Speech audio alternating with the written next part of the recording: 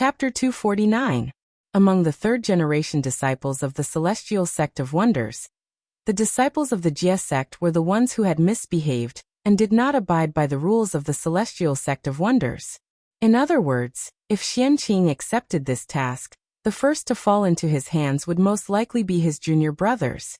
The realm of the saint was high and profound. He was one with the heavenly Tao. He might not care too much about those disciples who had negative karma. If they died, they died. However, Xianqing's realm was not as profound as that of a saint. He could not do anything to his junior brother.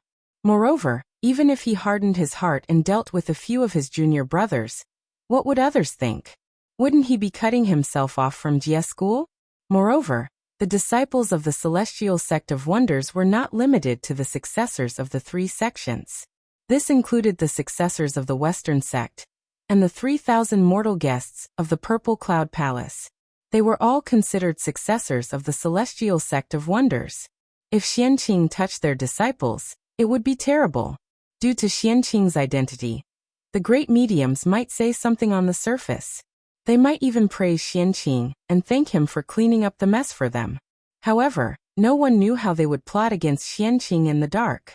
If my disciple makes a mistake, I will discipline him myself. Why do I need an outsider like you to meddle in my business and teach my disciple a lesson? What kind of logic was this? Behind closed doors, he could hit his own child however he liked. However, outsiders were not allowed to interfere. The great divine powers of the great desolate world were just that tyrannical, supervising the disciples of the celestial sect of wonders. There weren't many benefits to this job, but there were a lot of bad things. The better he did, the more people he would offend. If he didn't do it well, he would incur the displeasure of the three pure ones. No matter what he did, he could not do it well. If he could not satisfy everyone, he would definitely offend people. This was truly a tough job in the great desolate Aeon. Eldest martial uncle, Xianqing has only cultivated for a few 100,000 years. In the celestial sect of wonders, I have yet to make any contributions.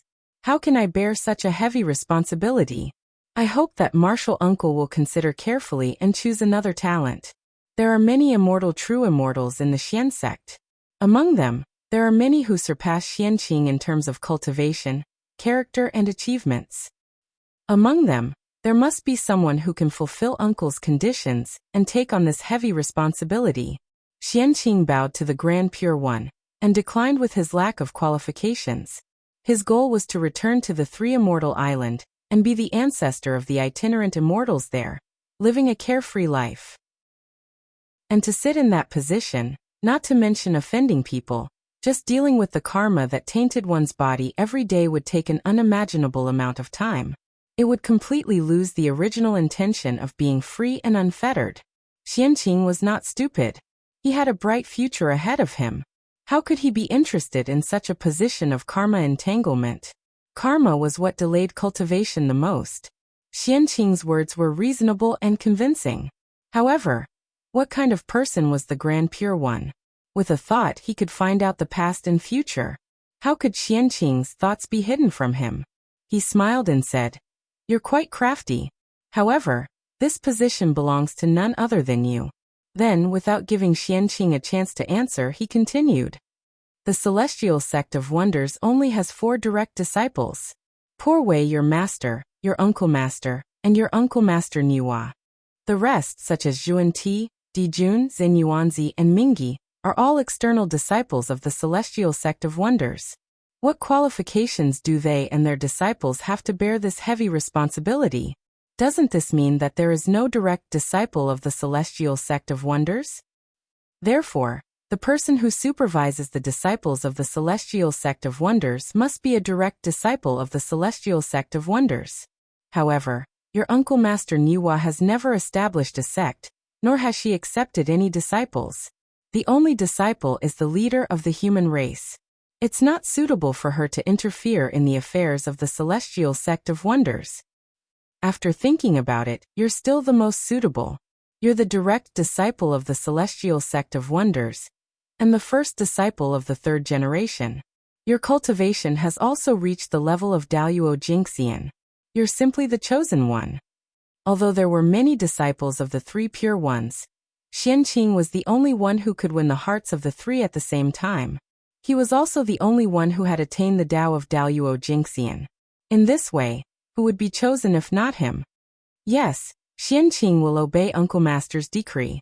Xianqing had no room to refuse and could only accept the order helplessly. Very good. You were born from the innate clear qi and are the most noble. You are the Taoist priests of the celestial path. Today, the Poor Way conferred you as the celestial lord of the celestial sect of wonders. You will hold the immortal binding rope and supervise all the disciples of the celestial sect of wonders. You can punish anyone who violates the rules of the celestial sect of wonders. You have to be fair and just. You can't act recklessly and cause trouble for your own power. The Taiching sage was the first direct disciple of Hongjun, the first disciple of the celestial sect of wonders, and the future leader of the celestial sect of wonders. In this era when Hongjun Taoist was in seclusion, he was the nominal leader of the celestial sect of wonders. Therefore, conferring a celestial lord was nothing to him. As the Taiching sage's voice fell, the fate of the celestial sect of wonders in the unseen world sensed it.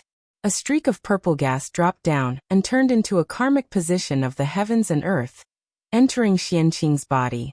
9 Heavens Celestial Lord.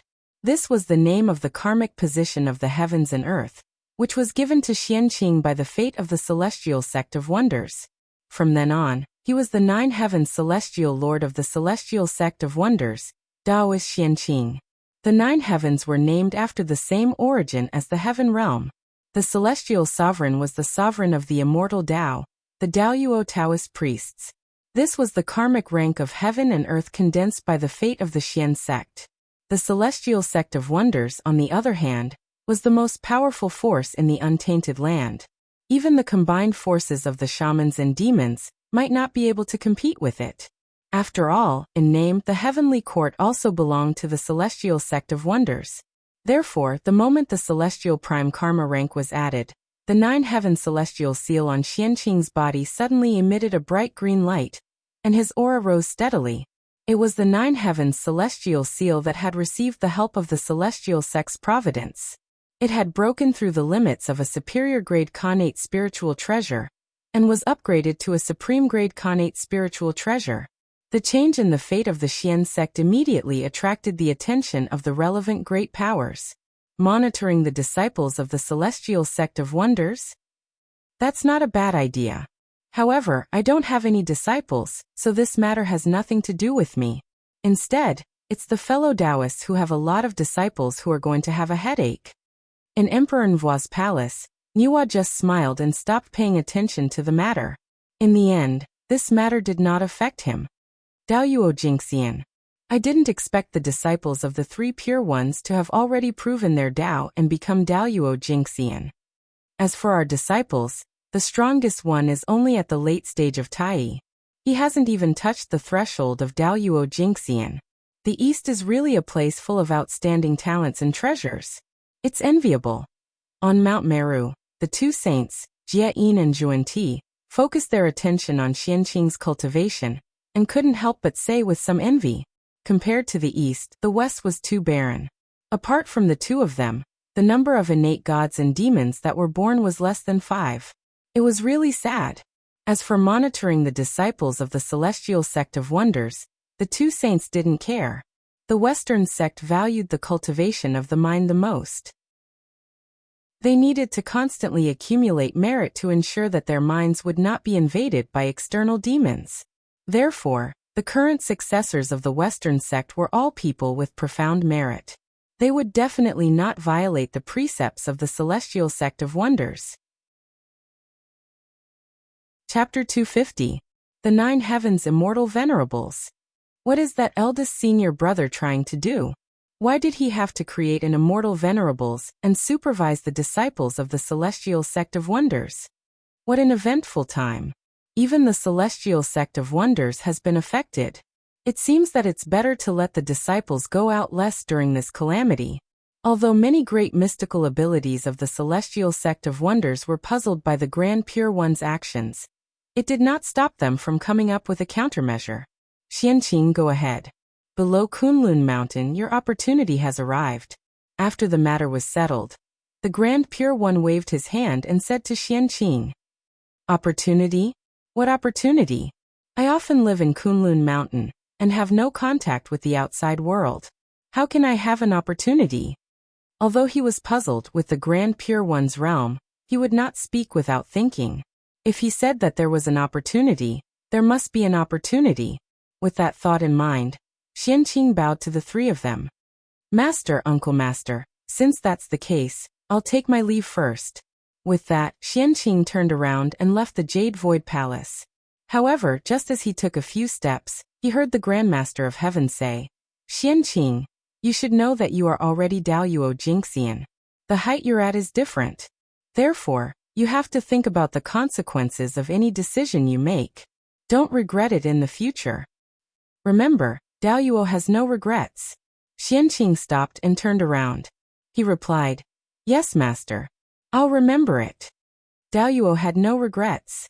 He knew that. Daoyuo Jingxian had proven his Dao in the universe and was eternal and unique. Every action could leave a deep mark on the river of time and space. In the primordial world, because of Mount Buzhou, the river of time and space was extremely stable. No one could disturb it. Therefore, what Daoyuo Jingxian did was a permanent past. Regardless of whether it was right or wrong, it could not be changed. Once he did it, he could not regret it. That was Daoyuo had no regrets. Yes, just remember it. Don't cause trouble when you're outside. Don't be afraid of trouble. I and your two uncle masters have always been behind you. Tong Tian nodded and said in an inexplicable tone. Master, did something happen? Sect leader Tong Tian's words confused Xianqing. He didn't know what was going on, so he couldn't help but ask. Nothing serious. Go quickly, don't let them wait for too long. The sect leader of Tong Tian urged, shaking his head. Then all right. Xianqing will leave now. Since Tong Tian didn't want to say more, Xianqing didn't ask more. He bowed again and left the Jade Palace. This time, no one spoke to stop him. Senior brother, junior brother. Now that this matter is settled, I still have other matters to attend to, so I'll head back first. Not long after Xianqing left, the Heavenly Lord of Primordial Beginning said to the Grand Master of Heaven, and the Grand Pure One beside him, Junior brother, just do what you have to do. There's no need to care about the poor way, the Grand Pure One replied. The Prime of Tong Tian nodded in agreement. Are you Taoist Xianqing? As soon as he arrived at the foot of Kunlun Mountain, Xianqing heard someone calling him. He couldn't help but look over. He saw a middle-aged man dressed as a scholar sizing him up with a smile. Looking at the person in front of him, Xianqing's eyes narrowed slightly. This person was not simple. His aura was hidden, but it gave people a feeling of looking up at a tall mountain. What's more, Xianqing actually felt a strong sense of danger from him. It was as if this person could bring him fatal danger.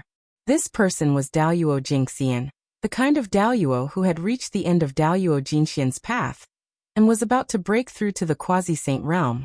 Otherwise, he wouldn't have given Xianqing such a great sense of danger. It's the poor way. May I know who you are? Why have you come to Kunlun Mountain to look for me? Xianqing nodded at the person and walked to his side. As for the danger, he wasn't worried at all.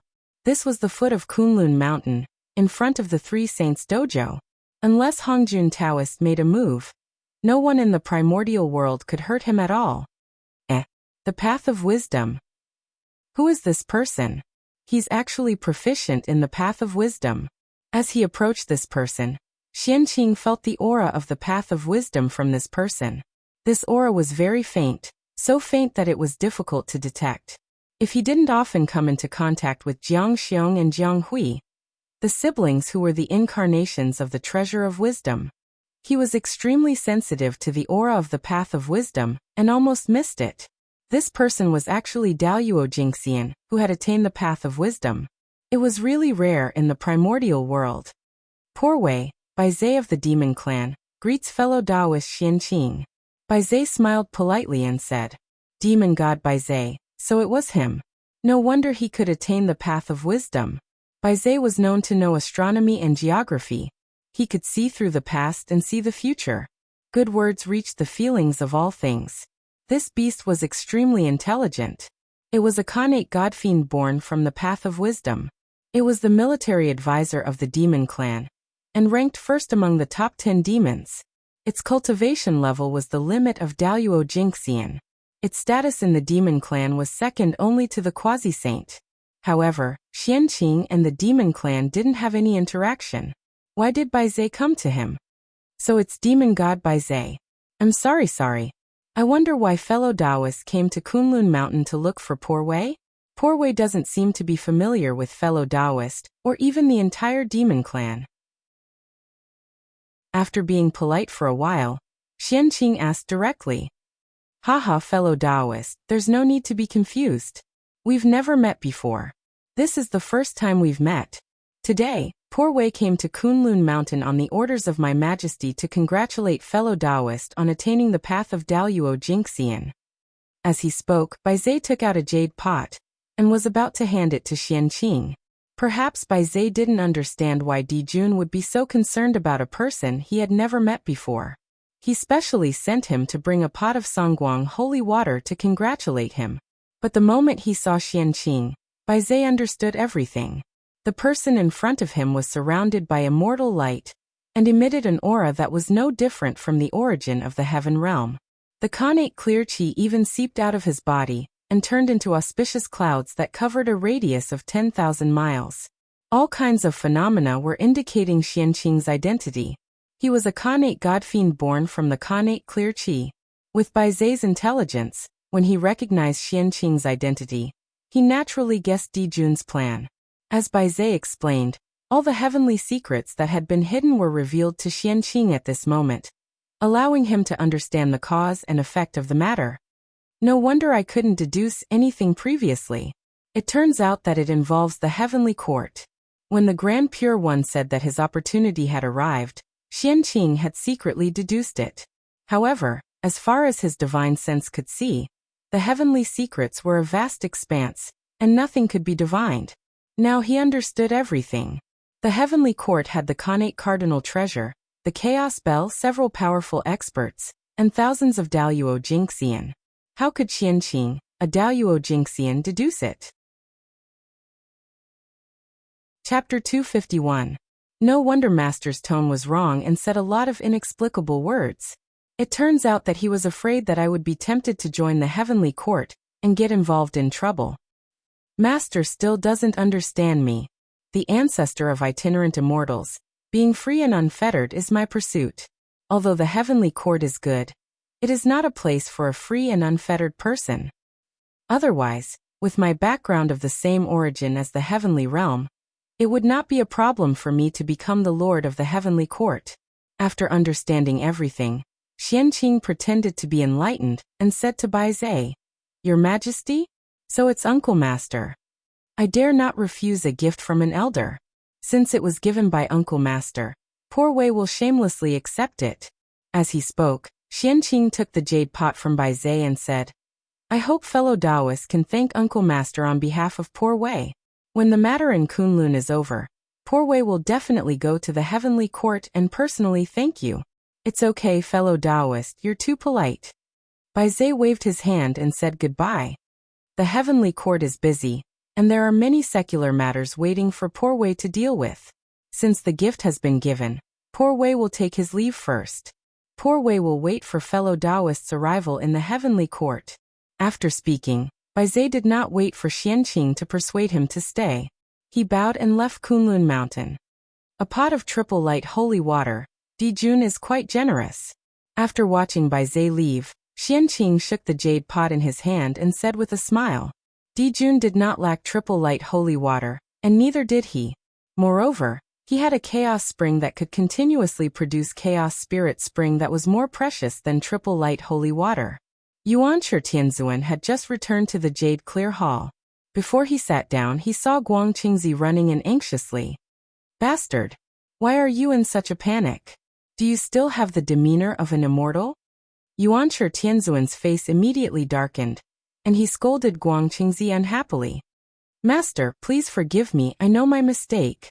Realizing that he had lost his composure, Master Guangqing hurriedly stopped and carefully tidied himself up.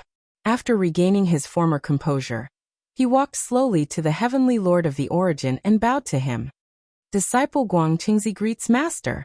Seeing this, the primeval lord of heaven's expression eased. He nodded satisfactorily at Guangqingzi and said, "Not bad. This is how the celestial Zhen of Xianmen should be." Then he asked about the purpose of Guangqingzi's visit. "Well, why have you come to visit me?" Master, junior brother Ling Bao had a dispute with the disciples of Jie school, and was suppressed under the Qilin cliff by Taoist Xianqing. He couldn't escape. As for us disciples, our strength is truly too weak. Even after using all our means, we still couldn't save junior brother. Feeling extremely ashamed, we could only come here to beg Master to save junior brother, and save him from the pain of being suppressed. With that said, Guangqingzi prostrated himself on the ground. His face was suffused with hatred, as though he was the one being suppressed and not the great Taoist Master Numinous Treasure. After rescuing Ling Bao, do you still want to suppress Xianqing? So that he would know that the disciples of Jie school couldn't afford to provoke the disciples of Chan school. Hearing Guangqingzi's words, the primeval lord of heaven's expression gradually changed. He became expressionless. Then, he tried his best to suppress the anger in his heart, and tried his best to ask in a calm tone. Yes and no. Guangqingzi. Kneeling on the ground, Guangqingzi couldn't see the expression of the primeval lord of heaven. Hearing his words, he thought that his master was going to stand up for him and the others. He hurriedly said, "Yes, Master is right." Taoist Xianqing, relying on his high cultivation, dared to bully the disciples of Chan school. He deserves this retribution. It's best to suppress him under the Qilin cliff, so that he can have a taste of what junior brother Ling Bao suffered. He had even thought about how to deal with Xianqing. After that, Guangqingzi seemed to feel that it wasn't enough to vent his anger. Guangqingzi continued, "However, Xianqing has already proven his Dao as Daoyuo Jingxian. The primordial turbid air under the Qilin cliff may not be able to deal with him. Master, why don't you?" Guangqingzi was venting his anger, but he didn't notice that the primeval lord of heaven's face was getting darker and darker, and his eyebrows were twitching violently. Obviously, he couldn't bear it anymore. "Shut up, bastard. Xianqing is your senior brother and Daoyuo Taoist priests. How can you call his name directly?" Ling Bao disrespected his elders and spoke rudely to Xianqing. He asked for it by being suppressed under the Qilin cliff for 2,000 years. It's already a big mistake for you not to learn from it. How dare you instigate me to release Ling Bao to suppress Xianqing? You. How awe-inspiring. The primeval lord of heaven stood up from the futon and interrupted Guangqingzi's words. He pointed at him and scolded angrily. "I know my mistake. Master, please calm down." The primeval lord of heaven's sudden anger frightened Guangqingzi, and he kowtowed repeatedly. "Calm down. Did Ling Bao ask you to plead for mercy?" The primeval lord of heaven snorted and asked. The saint still respected the privacy of his disciples. If it wasn't necessary, he would never calculate the information of his disciples. Therefore, the saint who was almost omnipotent and omniscient lost his composure when facing his disciple. "No, I saw that junior brother was pitiful and specially came to plead with Master. It has nothing to do with junior brother." Afraid of implicating others, Guangqingzi simply took all the responsibility on his own. This responsibility is a bit like the senior brother of the Chan school. The primeval lord of heaven was very satisfied with Guangqingzi's attitude. Even his anger dissipated. As the senior brother, he knew how to protect his junior brother.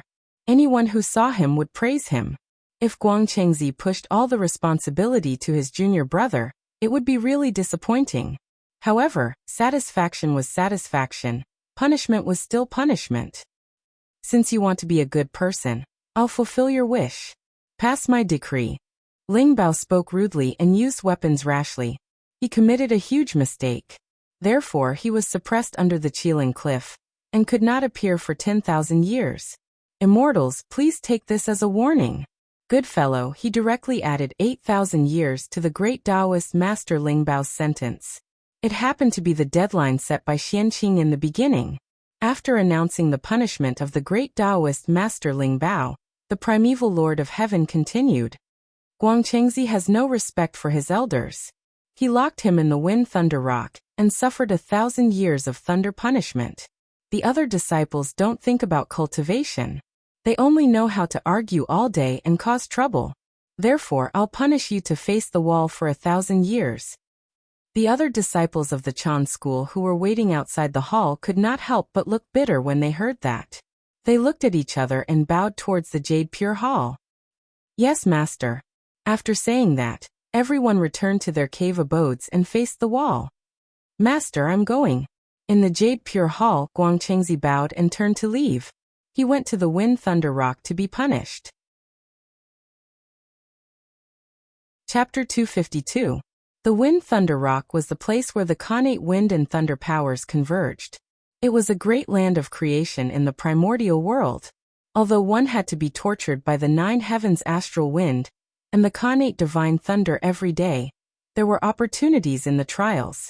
If Guangchengzi could calm himself down and fight against the innate divine lightning day in and day out, he might be able to comprehend an innate divine lightning art that belonged to him. After all, he was his favorite disciple.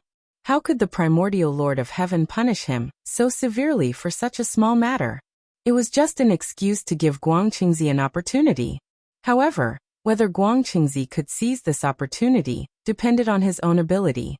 In addition, among the disciples of the Chan school, other than the great Taoist master Numinous Treasure who was really punished, the rest were forced to go back to cultivate by the primordial Lord of Heaven. Although it was called a punishment, it was just a show for outsiders. In the Shangqing Hall, the Grand Master of Heaven heard the primordial Lord of Heaven's voice and smiled. Pass down my decree. The disciple of the Jie school, Zhao Gongming, has been disrespectful to the Kunlun mountain.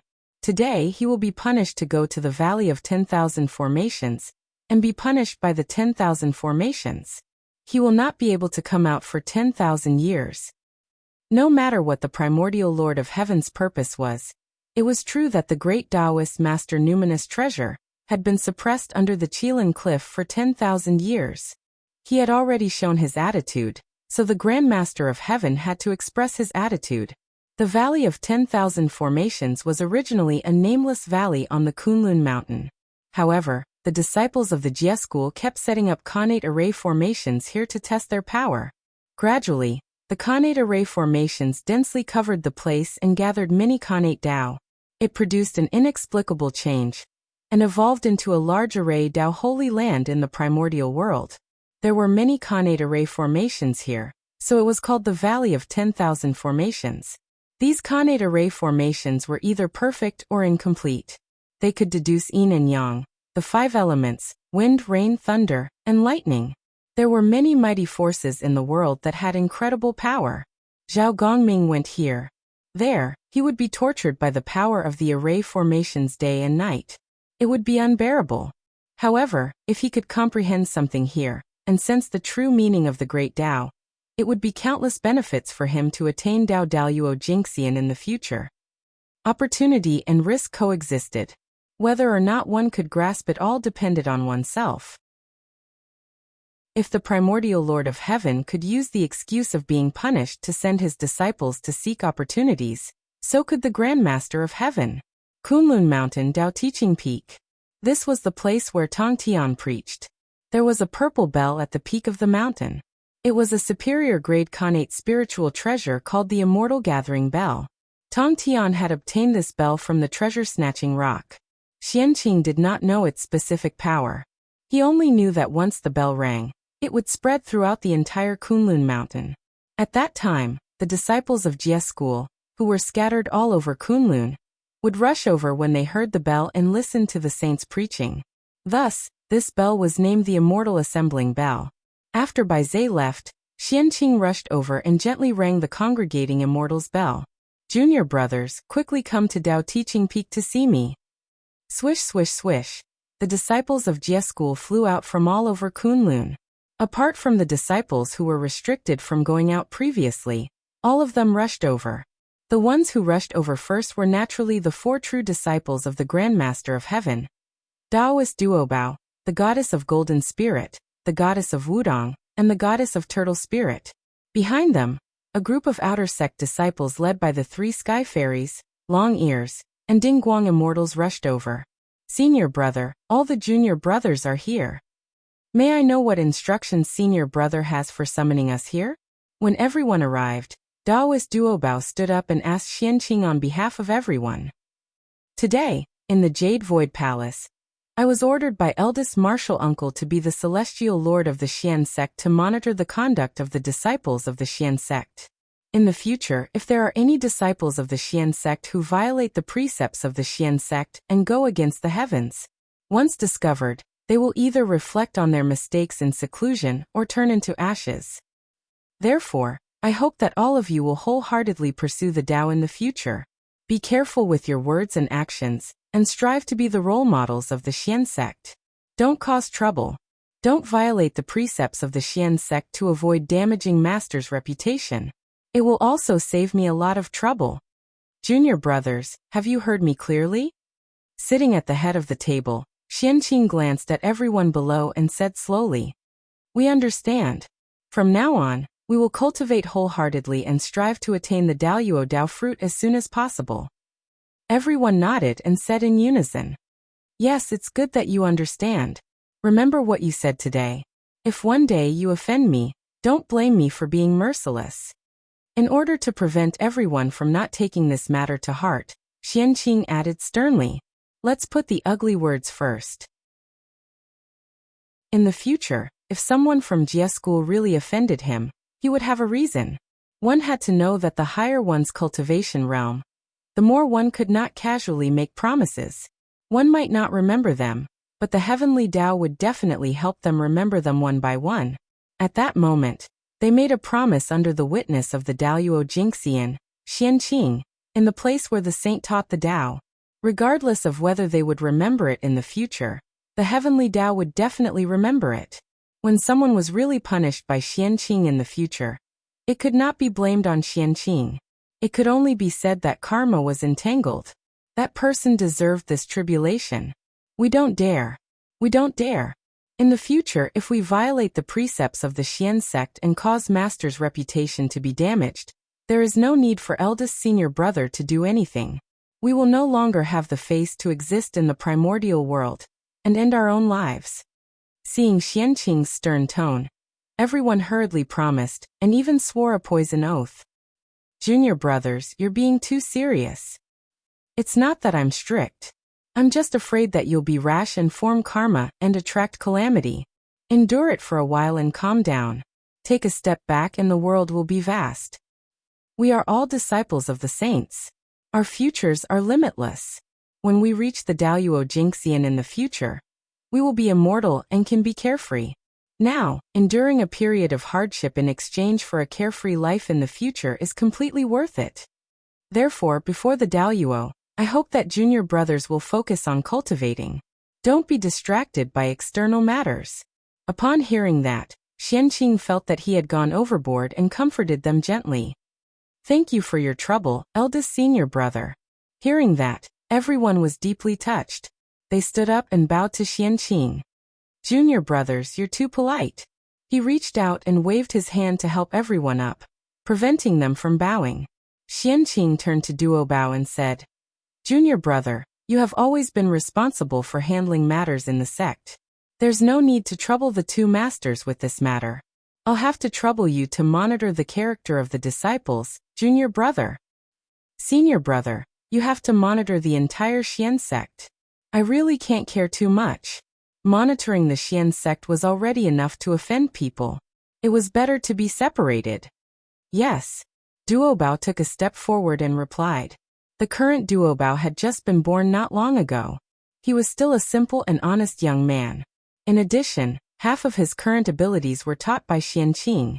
Therefore, he respected Xianqing very much and naturally would not object to Xianqing's arrangements. Chapter 253. Yes. I'm very assured with you in charge. Looking at Duobao in front of him, Xianqing nodded and said in an inexplicable tone, who would have thought that this silly young man in front of him would be the top great divine ability that would shock the three realms in the future, the Lord of Buddhism, Gautama Buddha. Alright, it's not easy for us to gather. I can't let you guys come here for nothing. Coincidentally, I just got a pot of 3 brilliance divine water from the Heavenly Emperor. I'll give it to you. As he spoke, Xianqing took out the 3 brilliance divine water from Baizhe and handed it to Duobao. Junior brother, go and distribute the 3 brilliance divine water. You must be fair and just. Even for those junior brothers who can't come here for some reason, you have to leave some for them. When they come out of seclusion, give it to them personally. Also, you can't forget about Chan's school. They can be stingy, but we can't. Otherwise, how are we different from them? After handing the 3 brilliance divine water to Duobao, Xianqing reminded him. Yes, senior brother. I understand. I'll definitely be fair and just. Duobao promised after taking the 3 brilliance divine water. Combining kindness and authority was the simplest and most effective way to control one's subordinates. Xianqing naturally knew that. Anyway, the 3 brilliance divine water was useless to him. He might as well distribute it to the people of Jie School in exchange for their favor, and improve his image in their hearts. No matter how he looked at it, Xianqing would not lose out. After Duobao finished distributing the 3 brilliance divine water, Xianqing waved his hand and signaled everyone to be quiet. Junior brothers, you haven't seen each other for many years. Let's exchange cultivation insights here to reminisce about the feelings of being in the same sect. I still have some mundane matters to attend to, so I'll take my leave first. After the scene quietened down, Xianqing bade farewell to everyone. We'll see you off, eldest senior brother. Everyone hurriedly bowed to Xianqing. After receiving his benefits, everyone's already enthusiastic attitude became even more enthusiastic. It was also because Dijun had sent enough 3 brilliance divine water. In addition, the disciples of Jie School added up to less than 1,000 people. It was far from the grand occasion of the tens of thousands of immortals in the future. As a result, each disciple received no less than 100 drops of triple brilliance holy water, which was quite a fortune. One should know that the triple brilliance sacred water was the essence of the stars, a heavenly treasure that contained the essence of creation. Every drop of the 3 brilliance divine water was extremely precious. It could revive the dead and regenerate bones. It was a treasure that all living beings in the great desolate world yearned for but could not obtain. The disciples of the Jie School were mostly Khanate life forms. They were not as wealthy as the Khanate god fiends. Most of them were destitute. Not to mention the Khanate spiritual treasures and the Khanate Taoist scriptures, even the acquired spiritual treasures and the cultivation techniques and divine abilities were all basic Dharma formulations and Dharma treasures that were widely spread in the primitive world. Although his situation improved after he joined the Jie sect and received the treasure from the Grand Master of Heaven, it did not change much. At most, he was no longer so shabby. Therefore, how could they not be happy and excited when they suddenly obtained so much Sangguang holy water? How could they not be grateful to Xianqing? Eldest senior brother, please wait. Outside the Tao Teaching Peak, Xianqing had just taken a few steps when he saw a beautiful female immortal hurriedly running to his side and calling out to him. It's junior sister Yin Xiao. Why did you stop, senior brother? Xianqing recognized the person in front of him and said with a smile. Yin Xiao was the true #1 person in the outer sect of the Jie School. Her cultivation level and aptitude were even stronger than Zhao Gongming's. However, she kept a low profile and did not want to steal her brother's limelight. That was why she was not famous. Speaking of Cloudsky's background, it was also extraordinary. Speaking of which, above the East Ocean, there was a breeze and 3 colorful clouds. They were hiding in an immortal island, and were protected by a Khanate array. After the Grand Master of Heaven accepted Xianqing as his disciple in the East Ocean, he felt that the East Ocean was fated with him, and often traveled to the East Ocean. It was also the will of the heavens. One day, the Grand Master of Heaven thought of something and came to the East Ocean again. By chance, he discovered the 4 little fellows and found them interesting. Hence, he preached the Tao to them for 1,000 years. With the help of this, the 4 of them transformed. 3 women and 1 man were Khanate god fiends. They called each other brother and sister. The 4 of them were grateful for the kindness of the saint and begged bitterly, wanting to acknowledge the Grandmaster of Heaven as his master. Looking at the four little fellows in front of him, the Grandmaster of Heaven was delighted. With a wave of his hand, he brought them back to the Kunlun mountain and accepted them as outer sect disciples. The four of them were San Xiao and Zhao Gongming. They were also the only four outer sect disciples of the Jie school that were not hated by the Heavenly Lord of Primordial Beginning and the Grand Pure One. In the primordial world, all natural phenomena that took form had the potential of connate god fiends. Moreover, they were born with the connate luck and were top-notch perfected immortals of the primordial world. It was not easy for connate spiritual clouds to take form. In the entire primordial world, there were only 5 of them. They were Hong Yin, San Xiao, and Yin Zhongzi. They were all extraordinary people. The manifestation of the innate clear wind was also extraordinary. The demon master Kuan Peng was born from the fusion of connate feng shui. The Kuan was a connate water spirit, and the Peng was a connate wind spirit. When the two combined, it was Kuan Peng. Such potential was not inferior to the 3 pure ones. If he had not become a disciple late, he would have been a successor disciple of the celestial sect of wonders. Such a background was really likable. The Heavenly Lord of Primordial Beginning and the Grand Pure One could not hate them. Even the Grandmaster of Heaven liked the 4 of them very much. He even gave the supreme grade connate spirit treasure, the primordial chaos golden chalice, a supreme dharma treasure that could collect everything in the world, to Yin Xiao. It was obvious that he liked it. Eldest senior brother, I have something to ask you for help. After hesitating for a moment, Yin Xiao said, Is it for junior brother Gongming? Without thinking, Xianqing knew why Yin Xiao was looking for him. Yin Xiao had a calm personality. Apart from interacting with a group of female immortals, she almost did not interact with outsiders.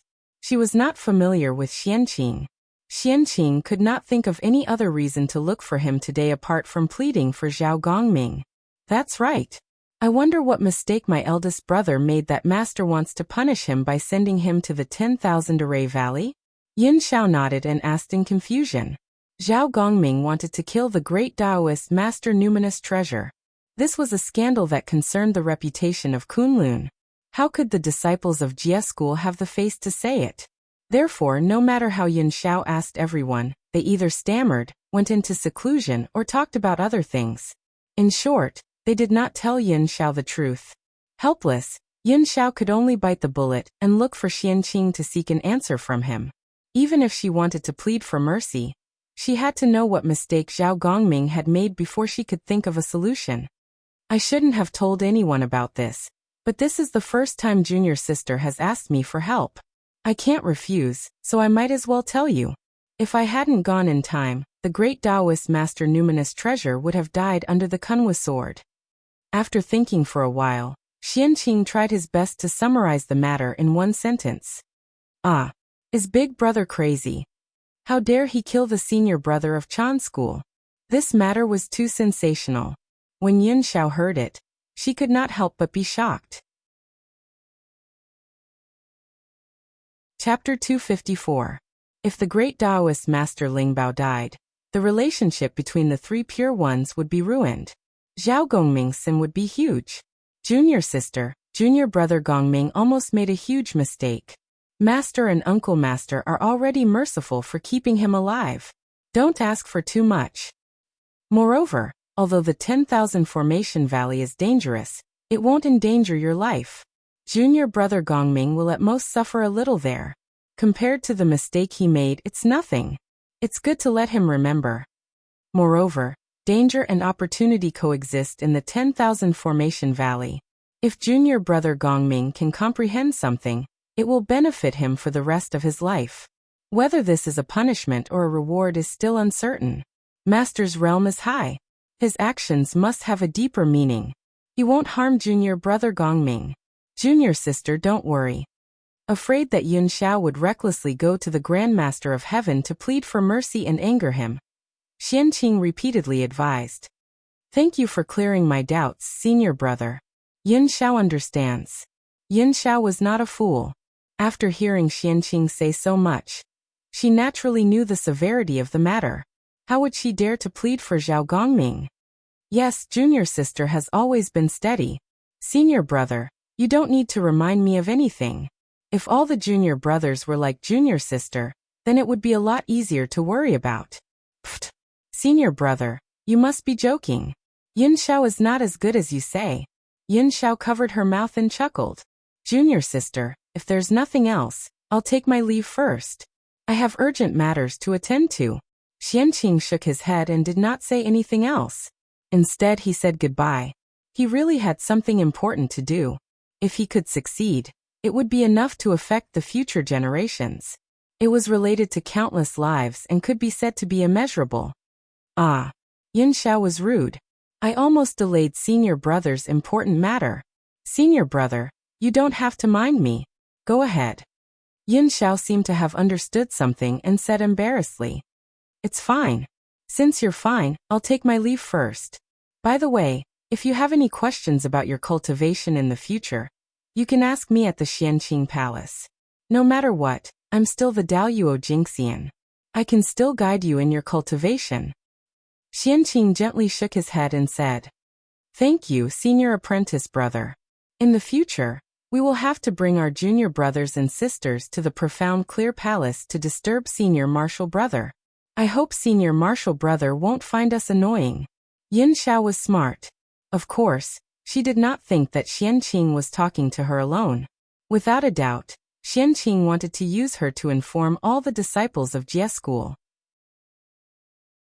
As long as one wasn't a fool, they wouldn't reject a Daluo Jingxian who was willing to answer their questions for free. How could that be?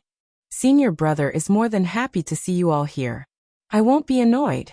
In that case, I will wait for your arrival in the profound clear palace. After saying that, Xianqing crossed the clouds and walked towards the Xianqing Palace. Yin Xiao respectfully sends senior brother off. Xianqing Palace, one of the 4 palaces of Kunlun. It was also the only main hall in Kunlun other than the 3 Pristines Palace. It belonged to Xianqing. Among the disciples of Kunlun, only Xianqing had such treatment. He enjoyed the privilege alone to show the difference between him and the other disciples of Kunlun. In the hall, Xianqing sat cross-legged. In front of him were 3 Khanate Qi. One was the Khanate 5 Elements Qi. One was the Khanate Yin-Yang Essence Qi. And one was the Chaos Origin Qi. What Xianqing said earlier was related to the 3 Khanate Qi. It was enough to affect the future. The Khanate 5 Elements Qi was the cornerstone of the untainted world. It could create all things and give birth to many Khanate Qi. In order to condense a Khanate 5 Elements Qi, a golden immortal had to collect the 5 Elements Qi from the void day and night. It could only be achieved after 1,000 years. The Khanate Yin-Yang Essence Qi was the foundation of the 5 elements and the essence of creation. A Khanate Yin-Yang Essence Qi could be compared to 10,000 Khanate 5 Elements Qi.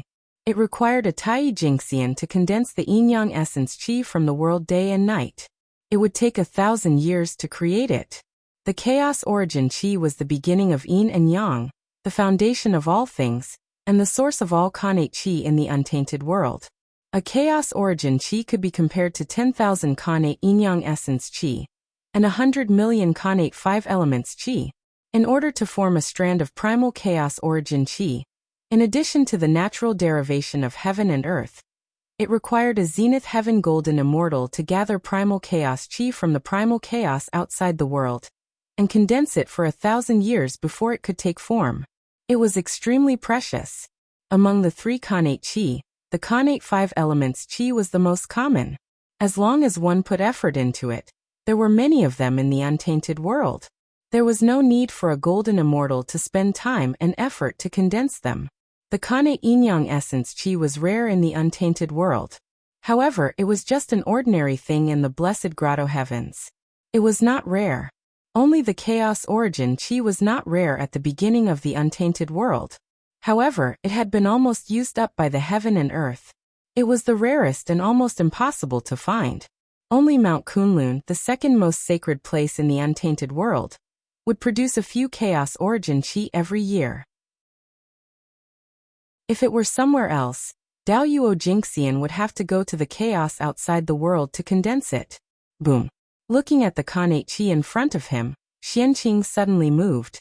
He formed a seal with both hands, and great Tao runes flew out of his body and arranged in the air, gradually forming a furnace.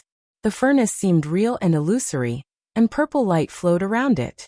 The walls of the furnace were covered with great Tao runes, shining brightly. His body also released an ancient and desolate aura, ancient and peaceful.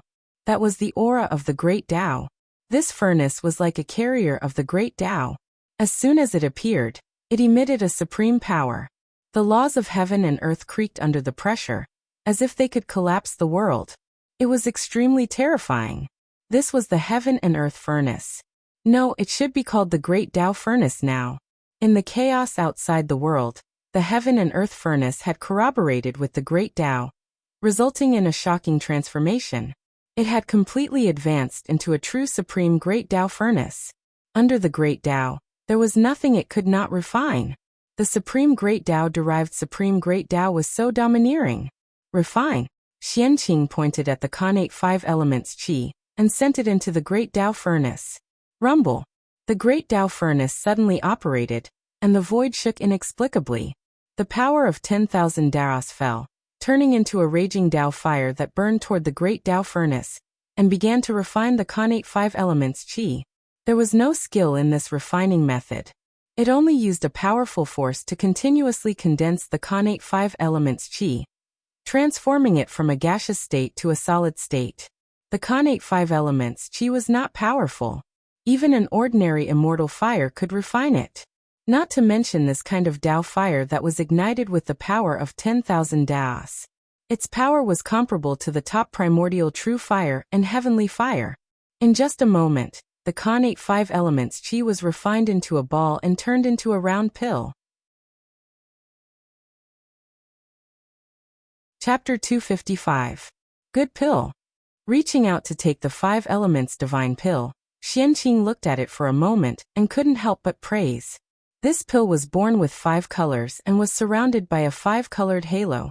It had all 5 elements and contained a great amount of connate qi. This pill alone was comparable to 1,000 years of cultivation for a golden immortal. In other words, if a golden immortal took this pill, he would immediately increase his cultivation by 1,000 years. The connate 5 elements qi was the essence of heaven and earth, and was the most gentle.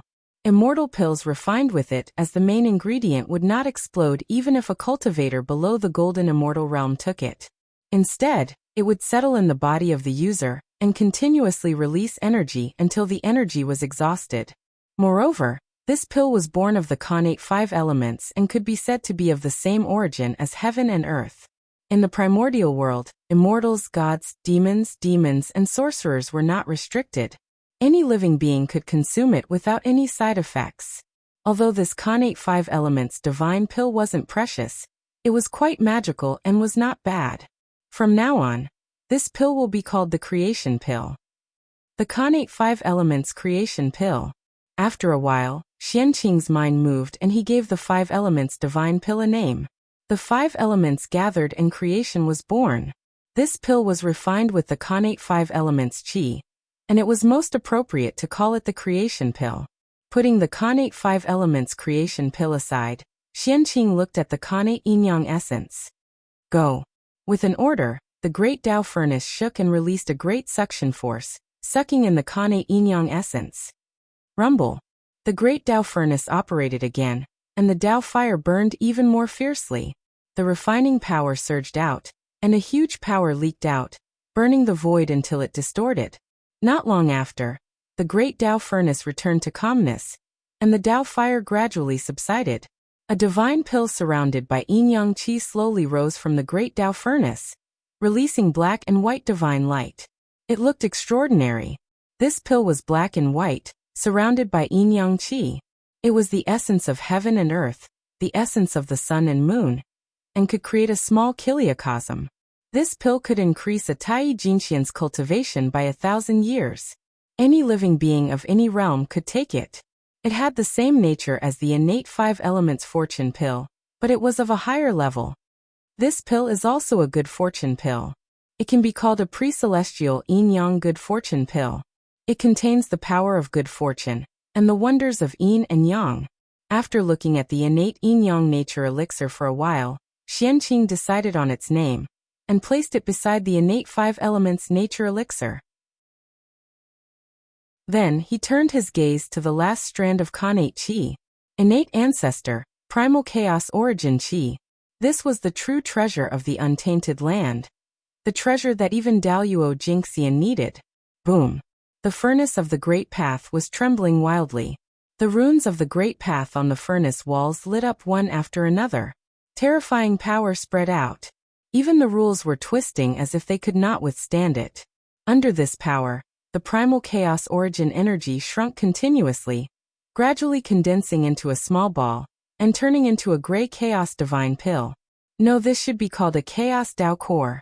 One could see a strange Daoist rhyme flowing on the Dao core that was refined by the chaos origin Qi. It was as if it had been born naturally. It seemed to be explaining the principles of the universe, demonstrating the changes of the Khanate Qi, and containing supreme creation. This chaos Dao core could increase the cultivation of a Daoyuo Jingxian by 1,000 years. It could help Tai Jingxian improve his Khanate origin energy and increase the possibility of becoming a Daoyuo Jingxian. The primal chaos origin Qi was born from heaven and earth. It contains the principles of the universe. It is the source of creation, the beginning of all things, and the ancestor of the Khanate. Therefore, this pill is called the Creation Dao Core. With a thought, Xianqing decided on the name of this Chaos Dao Core. This pill was also a type of creation elixir. However, compared to the innate yin-yang nature elixir, the essence of the Creation Dao Core was undoubtedly higher. It was the best of the 3 pills. At this point, the 3 strands of Khanate Qi had all been refined into innate creation elixirs. Xianqing's grand plan was nearing its end. He only needed to complete the last step to succeed. Not bad, the 3 creation elixirs have been refined. This matter is done. Looking at the creation elixirs in front of him, Xianqing was a little excited. His grand plan was to set a currency for the primordial world. The current primordial world was still in the era of bartering. From the great mystical abilities to the postnatal living beings, if they wanted to trade, they would use treasures of the same value to exchange. There was no exception. Xianqing had lived in the primordial world for so long, and had gradually gotten used to this method of trading. However, after the Grandmaster of Heaven accepted Zhao Gongming as his disciple, Xianqing suddenly remembered Zhao Gongming's identity in the future. Only then did he have a flash of inspiration, and think of setting a currency for the primordial world. Zhao Gongming was the god of fortune. Although Xianqing's idea was good, it was not easy to find a currency that could be recognized by all living beings in the primordial world. If a currency wanted to be recognized, it had to have a great value that could allow all living beings in the primordial world to benefit from it.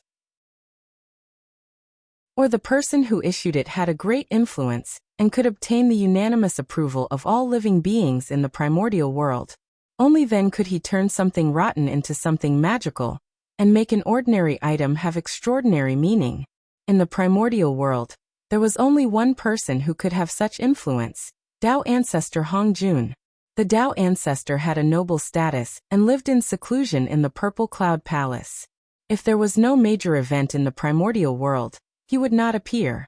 Xianqing did not have the ability to invite the Dao Ancestor from the Purple Cloud Palace to guarantee the currency he issued, so that it could obtain the approval of all living beings in the primordial world, and replace the method of bartering. Therefore, he could only set his sights on the first method. In the primordial world, the only thing that all living beings in the primordial world liked and were closely related to it was the Khanate Qi. After all, this was the foundation of cultivation. If all living beings in the primordial world wanted to cultivate, they could not do without it. The fact that spirit stones that contain spiritual energy in the future could be popular and become the currency of the cultivation world also proved this point. However, this was the primordial world after all. Moreover, it was the most prosperous era of the primordial world. The Khanate Qi was extremely dense and almost turned into spiritual rain. It was not something that the harsh cultivation environment of the future could compare to. It was probably faster to absorb a mouthful of qi than to refine spirit stones. Therefore, in this environment, using spirit stones as currency would probably not be recognized by all living beings. However, methods were all thought of by people. Xianqing thought hard for thousands of years, and finally thought of a way. Spirit stones could not be used as currency because their value was too low. It was not that this method was not good. Then, wouldn't it be fine to find a treasure that had the same nature as spirit stones, but was more valuable than them? As a result, these 3 revival pills were born. The Khanate 5 Elements Creation Pill had the cultivation of a golden immortal for 1,000 years. It was of great benefit to cultivators in the golden immortal realm and below. Chapter 256. The Khanate Yin-Yang Creation Elixir contained 1,000 years of cultivation of a Tai Jingxian. It was specially prepared for Tai Jingxian cultivators. Of course, if a golden immortal cultivator used it, the effect would be better. It would be very helpful for breaking through the Tai Jingxian. The Chaos Dao Elixir was equivalent to 1,000 years of cultivation of a Daoyuo Jingxian. It was a currency prepared for transactions between Daoyuo Jingxian and quasi-sages. These 3 creation elixirs were both elixirs and currencies. They were similar to spirit stones, but of a higher level. Among them, the Khanate 5 Elements Creation Elixir was the lowest level. Its raw materials were also the most common, and could be found everywhere in the primordial world. Even if the raw materials could not be found, a golden immortal cultivator could condense one in 1,000 years. A Tai Jingxian could condense one in a year. A Daoyuo Jingxian was even more impressive. 10 minutes was enough. Only golden immortals had a foothold in the primordial world, and could travel everywhere. The currency established by the Xianqing started with golden immortals as the starting point. The Khanate Yin-Yang Creation Elixir was refined from the Khanate Yin-Yang Essence Qi. Most of them were stored in the grotto heavens and blessed lands. It might be difficult for ordinary cultivators to find them. However, it did not matter if they could not find the Khanate Yin-Yang Essence Qi. Refining 10,000 Khanate 5 Elements Creation Elixirs would allow them to refine one Khanate Yin-Yang Creation Elixir. Similarly, refining 10,000 Khanate Yin-Yang Creation Elixirs would allow them to obtain a Chaos Dao Elixir. As such, the Creation Elixir had all the characteristics that a currency should have. Moreover, the Xianqing had the 3 pure ones backing them. They were the top forces in the primordial world, and had the ability to issue currencies. As long as they were recognized by the heavenly Tao, the creation elixir could replace the barter method and become the first currency in the primordial world. When that time came, great merit would naturally descend and great luck would be on their bodies. Moreover, even if the world changed and the laws changed greatly in the future, Khanate became postnatal and spirit stones and immortal stones became popular, the creation elixir would not be eliminated. It would continue to exist. That was because the creation elixir took the upper class route. No matter how prosperous the spiritual stones and immortal stones were, their essence was there. In the end, they would not be of any use to Tai Jingxian and Daoyuo Jingxian, these people who had merged with Tao. The purpose of their existence was to assist low-level cultivators in their cultivation. They were of no use to powerful cultivators. No matter how much the primordial world had changed, the Daoyuo Jingxian had always been high and mighty. They were the mainstream of the primordial world. As long as the creation pill could satisfy their needs, then the creation pill would always be the mainstream. No matter what kind of currency appeared in later generations, it would not be able to shake his position. Only when the wills of all living beings were the same as the wills of the Daoyuo Jingxian would they become particularly important. However, when it came to arguing, Daoyuo Jingxian's will was naturally more important. The heavenly Tao is above. I, Xianqing, a disciple of the Xian sect, feel that in the primordial world, all living beings barter. It is inconvenient. Therefore, I specially refined the transformation pill and set the currency for the primordial world to replace the method of bartering and open the door for all living beings. May the heavenly Tao be the judge. Disciple Xianqing pays his respects. After setting up the offering table, Xianqing placed the 3 creation pills on it and announced to the heavens. As Xianqing's voice fell, the heavenly Tao immediately sensed it. It was as if a pair of eyes had descended and were coldly looking down on the world. In an instant, the wind and clouds above Kunlun Mountain changed. The mighty power of the heavenly Tao descended and shook the primordial world. Approved. A cold and emotionless voice suddenly resounded between heaven and earth, reverberating in all directions so that all living beings could hear it clearly. The heavenly Tao had approved of the creation pill. Suddenly, the 3 creation pills on the offering table slowly rose and burst into bright light. Their figures were reflected in the sky, allowing all living beings in the primordial world to see them clearly. In the next moment, under the influence of the ways of the world, the methods for refining the 3 pills of providence, as well as everything related, automatically appeared in the minds of all living beings.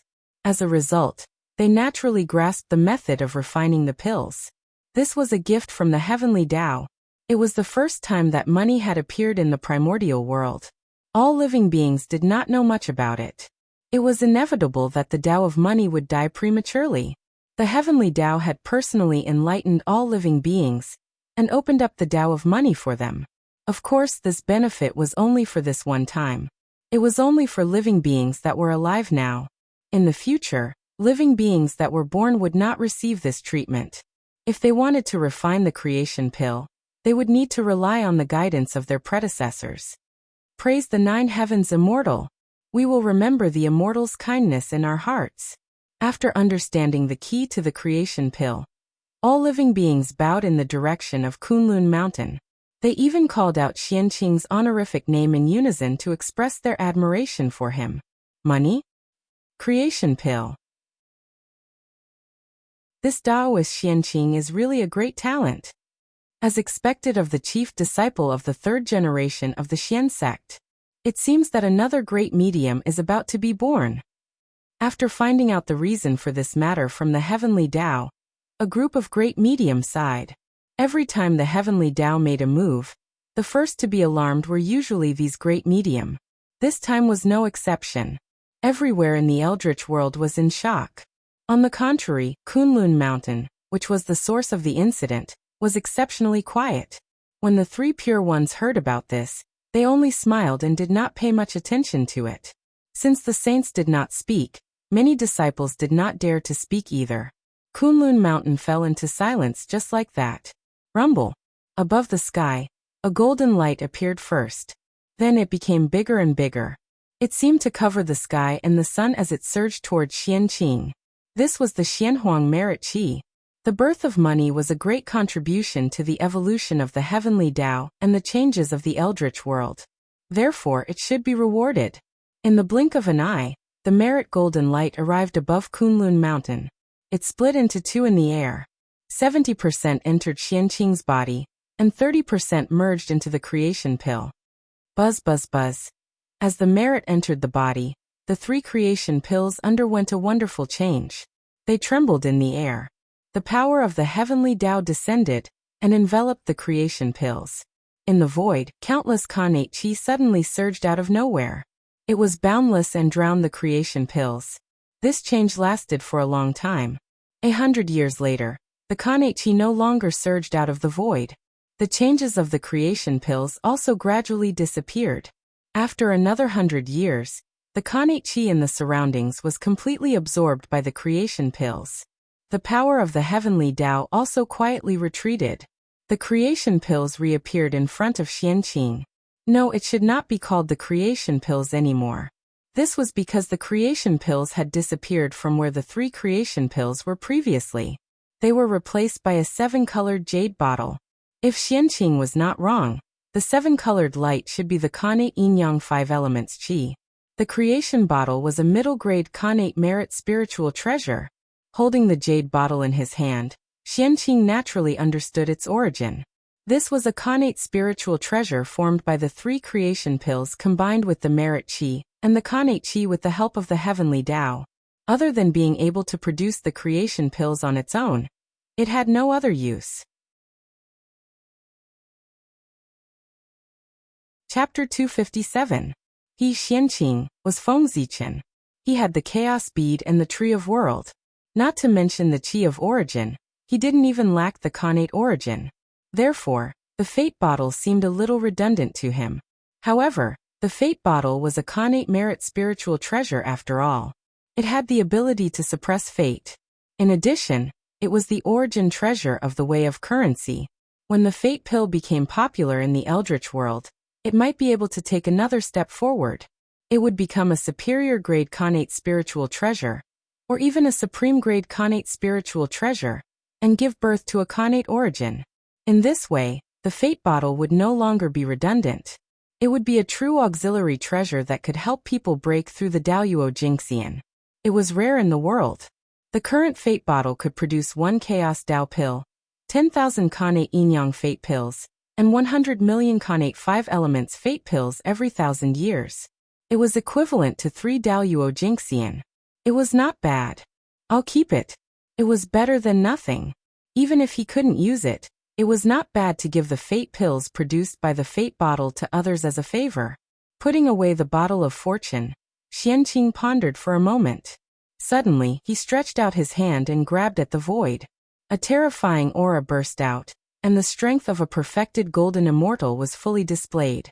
He grabbed tens of thousands of Xiantian qi from the void. Refine. Xianqing selected a few connate qi from among them. He put them into the great path furnace, and refined them according to a special method. Mysterious runes flew out from Xianqing's hands. They kept guiding the connate qi and arranged them into an inexplicable array formation. They gave birth to a strange power and gradually gathered into a ball to form the shape of a pill. That's right, Xianqing was refining pills. The Tao of pills was created by the Grand Pure One. Because it could help people cultivate. Once the Tao of pills was born, it immediately became popular in the eldritch world. Everyone learned it. As everyone knew, pills were refined from various connate spiritual herbs. It was very troublesome to collect them. Spiritual herbs needed time to grow. Every pill was not easy to come from. And connate spiritual herbs, to put it bluntly, were another form of connate qi. Because of this, Xianqing had a bold idea. Since connate spiritual herbs could be refined into pills, why couldn't connate qi that had the same nature? That was the reason for the current scene. The 3 pure ones each had their own strengths. The Grand Pure One was the ancestor of the Tao of pills, and no one in the primordial world could compare to him. The Jade Pure One was a grandmaster of weapon refinement, and no one in the primordial world could compare to him. The Prime Clear One was a grandmaster of array formations, and no one in the primordial world could compare to him. While Xianqing was known as a disciple of the Prime Clear lineage, he was actually taught by the 3 clear lineages. He possessed extraordinary insights into pill refinement, artifact refinement and formations. Otherwise, he would not have made up his mind to create another method besides the traditional alchemy method. It was clear that he had a deep foundation and was full of confidence. With the help of Hongmeng Daozhong, Feng Zichen's comprehension ability was only inferior to Dao ancestor Hong Jun, who had the creation jade butterfly. He could be said to be the second in the primordial world. Even so, Xianqing was not confident. His achievements in the Tao of alchemy had surpassed the Grand Pure One. His achievements in the Tao of artifact refinement had surpassed the Jade Pure Saint. His attainments in the field of formations had surpassed that of the Prime Clear Saints. It was not easy for him to come to the primordial world and have countless knowledge that far exceeded the era.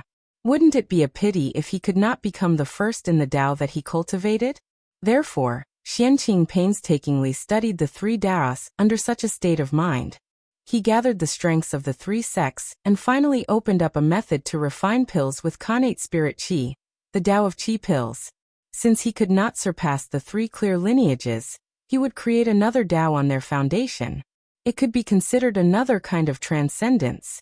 After painstakingly studying the 3 Taos for many years, Xianqing had not only gained the Tao of qi pills, there were also many cultivation methods waiting for him to verify. Now, using connate qi to refine pills was to verify the Tao of qi.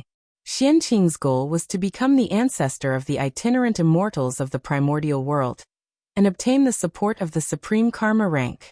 If he wanted to become the ancestor of the itinerant immortals, the 100 arts of immortal cultivation, pill formations, talisman artifacts, were naturally indispensable.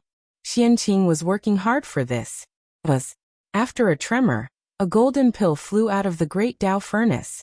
It was accompanied by a golden halo and emitted a faint fragrance as it floated in the air. This was a golden pill at the first transformation.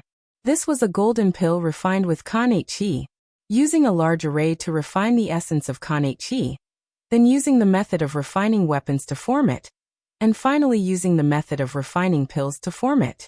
In this way, the golden pill at the first transformation in front of Xianqing was formed. According to the Tai Ching pill scripture, the golden pill was formed by creation. It was divided into 9 transformations.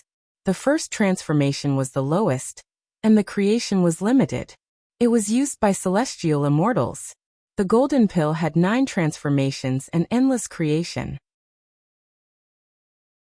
It could bring the dead back to life and go against the heavens to change one's fate.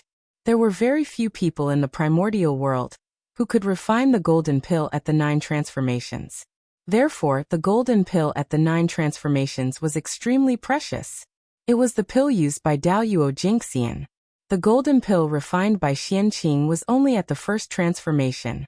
In the primordial world, any cultivator who had entered the Tao of alchemy could refine it. It was not considered a rare item. However, this golden pill at the first transformation was refined with Khanate Chi. It had never appeared before the primordial world. Therefore, it had an extraordinary meaning. It symbolized the beginning of a Tao and had great luck and merit. After the golden pill at the first transformation was born, the laws of heaven and earth appeared around it as if they were crowding around it. It was as if they were celebrating its birth. It was extremely magical. Even the heavens and earth were happy for its birth. However, only the golden pill at the 9 transformations could be completed. Only by refining the golden pill at the 9 transformations would the Tao of Qi be considered complete. It would be qualified to appear in the primordial world and become one of the many Tao of cultivation in the primordial world. It would enjoy the Qi of heaven and earth. Once again, he placed the golden pill refinement stage 1 into the great Tao furnace. Then Xianqing grabbed the Qi of Khanate and started to refine the pill again. A few days later, when the furnace fire was extinguished, the golden pill was born again. It was one step closer to advancing from the golden pill at the first transformation to the golden pill at the second transformation. Continue. With a wave of his sleeve, Xianqing repeated the action just now and prepared to refine the golden pill at the 3 transformations. A few months later, the golden pill at the 3 transformations was born. A few years later, the golden pill at the 4 transformations was born. After repeating this 7 times, the golden pill in front of Xianqing had become the golden pill at the 8 transformations. It was round and golden and had a 5-colored halo. It was extraordinary. Success or failure depends on this. Looking at the golden pill at the 8 transformations in front of him, Xianqing flipped his hand and took out 81 strands of Khanate Chi of different attributes and placed them into the great Tao furnace. The Grand Pure One needed 81 types of Khanate spirit fruits to refine a golden pill at the 9 transformations. That was 81 strands of Khanate Chi. The golden pill at the 9 transformations was endless. It could be useful to Daoyuo Jingxian. Its refining requirements were naturally precious. Otherwise, wouldn't the golden pill at the 9 transformations be overflowing in the primordial world? Things that defied the natural order must have their limitations, and that was the case. Chapter 258. Once the 9 transformations golden pill appeared, the Tao of Qi core would be completed. In this way, there would be another method in the untainted land, another Tao of alchemy, and another Tao of immortal cultivation. Xianqing could become the ancestor of Qi core and obtain great luck and merit. His status in the Tao of alchemy would be second only to the Grand Pure One. On the other hand, the failure of the 9 transformations golden pill meant that the Tao of Qi core was not perfect and not suitable to appear in the untainted land. It still needed to be perfected and waited for the future. The 9 transformations golden pill was also known as the Tao core. It contained the origin of the congenital realm and merged with Tao. Only in this way could it help Daoyuo Jingxian. In front of the great Tao furnace, Xianqing calmed his mind and carefully controlled his Dharma power to promote the fusion of the congenital qi to form the pill. Xianqing was personally taught by the Grand Pure One, and had a deep understanding of the Tao of alchemy.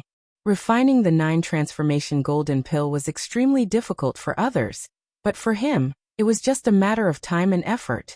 It was not difficult at all. But that was using congenital spiritual herbs to refine the 9 transformations golden pill. It was also his first time using congenital chi to refine the 9 transformations golden pill, so he did not have much experience. Moreover, the success or failure of the 9 transformations golden pill determined the success or failure of the Tao of Qi core. He had to be careful. Just like that, 1,000 years later, a golden core surrounded by 7 colored halos slowly rose from the furnace of the Great Path. It exploded with brilliant light like a small sun, illuminating the entire universe. The 9 transformations golden pill was completed. 9 refinements took 3,333 years and 3 months. The 9 transformations golden pill, which represented the Tao of Qi core, was finally refined by Qianqing. There was no need to announce it to the heavens. The moment the 9 transformations golden pill was completed, the Tao of heaven sensed it and looked down. In just an instant, Qianqing felt that he was enveloped by a great and vast will, and he felt powerless from the bottom of his heart. Under this force, even if he was already a golden immortal, he felt like an ant, and he'd lost all his divine abilities and was completely unable to arouse the thought of resisting. It was the Tao of heaven. At this moment, Qianqing turned pale. The will of the Tao of heaven that had just left came again. Because in the untainted land, the only thing that could make Dao Yuo Jingxian feel this way was the Tao of heaven. Unlike the previous time when the entire untainted land was alarmed, the arrival of the will of the heavenly Tao was completely silent, and did not alarm too many people. Aside from Eastern Kunlun's 3 pure ones, Zhu Lin's true body under Qilin Cliff, and Western Kunlun's Queen Mother of the West, who sensed something in Kunlun Mountain, there was nothing else. The others didn't notice anything. The arrival of the will of the heavenly way was completely out of Qianqing's expectations. Although the Tao of Qi core was extraordinary, it was still a small Tao after all. Its influence on the primordial world was limited. It was far inferior to setting a currency, which had a profound influence on the primordial world. Qianqing originally thought that the heavenly Tao would bestow some merit and luck. He would announce the birth of the Tao of Qi core to the primordial world, and this matter would end. However, he had never expected that as soon as the Tao of Qi core was formed, the will of the heavenly axiom would descend and appear near him, looking at him indifferently. This scared him to death. Could it be that there were still secrets about the way of Qi core that he did not know? For a moment, Qianqing's thoughts ran wild. The feeling of being stared at by the heavenly Tao was not a good feeling. Even Dao Yuo Jingxian did not feel good about it. Qianqing's heart was already in a mess. Otherwise, with Dao Yuo Jingxian's cultivation, his state of mind should be as calm as still water without any ripples. How could he let his thoughts run wild? Thou hast contributed to the primordial world. Thou shalt be rewarded. Just when Qianqing was so nervous that he could not help but ask the heavenly Tao, the will of the heavenly Tao spoke. It was fine if he did not speak, but once he spoke, he wanted to reward Qianqing. Then, under Qianqing's surprised gaze, a purple brilliance surged out from the void and merged into the 36 heavens in his body. Of course, Qianqing recognized that purple brilliance. It was the origin of the heavenly Tao that the heavenly Tao had bestowed to Fengzichen. The origin of the heavenly Tao entered his body and went all the way up along the first heavens, passing through layers of heavens and directly arriving at the 36th heavens, the supreme heaven Dao Yuo heaven. As soon as he arrived at the Dao Yuo heaven, the origin of the heavenly Tao suddenly dispersed and turned into purple runes. They were endless and merged with the heavenly palace in the middle of the heavens. There, the strongest supernatural power in the 36 heavens was nurtured. Rumble. After the originally illusory heavenly palace merged with the runes formed by the origin of the heavenly Tao, it gradually turned from illusory to real and quickly evolved. Golden stone as the palace, white jade as the stairs, magnificent and magnificent. There were phantoms of 10,000 spirits, dragons, phoenixes, qilins, all kinds of auspicious beasts. There were all kinds of them. They turned into Tao patterns, vivid and lifelike, imprinted on the walls of the palace.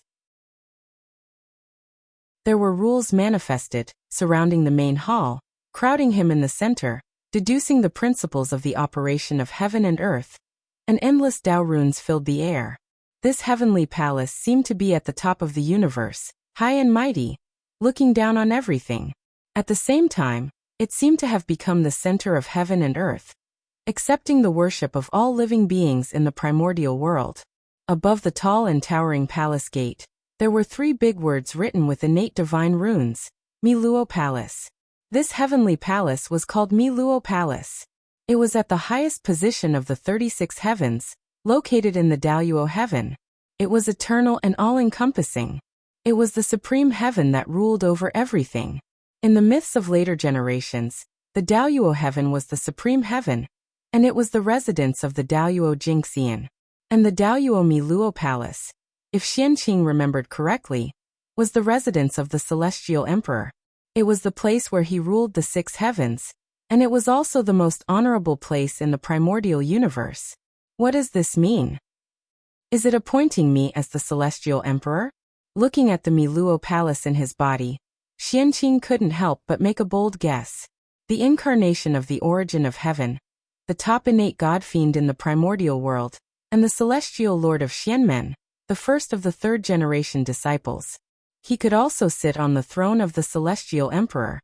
Otherwise, the heavenly Tao would symbolize the center of the universe's power. Why would the Miluo Palace, which ruled the heavens, manifest in the heaven realm in his body? Wasn't this intentionally appointing him as the celestial emperor? That was the celestial emperor, the highest position in the primordial world, the master of the universe in name. Everything in this world, whether it existed or not, whether it was life or death, or where it was under his rule. If an ordinary person could sit in this position, he would immediately have the strength second only to the saints. His status, in name, was even higher than that of the saints.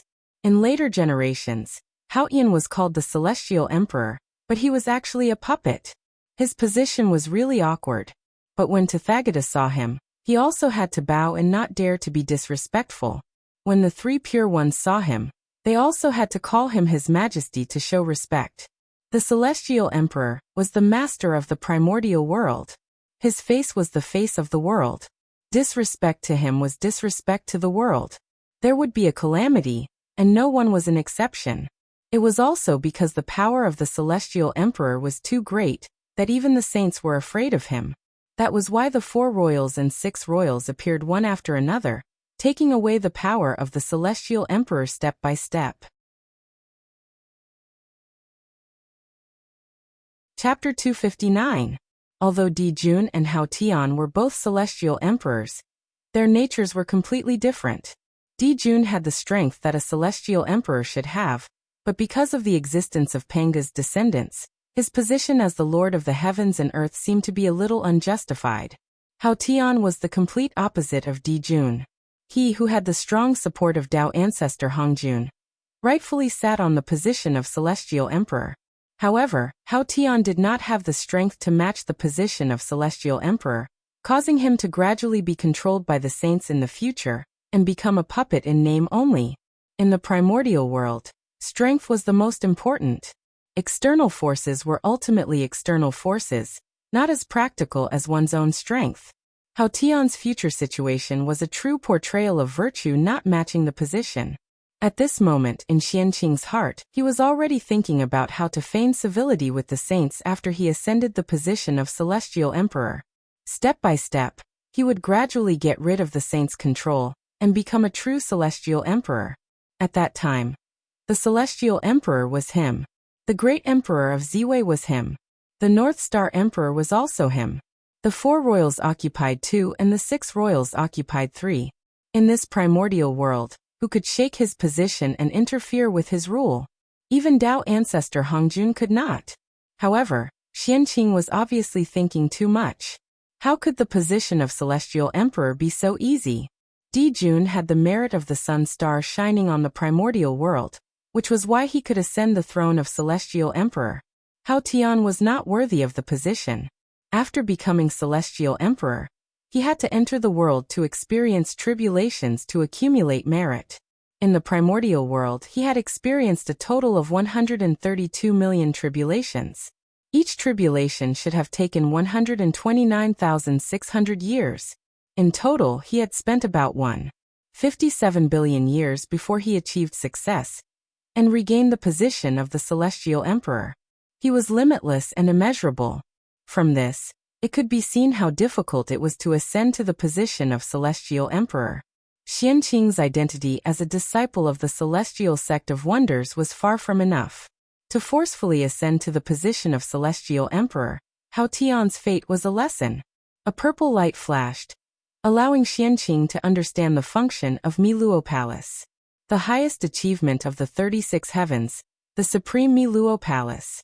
It controlled the rules of heaven and earth, ruled all the laws in the world, integrated into one, supreme, and destroyed all existence. This was the supreme power that belonged to the celestial emperor.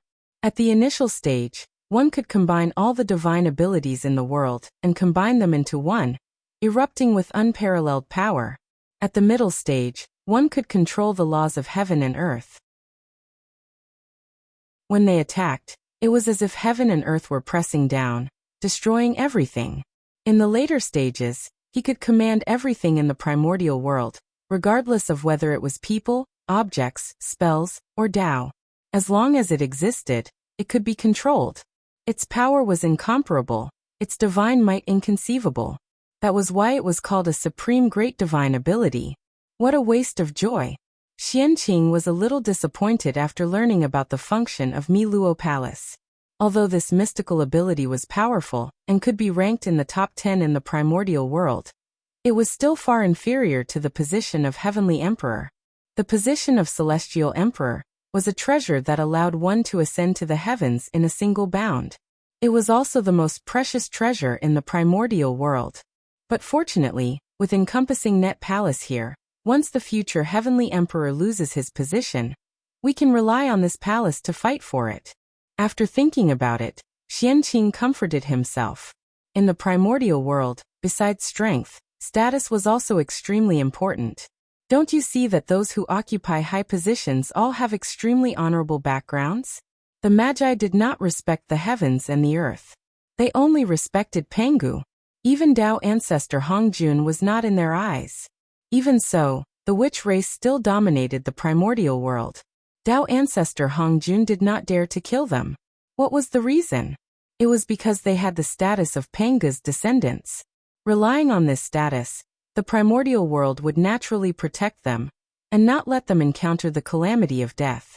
If not for the fact that the witch race failed to live up to expectations and created endless killing and lost the protection of heaven and earth, how could the position of the protagonist of heaven and earth fall to the human race? Encompassing Net Palace was the most precious place in the primordial world. It was one of the symbols of the Heavenly Emperor. Since Xianqing controlled it, he naturally had the qualifications to fight for the position of Heavenly Emperor. Perhaps, with encompassing Net Palace, Xianqing could even obtain many supporters. After the origin of the Heavenly Tao descended, the will of the Heavenly Tao slowly retreated. At the same time, changes occurred in the sky above Kunlun Mountain again. Heaven and earth merit gathered and surged towards Xianqing. Before reaching Xianqing, the heaven and earth merit split into two. 30% landed on the 9 transformations golden core, and 70% continued to surge towards Xianqing. However, at this moment, Xianqing waved his sleeve and injected the merit that was surging towards him into the 9 transformations golden core. Suddenly, the 7-colored halo on the 9 transformations golden core became even brighter and turned into a divine ring that surrounded its body. The Tao runes flowing on its body also underwent a transformation. Mysterious runes were born and arranged layer by layer, combining with each other and turning into a mysterious Khanate Tao that merged with the 9 transformations golden core. At this moment, it was no longer a core but a Tao. Its body carried a mysterious Khanate Tao. The name 9 transformations golden core was no longer suitable for it. Now it was a Tao fruit. The Daoyuo Tao fruit could create a Daoyuo Jingxian Tao fruit. The 9 transformations golden core, which originally contained powerful medicinal power, underwent an unimaginable transformation with the help of the heaven and earth merit, and became a rare treasure in the world. The Daoyuo Dao fruit. This item may be of great use in the future. Xianqing could not think of a way to use the Daoyuo Dao fruit in such a short time, so he put it away and waited for the future. After that, with the help of the heavenly path, everything about the Tao of Qi core spread throughout the entire Eldritch land in an instant. Good. This is what a successor should be like. After understanding the essence of the Tao of Qi core, the three pure ones were overjoyed and could not help but praise. At this moment, Xianqing finally broke free from their influence and walked on his own Tao. His future was limitless, and he had the possibility of attaining the Tao of chaos. How could the three pure ones not be happy? If they followed the path of others, although they could progress smoothly and quickly, they would never achieve great things. Only by blazing one's path through brambles and thorns would one be able to walk further and longer. How long has it been? It has only been about 3,000 years since the birth of the creation pill, and the establishment of the Eldritch land currency. This Taoist Xianqing has also established the Tao of Qi core. This celestial lord of the Xian sect is really good at causing trouble. 3,000 years was just a blink of an eye for the great divines. But in the blink of an eye, Xianqing had established another Tao, which made them suspicious. Since when did establishing a Tao become so simple? First, there was the sword ancestor, then there was Xianqing. These two are people of great wisdom. I wonder what changes they will bring to the Eldritch land? In just 10,000 years, the Eldritch land had undergone earth-shaking changes. First, there was the birth of the Tao of Sword, then the Tao of Currency, and the Tao of Qi core. The changes were more intense than the previous tens of millions of years. I wonder what the future will be like. At this moment in the Eldritch land, there was another change. Above Kunlun Mountain, endless merit gathered.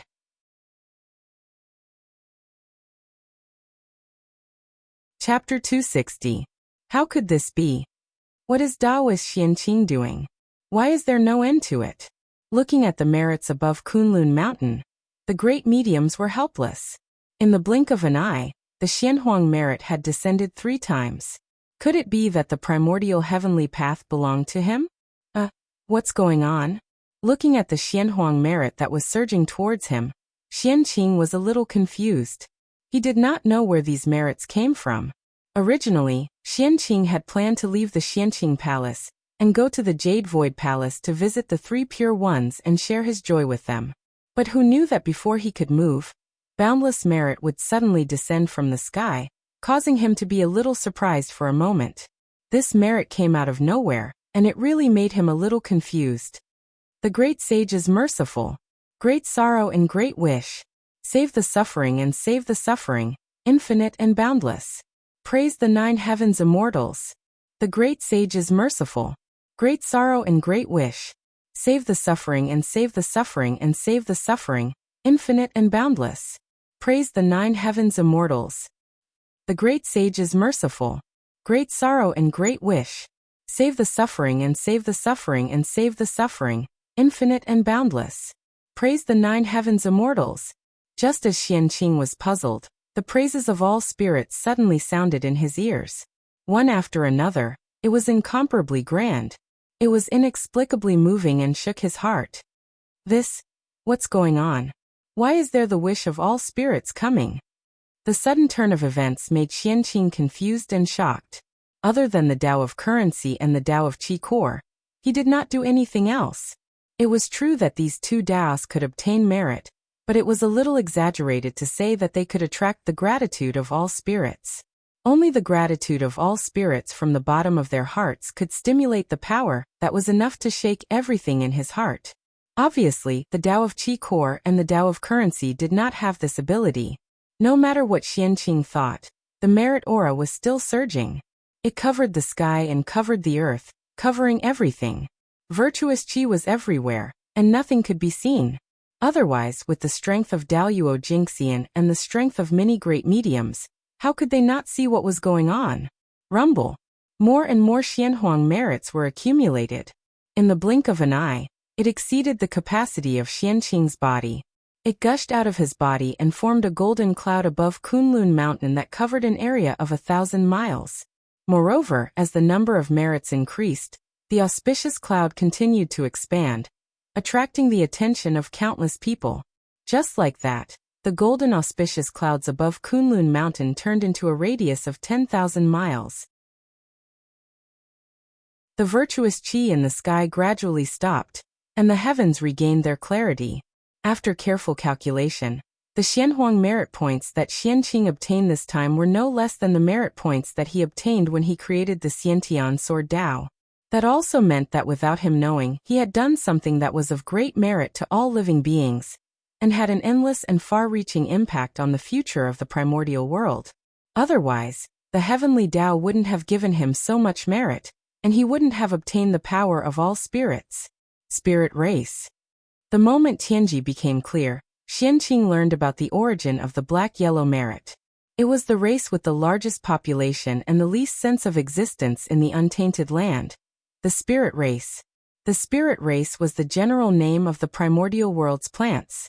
Flowers, trees, mountains, rivers, spiritual herbs, immortal roots, and all the natural spirits of the primordial world could be called the spirit race. However, it was too difficult for a natural spirit to transform. Not only did it take a long time, but there were also countless calamities waiting for them. Every natural spirit was an extremely precious spiritual herb. It was needed to assist in cultivation, and it was even more needed to refine pills.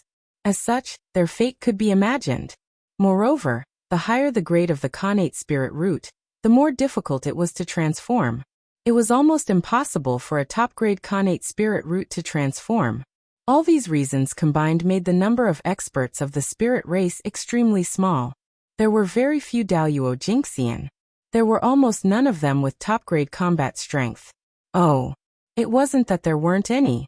In terms of strength, the spirit race might not be weaker than the shamans and demons. That was because the spirit race had produced 2 primordial chaos experts. In this way, the shamans and demons without primordial chaos experts seemed to be inferior to the spirit race. They didn't dare to. Their success was due to primordial chaos, and their failure was also due to primordial chaos. How much providence was needed to support 2 primordial chaos experts? Therefore, the birth of 2 primordial chaos experts almost drained the spirit race's luck and foundation, causing the spirit race to completely decline. It had not recovered to this day.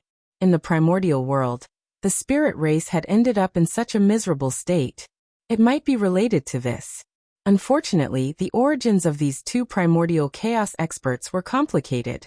Their thoughts were elsewhere, and they completely ignored the life and death of the spirit race, leaving it to fend for itself. Otherwise, with 2 primordial chaos experts, even if the spirit race could not become the protagonist of the world and rule the primordial world, it would not be difficult for them to become an overlord and watch the changes of time. Otherwise, how could they have ended up in such a miserable state? Of the 2 primordial chaos experts, one was the primordial chaos expert, great immortal Yang Mei. His main body was one of the 10 great connate spirit roots of the primordial world, the hollow willow tree. His cultivation was unfathomable, and he was the first existence to reach the primordial chaos in the primordial world. He had achieved the Tao before the Tao ancestor. It was said that the Tao ancestor once fought with Yang Mei and used all his spiritual treasures, but he did not touch him at all. Instead, all his spiritual treasures were taken away by him, which greatly embarrassed him. From this, it could be seen how powerful great immortal Yang Mei was. Moreover, the predecessor of great immortal Yang Mei was even more terrifying. He was the space demon god, ranked second among the 3,000 chaos demon gods. His strength had reached an incredible level, second only to Pengu. Such a figure could not forget the chaos outside the realm. The primordial world was not in his eyes, so what was the spirit race? The second primordial chaos expert was a high and mighty saint. One of the top 10 primordial spiritual roots in the primordial world was the primordial Bodhi tree. He was the second sect master of the Western sect, Taoist Zhuanti. Taoist Zhuanti's thoughts were needless to say. He wanted to strengthen the Western sect and restore the prosperity of the ancient West. Just the Western sect alone made him feel a little powerless. How could he care about the life and death of the spirit race? This led to the current situation of the spirit race. Today, the spirit race thanked Xianqing because of the influence of the Tao of Qi Core. With the birth of the Tao of Qi Core, if people wanted to refine elixirs, they could also collect the primordial Qi to refine elixirs. In this way, countless spirit race could avoid the disaster of being destroyed, and had a slight chance of becoming Tao. With a thought, countless people could be saved. Wouldn't that be immeasurable merit? Although Xianqing established the Tao of Qi Core, he simply wanted to open another branch outside the traditional Tao of pills. He did not think so much at all. However, the heavenly Tao did things based on one's actions, not one's heart. As long as one did something with great merit, there would be Xianhuang merit, even if it was just unintentional. That was how Xianqing's merit came about.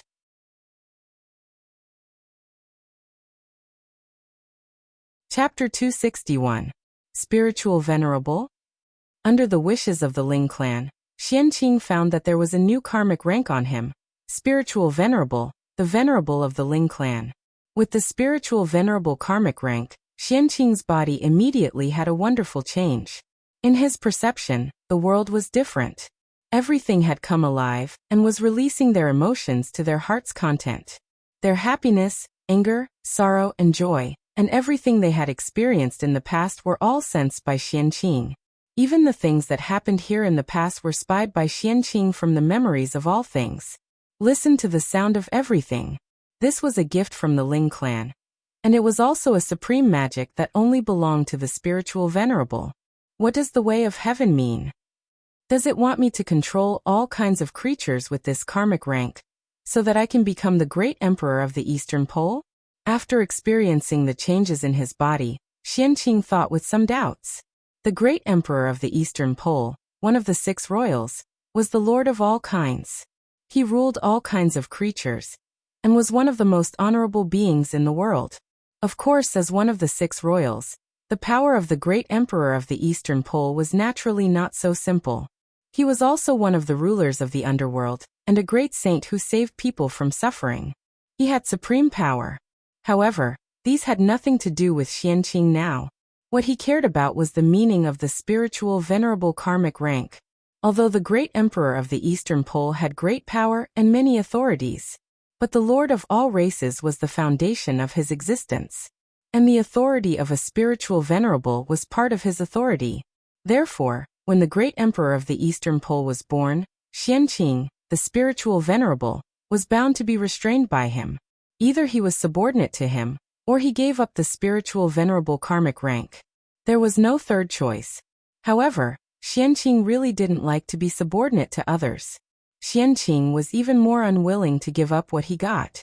Therefore, in order to not let himself be wronged, the position of the great emperor of the Eastern Pole was, he was definitely going to be the Spiritual Venerable karmic rank. In this way, it coincides with my plan to secretly control the heavenly court. With a smile, Xianqing hid the merit on his head and rushed to the Jade Palace. After making so many movements, no matter what, he had to explain it to the 3 pure ones, even though the 3 pure ones already knew everything. Because this was his duty as a disciple. Just as Feng Zichen was in seclusion to refine the mortal Tao imperial court and Xianqing was visiting the 3 pure ones, a conspiracy against the shaman and demon races was slowly unfolding. On Mount Meru, Daoist Juanti's heart stirred. He left the place and rushed towards the East Sea. Meanwhile, in the heavenly court, demon god Defeng was ordered by Dijun to leave the heavenly court and head to the East Sea's Valley of Tang to reprimand the 10 demon princes. After the 6 sages attained the Tao, the Eastern Emperor Tai felt that his strength was insufficient. He pushed aside all mundane matters and focused on seclusion on the sun, hoping to step into the primordial chaos Tao realm as soon as possible. As such, the matter of teaching the 10 golden crows was naturally put aside. As the celestial emperor, Dijun had to maintain the operation of heaven and earth. He was too busy to find the time to discipline the 10 golden crows. In order to give birth to the 10 golden crows, Shiha's origin was damaged. She had no choice but to return to the lunar star to recuperate in seclusion. As for Fuxi, Kuan Peng, and the demon gods of the heavenly court. They all had important matters to attend to and had no time to teach the 10 golden crows. Helpless, Dijun could only leave the 10 golden crows to the palace maids. However, the palace maids had limited talent and low status. The highest cultivation level among them was only Tai Jingxian. When facing the 10 golden crows, it was already extraordinary that they could barely maintain their composure. How would they dare to criticize the 10 golden crows? As a result, the 10 golden crows became lawless. The 10 golden crows were bored in the heavenly court and wanted to go to the primordial world to take a look. They ignored the palace maid's obstruction and rushed towards the southern heavenly gate. The golden crows were the spirits of the sun. Their bodies were covered in true sunfire that could burn the sky and boil the sea. They were extremely powerful. This was especially so for the 10 golden crows. As they were born and not born naturally from the sun star, they should not be so powerful. However, Shiha was eager to love her son. When the 10 golden crows were still in the gestation stage, she did not hesitate to exhaust her own origin. She used the extreme yin to generate yang to forcefully strengthen their origin. With this help, after the 10 golden crows were born, their innate origin was sufficient. They were all innate god fiends and were not inferior to the gods born naturally from the sun star. However, there were gains and losses. Although the 10 golden crows had obtained strength that far exceeded their own, they had also paid a price. Before Daoyuo Jingxian, they were unable to fully control their own strength, causing the true sunfire to leak out and keep people away. Therefore, if the 10 golden crows ran to the primordial world rashly, the true sunfire emitted from their bodies would cause a terrible disaster to the primordial world. Unfortunately, the 10 golden crows were noble.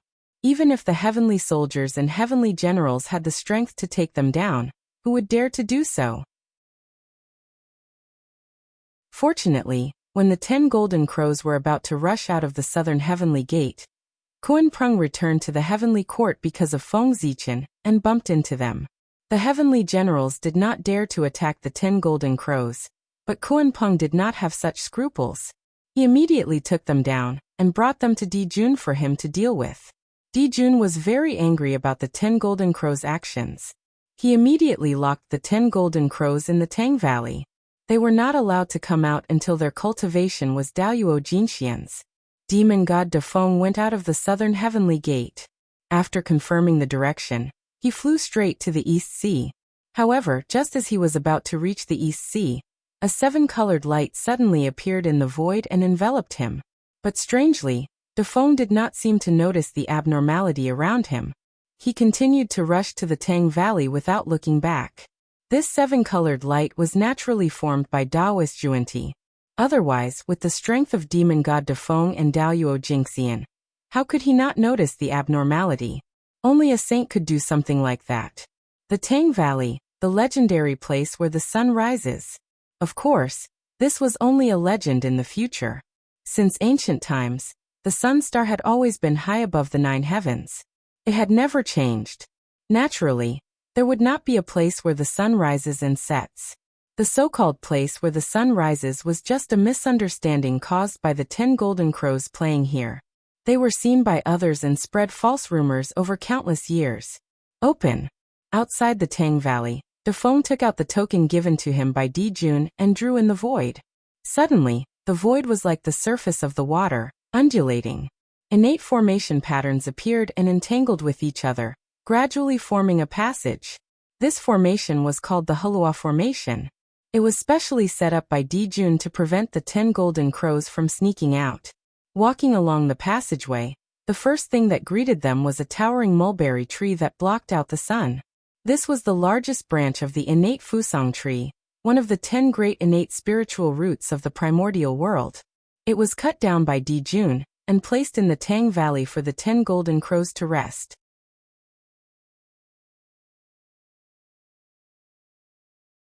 Chapter 262. Defeng of the Demon Clan greets the 10 princes. Under the mulberry tree, Defeng bowed slightly and said, "It's Defeng. The demon god Defeng is here. Father sent someone to see us." On the mulberry tree, the 10 golden crows heard the commotion and flew to Defeng, shouting excitedly, "Defeng, Defeng. Did Imperial Father send you here to let us out? Or to bring us back to the heavenly court? The Valley of Tang is too small and too boring. It's not fun at all. It's far less lively than the heavenly court. The 10 golden crows scrambled to ask as they came to Defeng. Obviously, the time in the Valley of Tang had suffocated them. No. Defeng shook his head and replied. His Majesty sent me to urge you to cultivate well and strive to advance to the realm of Daluo Jingxian as soon as possible. Ah. It's not to let us out. Hearing this, the big golden crow said with disappointment, his expression full of depression. A golden immortal of the great firmament. How many years would it take to step into that realm? 100,000 years? 1,000,000 years? How many years had it been since they were born? It had only been a few 100,000 years, not even as old as Feng Zichen. But now they had to wait bitterly in a small place like the Valley of Tang for tens of millions of years. How could these young golden crows endure this? Father is really too much. We just wanted to go to the primordial world to take a look. We didn't do anything, and he directly locked us in the Valley of Tang, not allowing us to leave this place. This is too much. The 10 golden crows muttered in dissatisfaction. Defeng was speechless. These little ancestors really did not know how many sins they would commit if they went to the primordial world for a tour, and how much karma they would attract. At that time, even if they were the sons of the celestial emperor, they would not be able to escape the calamity of death. No one would be able to save them. Your Highness, don't say that. His Majesty is doing this for your own good. At this moment, an undetectable 7-colored light suddenly appeared on Defeng's body, causing him to be in a daze. When he came back to his senses, the words that he wanted to describe the pros and cons of the 10 golden crows became words of provocation. Ah. The princes are still too young. They do not know the dangers of the primordial world and His Majesty's painstaking efforts. In the untainted land, there is a great evil of the world, the sorcerer tribe. They are extremely ferocious. They feed on us demons and dominate the untainted land. Even His Majesty could do nothing to them. He could only retreat to the heavenly court and use Zhouxing as a barrier to resist them. What? How is this possible? We demons have the heavenly courts. Who in the primordial world can compare to us? My uncle is the strongest in the primordial world. He can even suppress a saint. How powerful is the Magi? How can they be above us demons? Before Defeng could finish, the 10 golden crows angrily interrupted him. After all, the 10 golden crows were still young, so Dijun would naturally not mention the Wu tribe in front of them. As for the palace maids, it was even more impossible for them to talk about the Wu tribe. They would only choose to talk about something nice. Therefore, ever since the 10 golden crows were born, they had been living in the illusion that the demon clan was invincible in the untainted world. Now they suddenly heard that there was an even more powerful wizard clan above the demon clan. As such, they could not accept it at once. Their mentality exploded on the spot. Damn the Wu tribe. How dare they feed on us demons? They really deserve to die. When we come out, we will kill them all and clear the name of our demon clan. Flying in the air, the 10 golden crows said hatefully. Haha. At this moment, Defeng suddenly laughed. Demon deity Defeng, why are you laughing? Did we say something wrong? Defeng's attitude angered the golden crows and they questioned him. I'm laughing at your highness' naivety. The Wu tribe is powerful. Even His Majesty does not dare to fight with them. Your highness's cultivation is not as good as Daluo Jinxian's. What gives you the confidence to say that you want to destroy the Wu tribe? Aren't you boasting? Under the influence of the 7-colored light, Defeng seemed to have changed into a different person. He said all kinds of outrageous words in the air, constantly provoking the 10 golden crows. Defeng, how dare you? Do you know what you're saying? With the arrogant temperament of the 10 golden crows, they could not stand Defeng's mockery. They immediately shouted at him, their eyes sharp and full of killing intent. If it were not for his identity as a demon deity, they would have torn him to pieces on the spot. There was no doubt that the 10 golden crows had the ability to kill Daluo Jingxian. As the sons of Dijun, they had many magic treasures and countless trump cards. There was no lack of means to kill Daluo. You can't stand it? Then do you know why His Majesty has locked you up here? It's because the Wu tribe has spread the word that they want to capture you as snacks. His Majesty is afraid and has to hide you in the Valley of Tang to prevent any accidents from happening to you. If His Majesty is not afraid of the Wu tribe, he would have destroyed them after the Wu tribe spread the word. Why would he let you hide here? At this moment, Defeng had completely lost his mind and was completely influenced by Kundi. His every move was according to his thoughts. Ah! How dare you! What a disgrace! I want to destroy the Wu tribe. At this moment, the 10 golden crows' eyes were red and their bodies were full of killing intent. The sun's genuine fire rolled out and burned the void until it was distorted. If it were any other time, Defeng's nonsense would not have been able to fool the 10 golden crows. However, with Kundi present, Defeng was not the only one who was bewitched. The strength of the 10 golden crows was only Tai Jingxian. It was much easier for Kundi to play with their minds than for Defeng.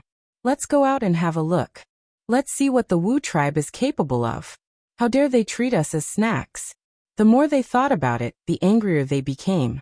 The 10 golden crows shouted at the same time, and suddenly merged into one huge golden crow. This was the divine sense of the 10 golden crows.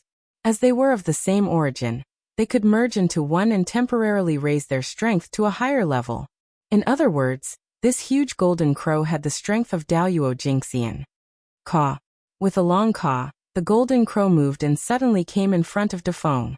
It snatched Dijun's token from his hand, opened the formation, and left the Valley of Tang. It flew straight to the untainted land. Oh no! This is a disaster. As the 10 golden crows left, Defeng felt a strong sense of danger and recovered a trace of clarity. At this moment he could not care less and hurriedly chased after the 10 golden crows. After all, Defeng was too influenced by Kundi and lost his former wisdom. Otherwise he would have returned to the heavenly court and asked Dijun for help instead of chasing after the 10 golden crows. However, the golden crow left the Valley of Tang and directly turned into a long rainbow, disappearing in the blink of an eye. The rainbow transformation technique was the divine sense of the golden crows. In terms of speed, it could be ranked in the top 3 in the untainted land. Defeng could not easily catch up with it.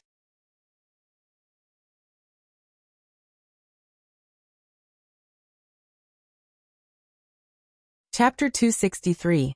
Tai, the poor way of the past made me lose face. Today, the poor way will give you retribution. Your golden crow clan will have no descendants. After Defeng left, Taoist Xuanti's figure slowly appeared in the void.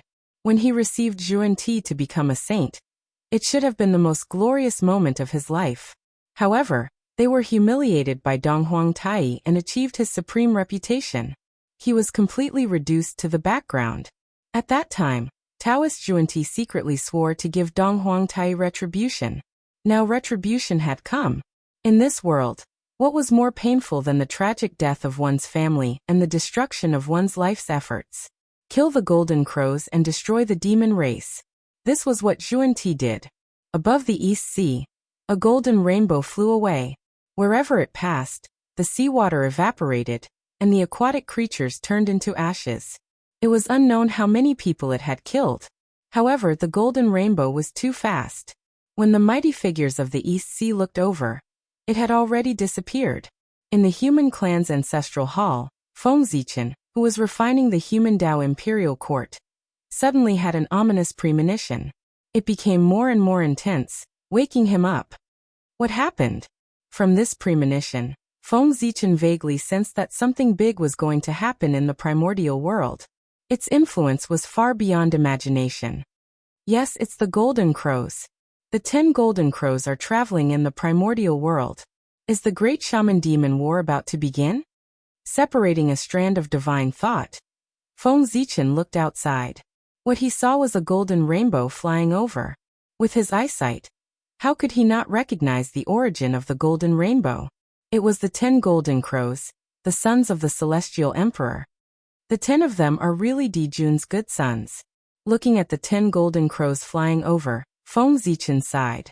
Although the shamans and demons had a deep grudge, after so many years of fighting, they gradually reached a balance. The demons controlled the sky, and the shamans controlled the earth. The two races lived in peace for a long time, and the primordial world ushered in a long time of peace. However, the 10 golden crows destroyed this great situation.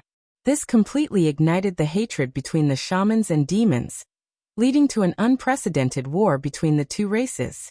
That is, the Second World War of the Liches, the final battle of the Liches. It could be said that the 10 golden crows traveling to the primordial world was the fuse for everything. Everything happened because of this. The exciting years of ups and downs in the future were also pulled open because of this.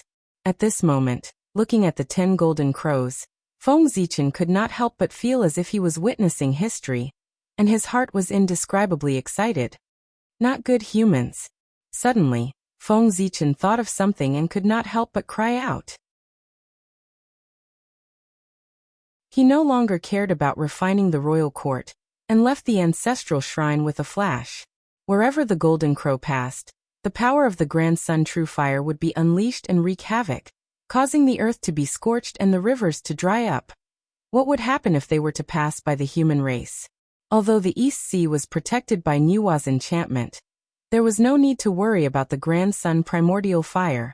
However, the human cities outside the ancestral land did not have such good treatment. If they were unlucky and happened to be in the path of the golden crow, they would probably be burned to ashes by the grand sun true fire in an instant. 5 Emperor's Canopy. Outside the ancestral land, Feng Zichen's mind moved, and the 5 qi in his body surged and flew out of his body, forming a huge 5-colored canopy in the air. This time, the Emperor shadows imprinted on the 5 Emperor's canopy were no longer the 5 elements sacred beasts, but the 5 elements demon gods, the 5 chaos demon gods. Therefore, as soon as the 5 Emperor's canopy appeared, it connected to the connate 5 elements Tao. No, not connected, but requisitioned. As the 5 elements demon god roared, he actually forcibly requisitioned the power of the connate 5 elements Tao, pulling it out from the underworld and circling it around his body. This was the first time Feng Zichen used the 5 Emperor's great mystique after confirming Dao Yuo Jinxian's Dao. He did not expect that after not using it for a long time, the 5 Emperor's great mystique would transform to such an extent.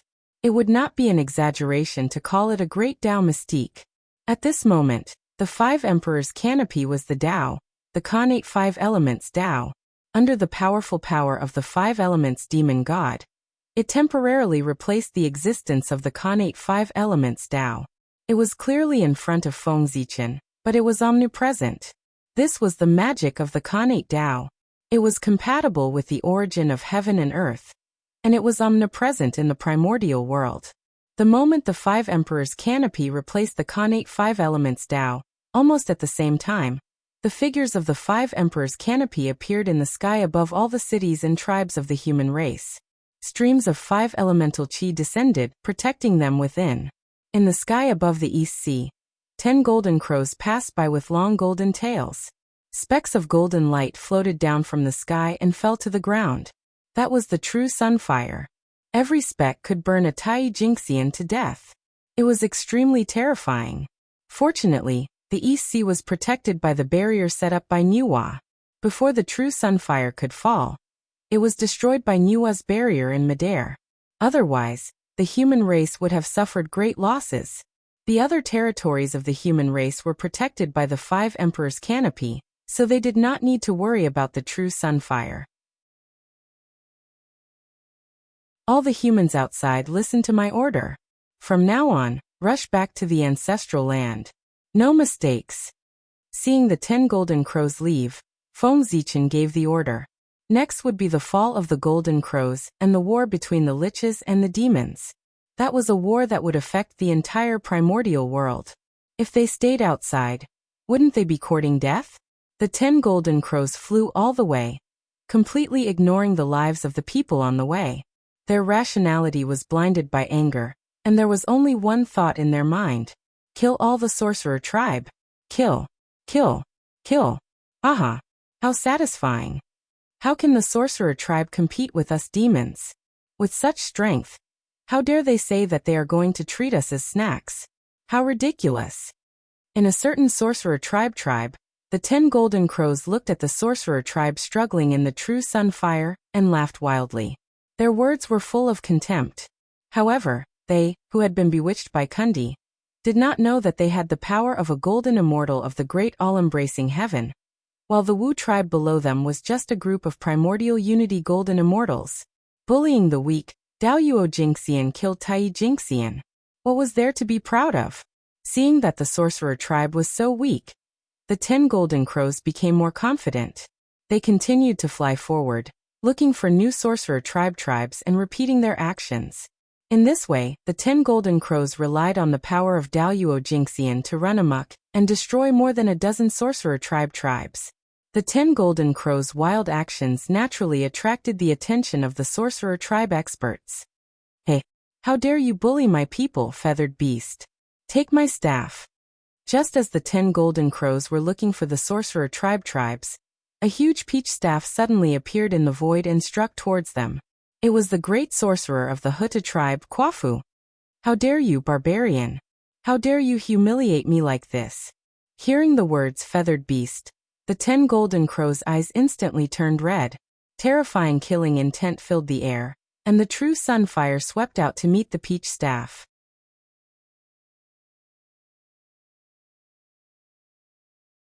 Chapter 264. Rumble. Terrifying power spread out, shattering the void and causing pitch-black cracks to appear. Quafu was not the real Daoyuo Jingxian, so the 10 golden crows were no match for him. The mahogany staff smashed the primordial fire of the sun and hit the 10 golden crows. With a bang, the giant golden crows shattered and turned back into 10 golden crows. Hiss! This barbarian is so powerful. Brothers, set up the formation. In the sky, the 10 golden crows knew that their opponent was far more powerful than them. He was the most powerful enemy they had ever met. Without hesitation, they used their most powerful means. 10 suns burning sky formation start.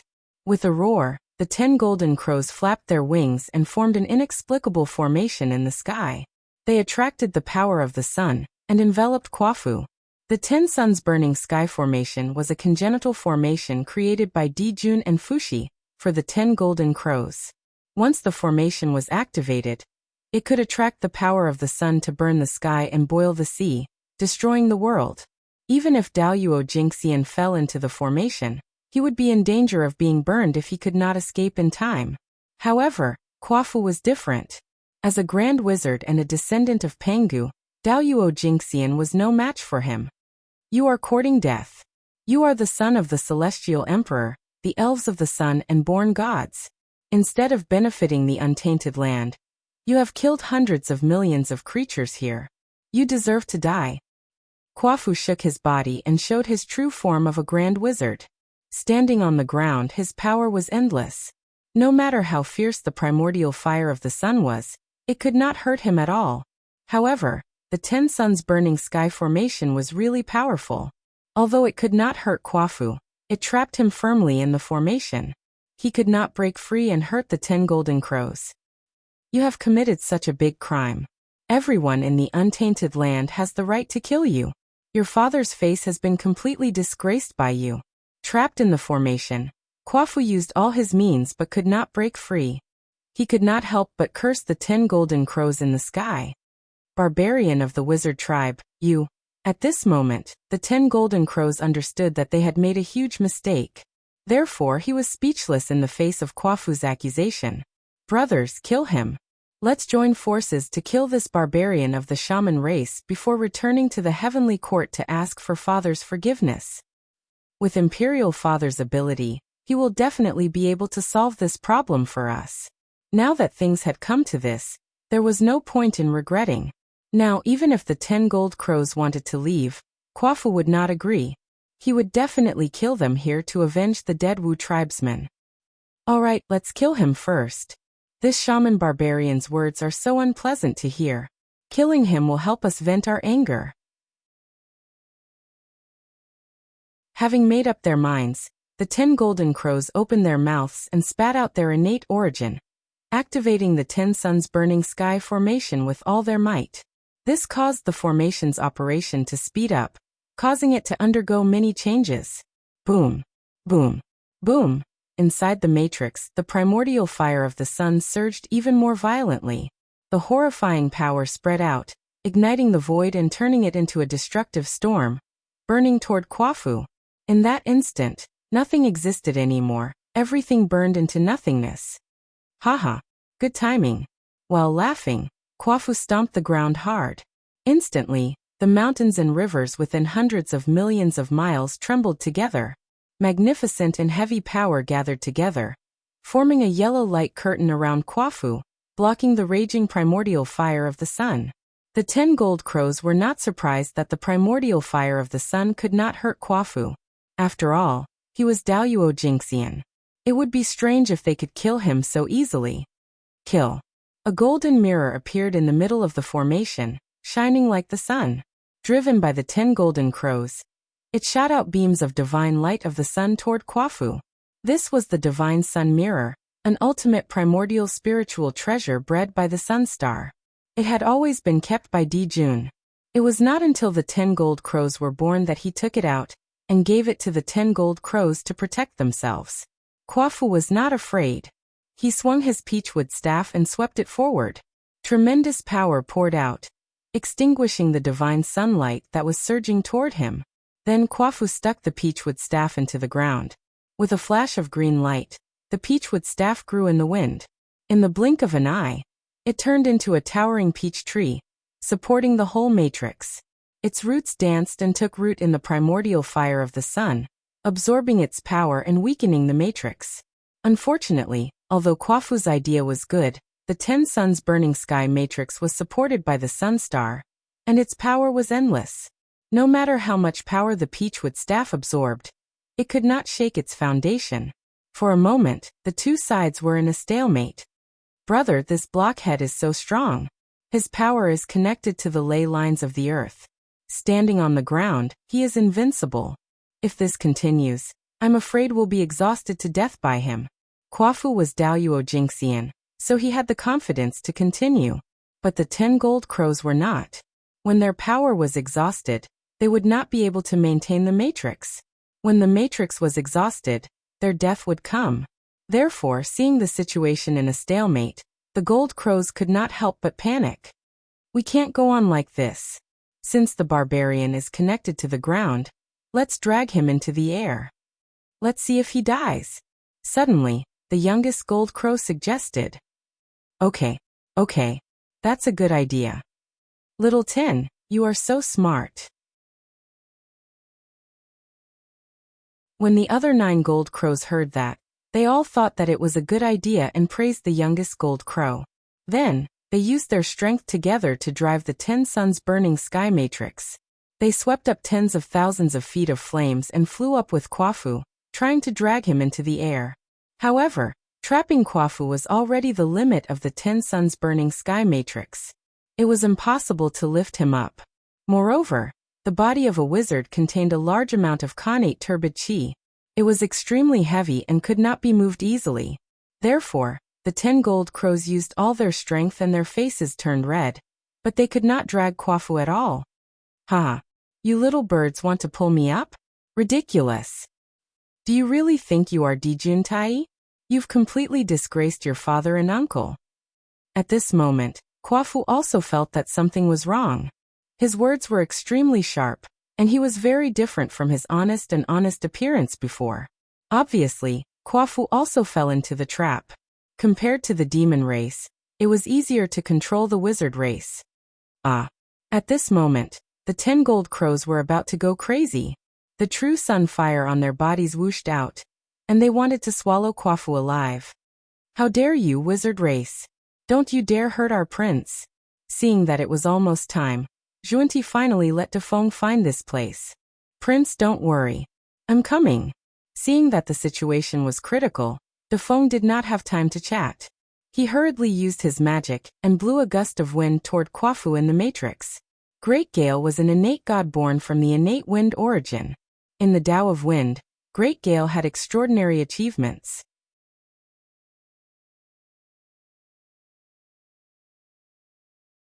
Chapter 265. The 10 golden crows could not move Kwafu. The 9 heavens astral wind whizzed out, and turned into a whirlwind. It wrapped Kwafu up and lifted him into the air. Oh no! Kwafu knew something was wrong when he saw himself leaving the ground. He quickly recalled his peachwood staff and swung it forward with all his strength. The Wu tribe had the best physical body in the primitive world. Naturally, their strength was also the best. Under Kwafu's staff, the void shattered, the 5 elements were destroyed, and yin and yang ceased to exist. Earth, fire, water, and wind intertwined. The destructive aura surged and shattered the 9 heavens' astral wind. However, how could the 10 golden crows let Kwafu return to the ground when they finally lifted him up? Seizing the opportunity, the 10 golden crows activated the divine sun mirror and hit the ground. Without Kwafu's suppression, how could the surrounding mountains and rivers resist the power of the golden crows? In an instant, tens of thousands of miles of mountains and rivers were turned into ashes. Without the support of the earth, Kwafu's strength fell sharply. He could no longer resist the surging sun primordial fire. In just a moment, his body was burned black. He was in a sorry state. After all, he was Daoyuo Jingxian.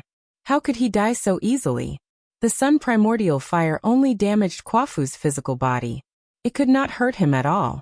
It was far from enough to kill him. Barbarian of the Wu tribe, how dare you be so arrogant? Seeing Kwafu's sorry state, the 10 golden crows were very proud. They turned to Defeng and said, Defeng, stop this barbarian so that we can use our secret treasures to kill him. As the sons of the celestial emperor, the 10 golden crows were not short of treasures. However, they were obsessed with Kundi and did not think about it. Now that they had calmed down, they thought about their own treasures. Okay. Defeng took out a long green banner and waved it at Kwafu. The long banner was called the Innate Wind Banner. It was Defeng's spiritual treasure. It was an upper-grade innate treasure that could release innate divine wind. The innate divine wind whizzed out and turned into green chains, locking Kwafu firmly. No matter how hard he struggled, he could not move. Your Highness, do it quickly. Kwafu's strength is extraordinary. I can't hold on for long. After suppressing Kwafu, Defeng hurriedly shouted to the 10 golden crows. They were both Daoyuo Jingxian.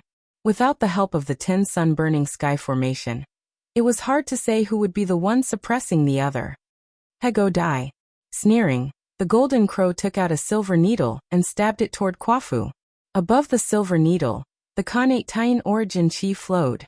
It released a shocking chill that seemed to be able to freeze the world. This was the Taiyin Ice Soul Needle, a supreme treasure created by Shiha using the essence of the Taiyin star. It contained the Tao of Taiyin, and could freeze all things and kill all life. Such a treasure could only be refined once every 100 million years. It was a rare treasure in the primordial world that could kill Daoyuo Jingxian. In front of the Taiyin Ice Soul divine needles, the physical body that the sorcerer tribe was so proud of had completely lost its function. It was like a rag that was easily pierced through.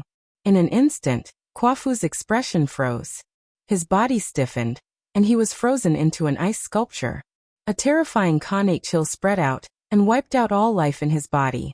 Then, the Khanate chill spread up and wiped out Kwafu's Khanate indestructible true spirit. Just like that, a grand sorcerer, a powerhouse who dominated the primordial world, silently died here. Your Highness, Kwafu has been killed. The sorcerer tribe will not let this matter rest. We should leave as soon as possible to avoid any accidents. The land was the territory of the sorcerer tribe. If they killed the grand sorcerer here, when the sorcerer tribe experts arrived, they would not be able to escape. No one could save them. The heavenly court. They had to return to the heavenly court immediately. Only by returning to the heavenly court could they be considered safe. However, before they could do anything, a black arrow suddenly shot out from the void. It directly pierced through the 3 golden crows and killed them on the spot. Ah, third brother. Who? This sudden scene left everyone dumbfounded.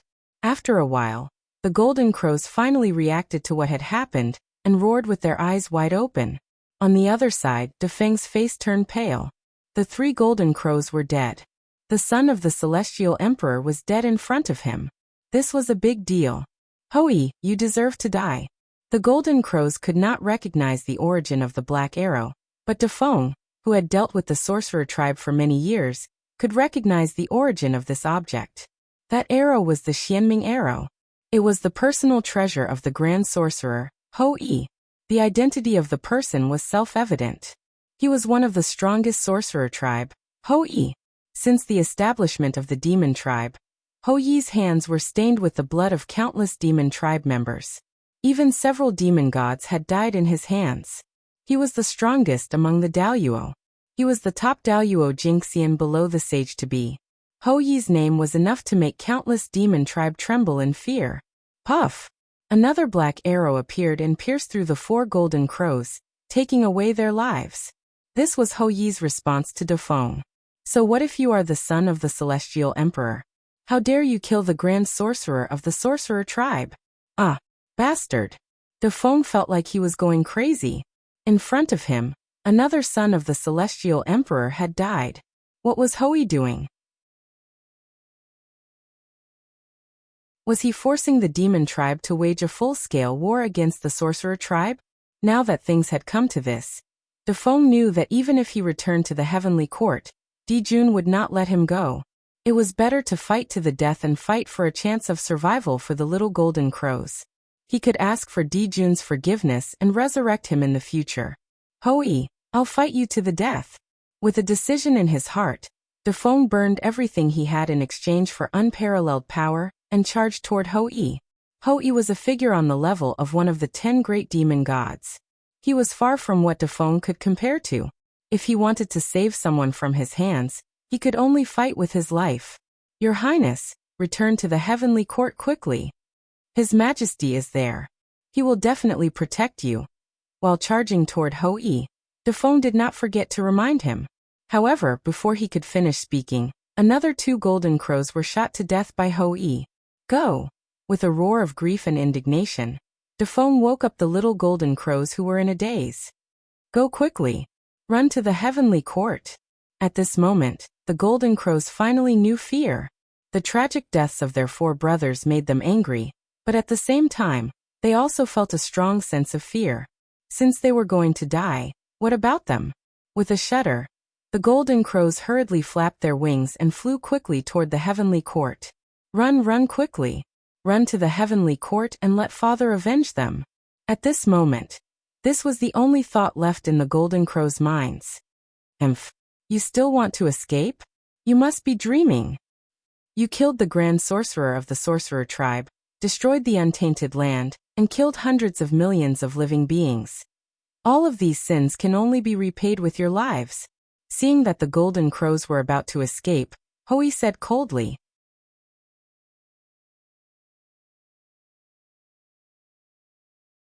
Chapter 266. The Xianming arrow was the most precious treasure of the Xianming tribe. It was made from the bones of the Xianming ancestral witch. There were only 10 arrows in the world. The Xianming ancestral witch was the rain ancestral witch, the winter god, and the north god. He was in charge of the ice and snow of the primitive world. Therefore, the Xianming arrow made from the bones of the Xianming clan was one of the best treasures in the world. It was also the nemesis of the golden crows. Anyone who touched it would die. Hou-Yi was different from Quafu. He was a witch born from Panga's blood. He was the first witch. He was of noble birth and was far from ordinary Khanate godfiends. Even an ordinary sage-to-be might not be his match, let alone Defeng, who was not even ranked in the demon race. Scram! After sending Defeng flying with a punch, Hou-Yi continued to draw his bow and shoot 3 arrows in the direction of the golden crow's escape. Swoosh! Swoosh! Swoosh! Amidst whooshing sounds, 3 more golden crows were killed by Hou-Yi. Hou-Yi, the god of archery, never missed. Hou-Yi's arrows had surpassed the level of skill and reached the level of Dao. If he went one step further, he would be like Feng Zichen, who established the Khanate sword Dao.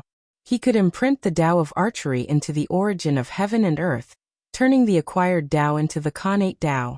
Such an expert could easily kill the little golden crows. Not to mention he was holding the nemesis of the golden crows, the Xianming arrow. Today the 10 golden crows were doomed. No, 7 golden crows died tragically. Defeng had already expected his end. He could not help but despair. Hou-Yi, let's die together.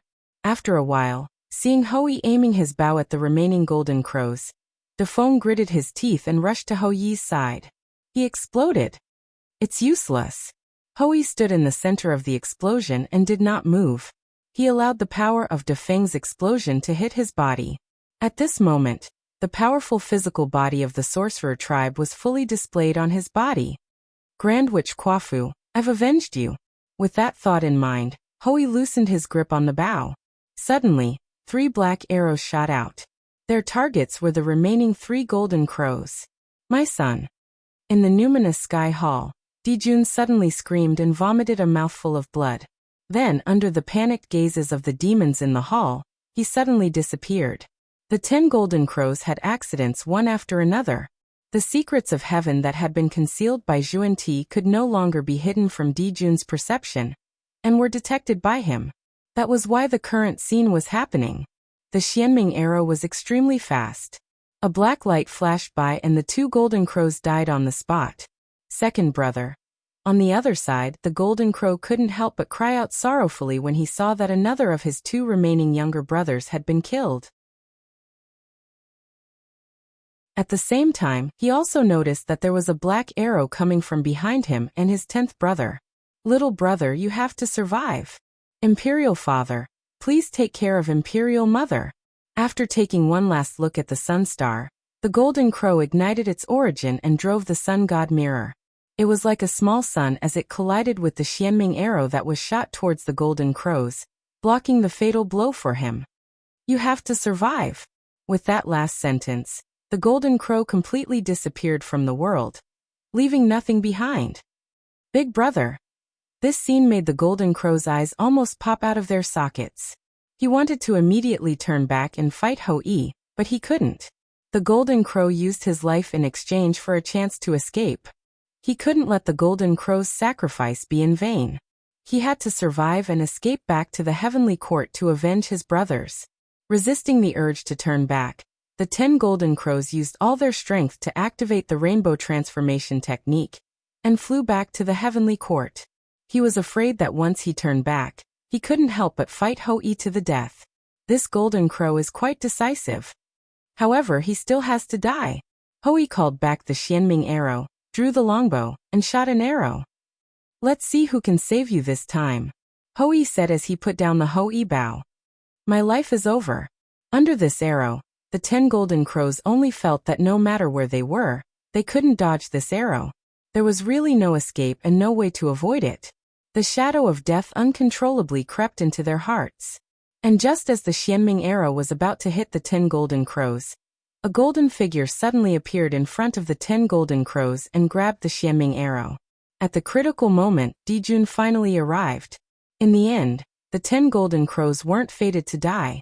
With the protection of the sun star, even though the golden crows had killed so many people, they still had a chance to live. The 10 golden crows, 9 out of 10, just happened to meet their fate and meet the will of the heavens. My poor children. Looking at the 8 golden crow corpses on the ground, Dijun seemed to be crying and laughing at the same time. He was clearly extremely sad. Wah! Father, Big Brother and the others are all dead. In order to save me, Big Brother even burned his origin and returned to the embrace of the sun star. Nothing is left of him. Father, you have to avenge Big Brother and the others. Seeing Dijun, the 10 golden crows' fear was finally released. They couldn't help but cry out to Dijun, don't cry. You are the crown prince of the demon race. How can you cry?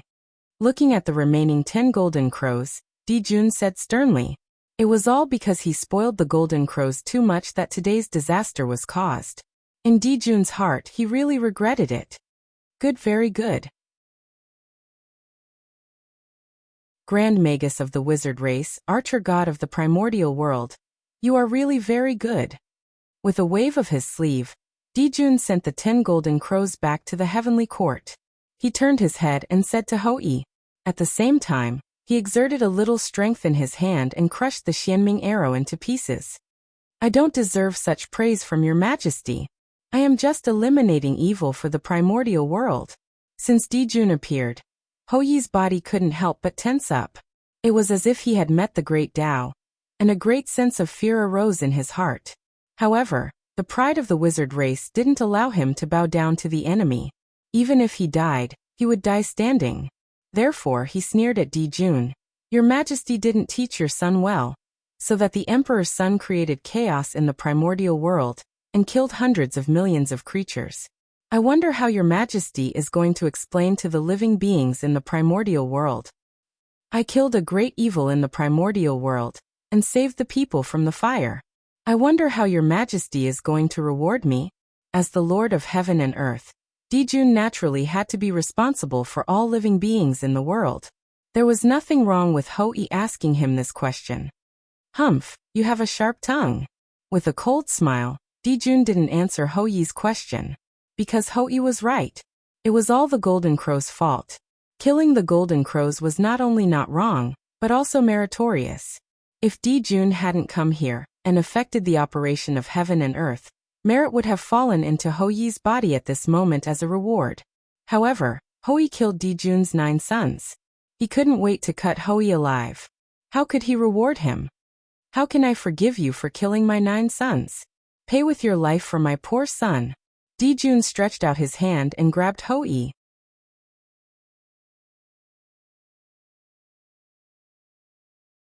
Chapter 267. Just like when Hou-Yi killed the 3-legged crow, the 3-legged crow had no power to fight back. Dijun wanted to kill Hou-Yi, and Hou-Yi also had no power to fight back. Dijun's hand was not big, only the size of an ordinary person, but in Hou-Yi's eyes, it was extremely huge, as if it covered the sky and completely blocked his vision. In his eyes, there was nothing but Dijun's palm. Fear, incomparable fear. At this moment, under the pressure of Dijun, a strong fear rose in Hou-Yi's heart. His future was dark, and all hope of life had been wiped out. He had already seen the end of his death. Under this palm, he would die without a doubt. Looking at the palm getting closer and closer, Hou-Yi's heart was full of unwillingness. But no matter how hard he struggled, no matter how hard he tried, his body did not seem to belong to him. He could not move at all. He could only watch the palm press down and wait for the arrival of death. Hey! Dijun, you've gone too far. Suddenly, the void in front of Hou-Yi began to expand infinitely. In an instant, it was already an endless distance. At the same time, Hou-Yi's body was also retreating rapidly. In the blink of an eye, he was out of the range of Dijun's palm. Dijiang, you want to protect him? Looking at the figure that suddenly appeared in front of him, Dijun suppressed his anger and said coldly, the one who saved Hou-Yi was the leader of the witch tribe, ancestor Magus Dijiang, Panga's eldest son, the master of space, and the top great medium in the untainted land. Only he, who was known as the fastest in the untainted land, could save Hou-Yi from Dijun at the critical moment. In this way, the 2 most powerful people in the untainted land gathered here. The Lord of Heaven and the Lord of Earth. Dijun, your son created chaos in the untainted land and was killed by Hou-Yi. It was completely his own fault. You can't blame others. You are unreasonable. You have to use this reason to kill the great Magus of our tribe, Panga's descendant. Are you bullying the witch tribe? After saving Hou-Yi, Dijiang breathed a sigh of relief and blamed Dijun. He killed 9 of my sons. Looking at Dijiang, Dijun said with hatred. So what? They are just 9 feathered beasts. How can they compare to the nobility of Panga's descendants? When your son killed the Grand Magi of the sorcerer tribe, their deaths were already set in stone. No one can save them no matter where they go. It had been many years since the last grand sorcerer of the Wu tribe had died. Today, Quafu was dead. It was imaginable how angry Dijiang was. You're courting death. As soon as he finished speaking, Dijun took out the He-Tu and Luo-Shu, performed the Tao of the Khanate 9 palaces, and attacked Dijiang. Do you think I'm afraid of you? Dijiang grabbed at the void. Suddenly, the void completely disappeared. Even the great path no longer existed. Everything had lost its meaning.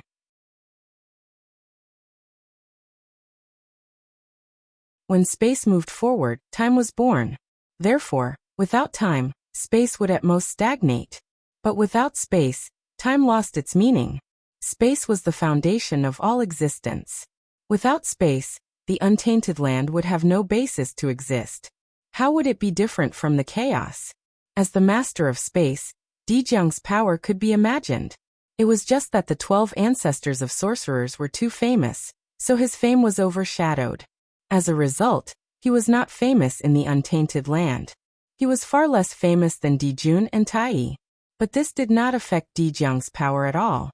Not to mention other things, Dijung's identity as the eldest son of Pangu was destined to be powerful. In an instant, everything lost its meaning. The Hitu and Luoshu also lost their basis. They trembled in the air for a moment, and returned to Dijun's hands. Clang! Above the sky, a long bell rang, suppressing the universe and endless time and space. The connate 8 trigrams manifested, and the 8 trigrams turned, deducing the principles of the universe. Tai and Fushi had arrived. Then, the demon saints and demon gods of the demon tribe descended one by one under the lead of Kuimpeng. On the other side, various laws manifested. The river of time flowed slowly, and the great path of the 5 elements descended. The 12 ancestors of sorcerers had arrived. Behind them were the grand sorcerers of the sorcerer tribe. At this moment, all the higher-ups of the sorcerer and demon tribes appeared here. The atmosphere was on the verge of exploding. It's going to pierce through the sky. Such a huge change had happened in the primordial world. Naturally, many great mystical abilities experts would notice it. At that moment, they hurriedly closed the mountain gate, and ordered their disciples not to go out, for fear of being involved in the calamity and turning into ashes. The sorcerer and demon tribes were too strong.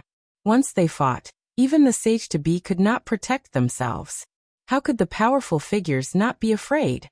Big brother, let's fight. Tai silently came to Dijun's side and said. There were no unnecessary words. One sentence had already represented his determination. Apart from Dijun and Shihi, the Donghuang Tai was the most sad about the death of the Golden Crow. He had regarded the little Golden Crows as his successors. But they had died, in the hands of the sorcerer tribe. How could Tai bear it? New and old hatred surged in his heart. Tai's heart was filled with killing intent. He wanted to destroy the sorcerer tribe.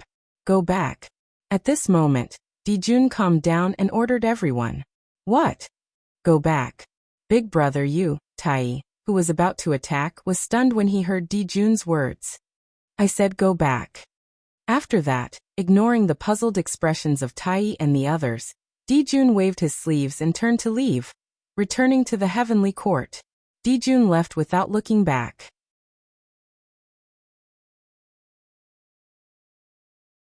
No matter how unwilling Tai was, he could not continue to stay here. He could only glare at Hou-Yi and leave with Dijun. Seeing this, the other demons looked at each other, and left as well. The sorcerer tribe did not stop the demons from leaving, because there was no need. At the sage-to-be realm, unless there was absolute suppression, if one party wanted to run, the other party would definitely not be able to stop them. If the demons wanted to leave, the sorcerer tribe could not stop them. It was better to let them go, so that they would not be annoyed. Fellow Taoist, don't be angry. Fellow Taoist, you have no choice. If we really start an all-out war with the sorcerer tribe, with our strength, we may not be a match for them. Moreover, we are fighting the sorcerer tribe on land. We have no advantage at all. We are completely at a disadvantage, and our chances of winning are even lower. On the way, seeing that Tai was still angry, Fushi stepped forward to persuade him. Fellow Taoist, I understand Big Brother's painstaking efforts. He is just angry. The heavenly court, shaking his head, Tai was in an inexplicable mood. Since the establishment of the heavenly court, he had experienced too many things against his will. They were no longer the same as before. Fellow Taoist, don't worry. The sorcerer tribe will not be rampant for long. After so many years of hard work, the Zhouxing formation has been completed. 365 heavenly Zhouxing formation have also been gathered. We will definitely be able to activate the full power of the Zhouxing formation. In that case, the sorcerer tribe has nothing to fear. Clearly, Fushi had great confidence in the Zhouxing formation.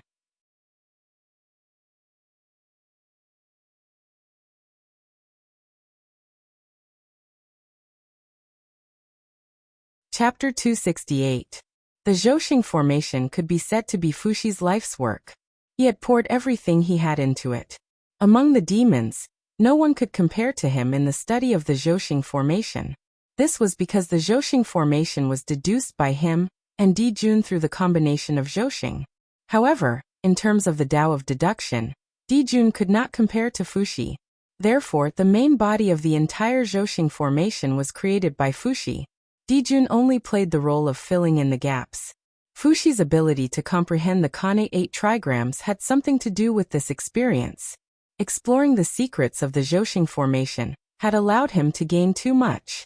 These were the principles of the great Tao that could be used for a lifetime. It was with these gains that Fuxi had accumulated far more than his peers. Only then could he understand the principles of the universe and comprehend the Kanei 8 trigrams. In Fuxi's heart, the Zhousing formation was the #1 formation in the primordial world. Its power was endless. If it was fully operated, it could even defeat a saint. With this array, it was enough to be the foundation of the demon clan. What was the sorcerer clan to them? In the first battle between the witch race and the demons were defeated. It was not that the Zhousing formation was not good enough, but that the demons were not good enough. In terms of the strength of the demons at that time, there were only dozens of Daoyuo Jingxian. They could not even gather the heavenly cycle star gods. How could they activate the Zhousing formation? However, it was different now. After countless years of development, there were no less than 1,000 grand Luo demon celestials of the demon race. 365 heavenly cycle demon celestials had gathered and could fully activate the massive heavenly cycle stellar formation. The witch race was no longer a threat. Fellow Taoist, let's wait a few more days. When fellow Taoist Shiha comes out of seclusion and takes charge of the lunar star and completes the Zhousing formation, it will be time for us to fight the witch race. Shiha's seclusion caused the Zhousing formation to be incomplete. It was missing an important part, the lunar star. Therefore, Dijun did not dare to rashly start a war with the witch race. That was why he returned to the heavenly court. The demons have gone too far. How dare you kill the great shaman of my shaman tribe? I will not let you off. In the Pangu Hall, the atmosphere was solemn. All the ancestral shamans looked furious and murderous. In particular, the ancestor of sorcerer Hutu, the mother of earth who was known for her mercy in the untainted land, no longer had a trace of warmth on her face. Her face was murderous, and her eyes were full of murderous intent. She could not wait to kill her way to the heavenly court.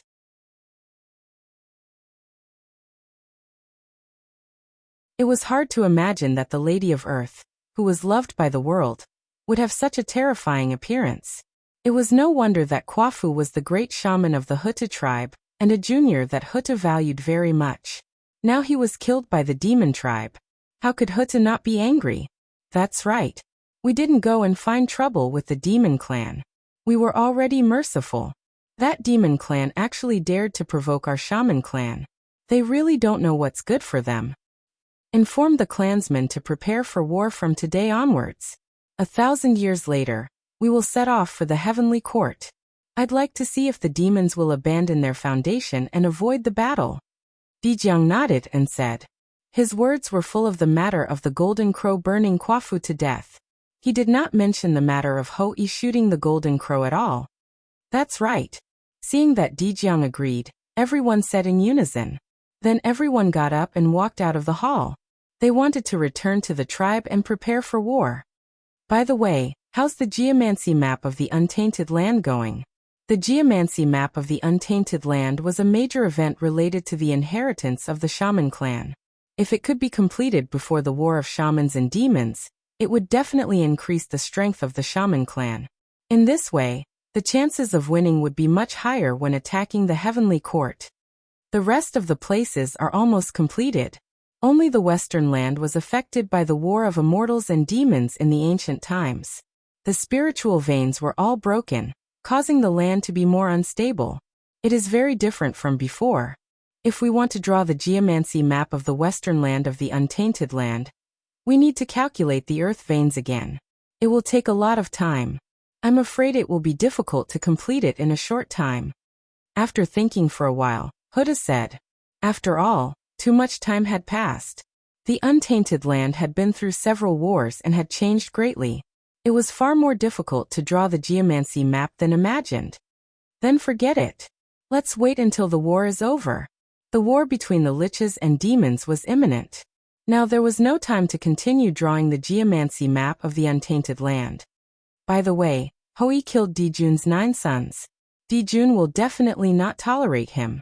During this time, let him stay in the Pango Hall to cultivate in case he is ambushed by the demons. Suddenly, Dijiang said to Ancestral Witch Xianming. That's right. This was the right thing to do. Although the Ancestral Witch Xianming said it lightly, Dijun was not to be trifled with.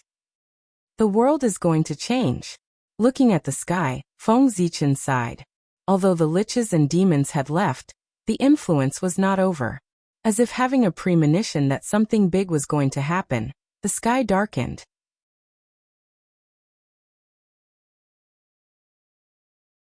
The entire untainted land was filled with an oppressive aura, making people breathless.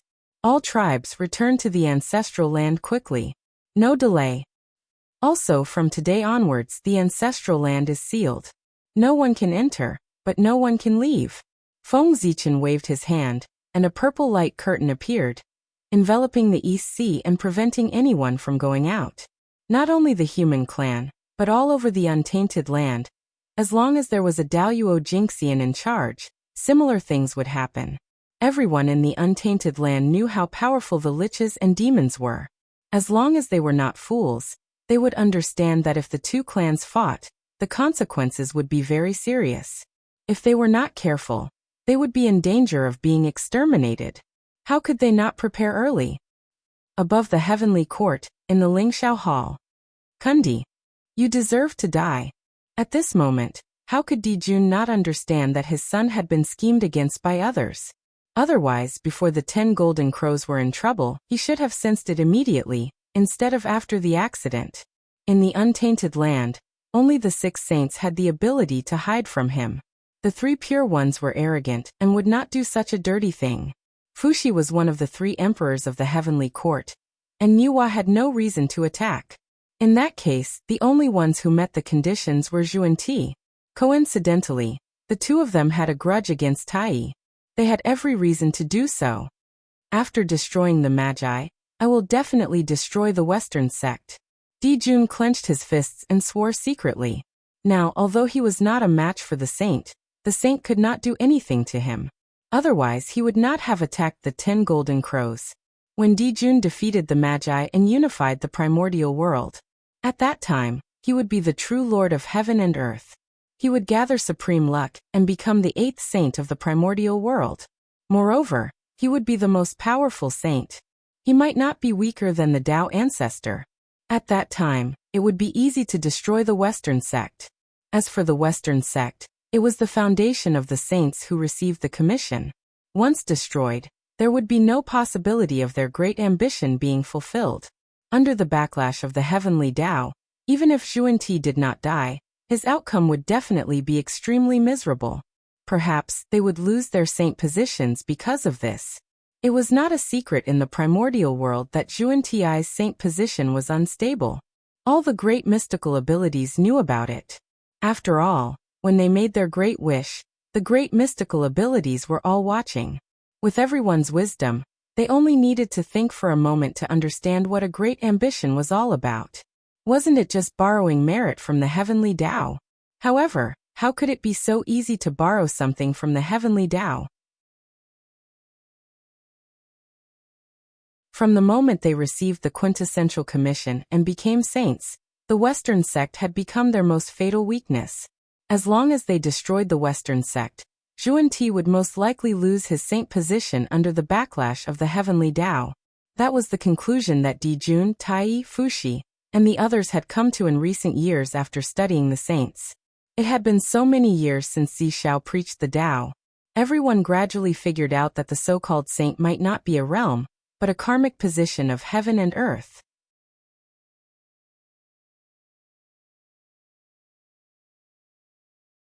Chapter 269. According to the Tao ancestor, there were only 9 saints in the Eldritch world. This was obviously abnormal. If saints were a realm, how could there only be 9? Shouldn't every great path be able to achieve Tao? Moreover, after the Daoyuo Jingxian, there was the primordial chaos Daoyuo Jingxian. This was a realm that could be compared to saints. Without the Hongmeng purple qi, anyone could reach this realm. None of those who could cultivate to become great divine arts were fools. With all these reasons added together, coupled with the title of Holy Birth, if they still could not guess the meaning of the Holy Birth, they would have lived in vain for so many years. Saint, this name already explained everything. It was not a realm, but a karmic position of heaven and earth.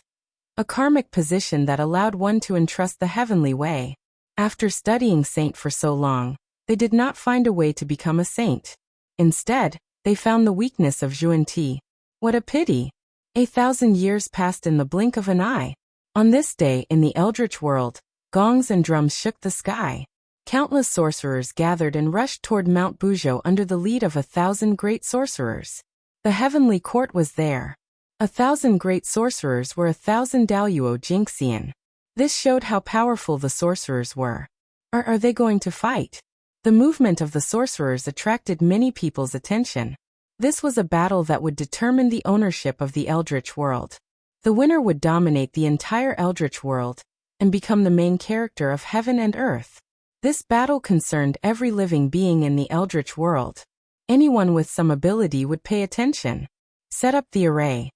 While the sorcerers were rushing to Mount Buzhou, the heavenly court also moved.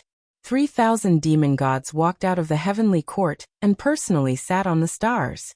They mobilized the primordial star system's origin to form the Zhousing array.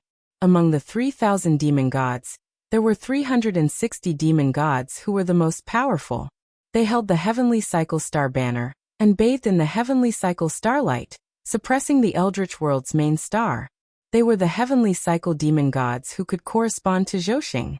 Together with the 5 demi-saints of the demon race, there were 365 demon gods. 3,000 demon gods were 3,000 Daoyuo Jingxian. The number of Daoyuo Jingxian of the demon race was 3 times that of the sorcerers. However, this was not surprising. How many people were there in the demon race? All sentient beings could be considered as demons. With so many clansmen occupying the stars in the heavenly cycle, how could the demons not have many perfected golden immortals? What about the sorcerers? As the descendants of Pangu, they were of noble birth. But this also brought to the gods. This caused the number of sorcerer tribe members to be far less than the demon tribe members. It also caused the sorcerer tribe members to have fewer experts than the demon tribe members. Demon were to the demon race. Even if the demon clan had an overwhelming advantage in terms of numbers, it was still unknown who would win and who would lose. Kill. Under the lead of the Grand Shaman, the Shaman army charged into the heavenly court and engaged in a life and death battle with the demon army. Rumble. The heavens and earth were shaking. Zhousing shone brightly. It was so bright that the entire eldritch world was covered in white. Countless starlight fell and divided the space into countless parts, creating battlefields one after another. Daoyuo Jingxian and Daoyuo Jingxian were fighting. Tai Jingxian and Tai Jingxian were fighting. They did not interfere with each other and fought fiercely. Dijundai. With a loud roar, the 12 grand sorcerers arrived. Without saying much, they charged towards Emperor Jun and the others. Sorcerers, today is the day you die. Zhousing formation rise. Looking at the 12 ancestors of sorcerers, Dijun snorted and activated the Zhousing formation. In an instant, Zhousing was connected. Vast and endless power descended. It stirred up endless killing intent, and surged toward the 12 ancestors of sorcerers. What? How can this be? Under this power, the 12 ancestors of sorcerers seemed to have fallen into a quagmire and could not break free. At the same time, their physical bodies were melting and being destroyed by the starlight. Although this process was very slow, it did exist. After tens of millions of years, the physical bodies of the ancestors of sorcerers would be completely destroyed. This was under the condition that no external force interfered. However, how could Dijun and the rest not take action? Formation. Without hesitation, the 12 ancestors of sorcerers immediately performed a secret technique, and formed the 12 Divine Beings formation. For a moment, the Divine Beings formation surged out and destroyed everything. Haha, Di Jiang, do you still think it's the same as before? Now there are countless demon immortals in the Demon clan. Their strength far exceeds that of the sorcerer tribe. The power of the Zhoxing formation is fully activated. The sorcerer tribe is doomed. Looking at the 12 ancestral sorcerers, Emperor Jun revealed a complacent expression. He too and Luo Shu flew out from his body and suppressed the Taiyang and Taiyin stars respectively. Endless Tao patterns were derived to strengthen the cosmic constellation array. Hey, is that so? Di Jun, do you really think that the 12 Divine Beings formation in front of you is its full power? Di Jiang chuckled and said mysteriously. What? Hearing this, Di Jun's expression suddenly changed and he had a bad premonition. The 12 Divine Beings formation that almost destroyed the demon clan in the past was not at its strongest state. How could this be? Haha. Di Jun, come and see. How deep is the foundation of the sorcerer tribe? Ignoring Di Jun's changing expression, the 12 ancestors of sorcerers shouted in unison. Real body of Pangu gather. At this moment, it was as if the sound of Tao was roaring. It was vast and incomparable. The sound broke the seal of the Zhoxing formation and reverberated throughout the untainted land. Rumble. The entire untainted land was shaking. The great mediums and the saints were not surprised. How could this be? On Mount Kunlun, Mount Meru, and Mount Wanshou, the great mediums of untainted land stared at the trembling dojo, their eyelids twitching. This was something that had never happened before. In the past, no matter how fierce the untainted land was, the untainted divine mountains under their feet were always the same, firmly suppressing the surrounding earth veins. But now, they were shaking and stirring up endless wind and clouds. This was so unbelievable that it was like a myth. Wisps of inexplicable light emerged from all over the untainted land and flew towards the 12 ancestors of sorcerers. At the same time in Panga's hall, an indescribable heart suddenly disappeared. It broke through the Zhoxing formation and descended to the center of the 12 ancestors of sorcerers. This was Panga's heart. It can't be? It can't be. How could the sorcerer tribe? Seeing this, the 3 pure ones' eyelids twitched wildly. They vaguely understood something and a bold idea came to their minds, causing them to exclaim in disbelief. They had completely lost the calmness that a saint should have. Hiss. It's incredible that the sorcerer tribe has such means.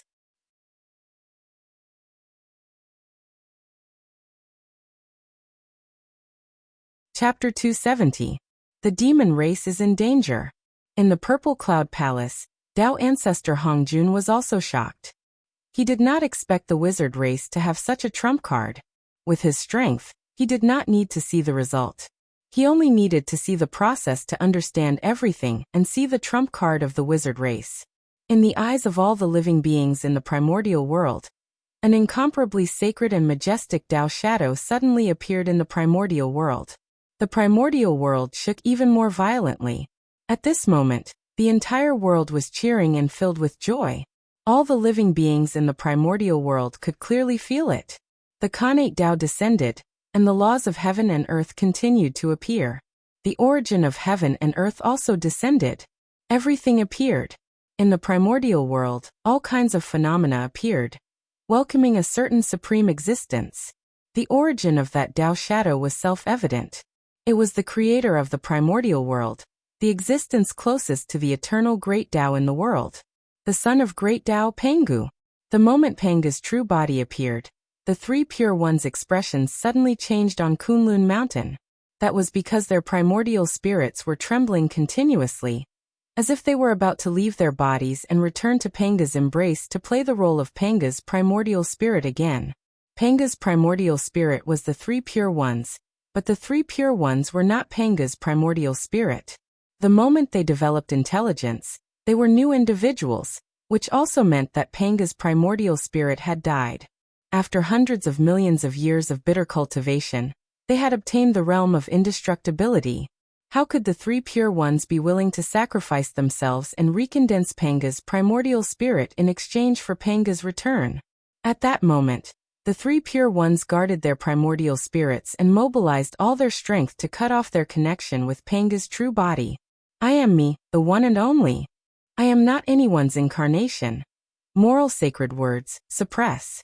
Steadying his beliefs, the Grand Pure One's body surged with the principles of morality, and refined all the remaining Panga's primordial spirit chi in his primordial spirit.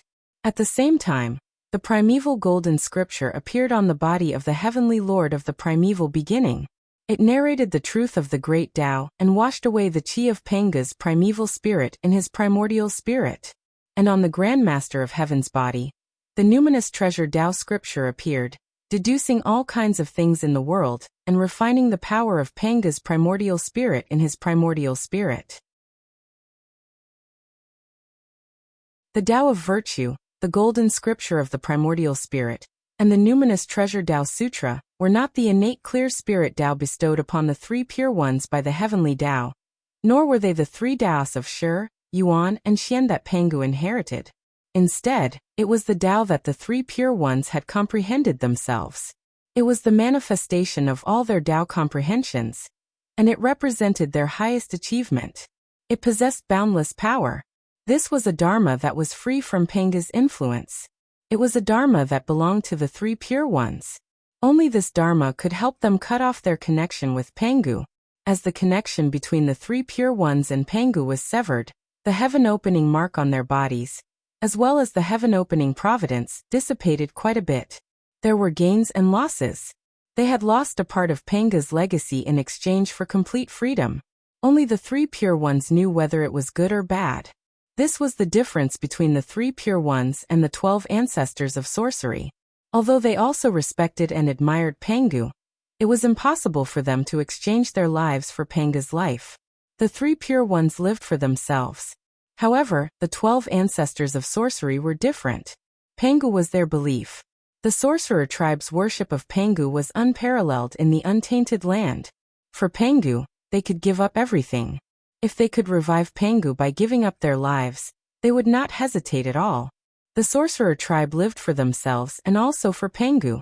It was for this reason that the 12 ancestors of sorcery could obtain Panga's hall and comprehend the 12 divine beings' killing formation from it. They could summon Panga's real body. The three pure ones did not have the sorcerer tribe's heart. Therefore, even if the three of them combined their primordial spirits, they could not summon Panga's primordial spirit.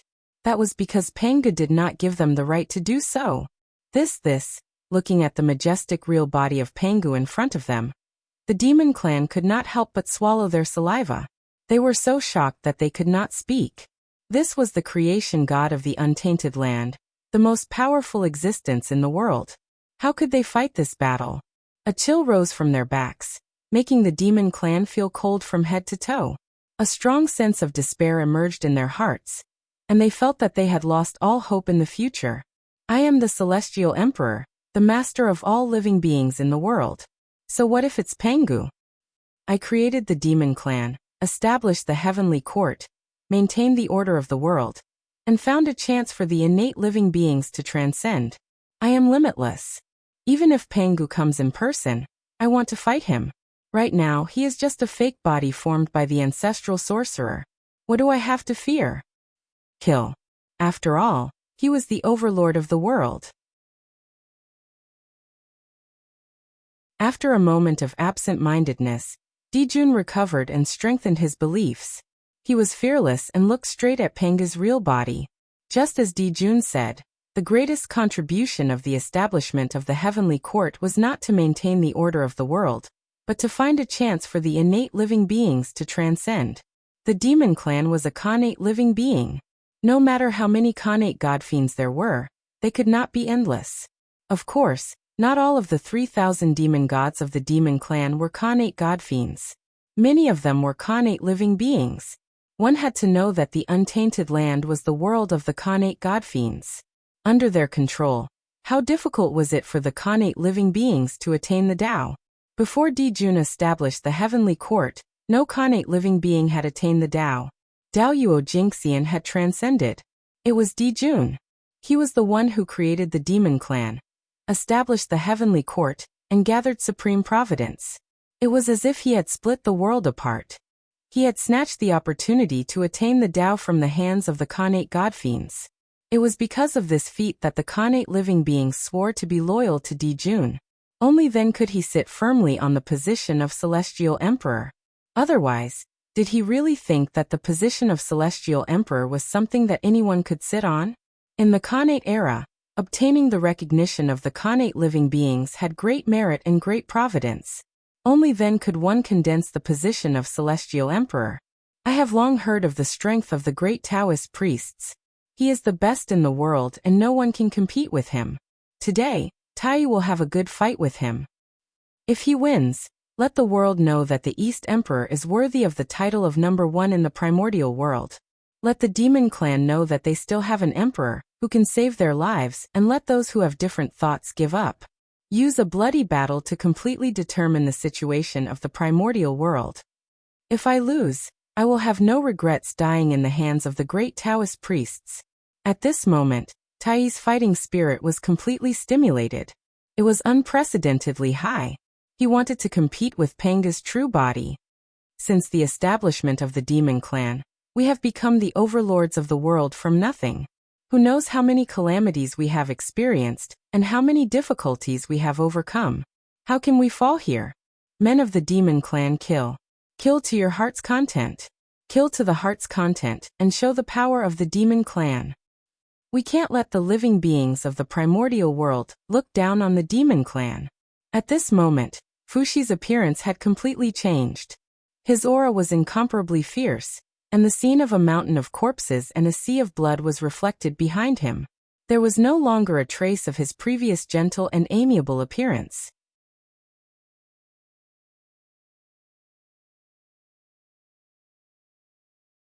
Chapter 271. Fushi, Emperor Shi of the Demon Race. The most intelligent person in the primordial world, was also a top-notch great mystical ability below the saint. There was no doubt about his strength. Kill. Victory to the demons. The 3 demon emperors shouted from the bottom of their hearts and reawakened the fighting spirit of the demons. They overcame the fear in their hearts and clenched their weapons tightly as they charged towards the Magi. Ridiculous. The demons have gone against the flow and lost their Tao in the world. Today, the Magi are under the orders of Father God to destroy them. The demons should be destroyed. Panga's true body looked at the 3 of them and smiled disdainfully. He reached out and shouted, "Axe, come."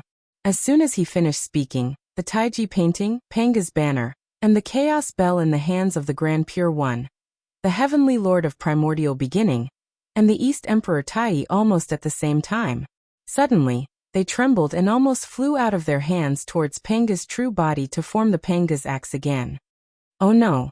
The 3 treasures were the foundation of the 3 of them. They could not lose them. Immediately, the 3 of them used their methods to suppress the 3 treasures.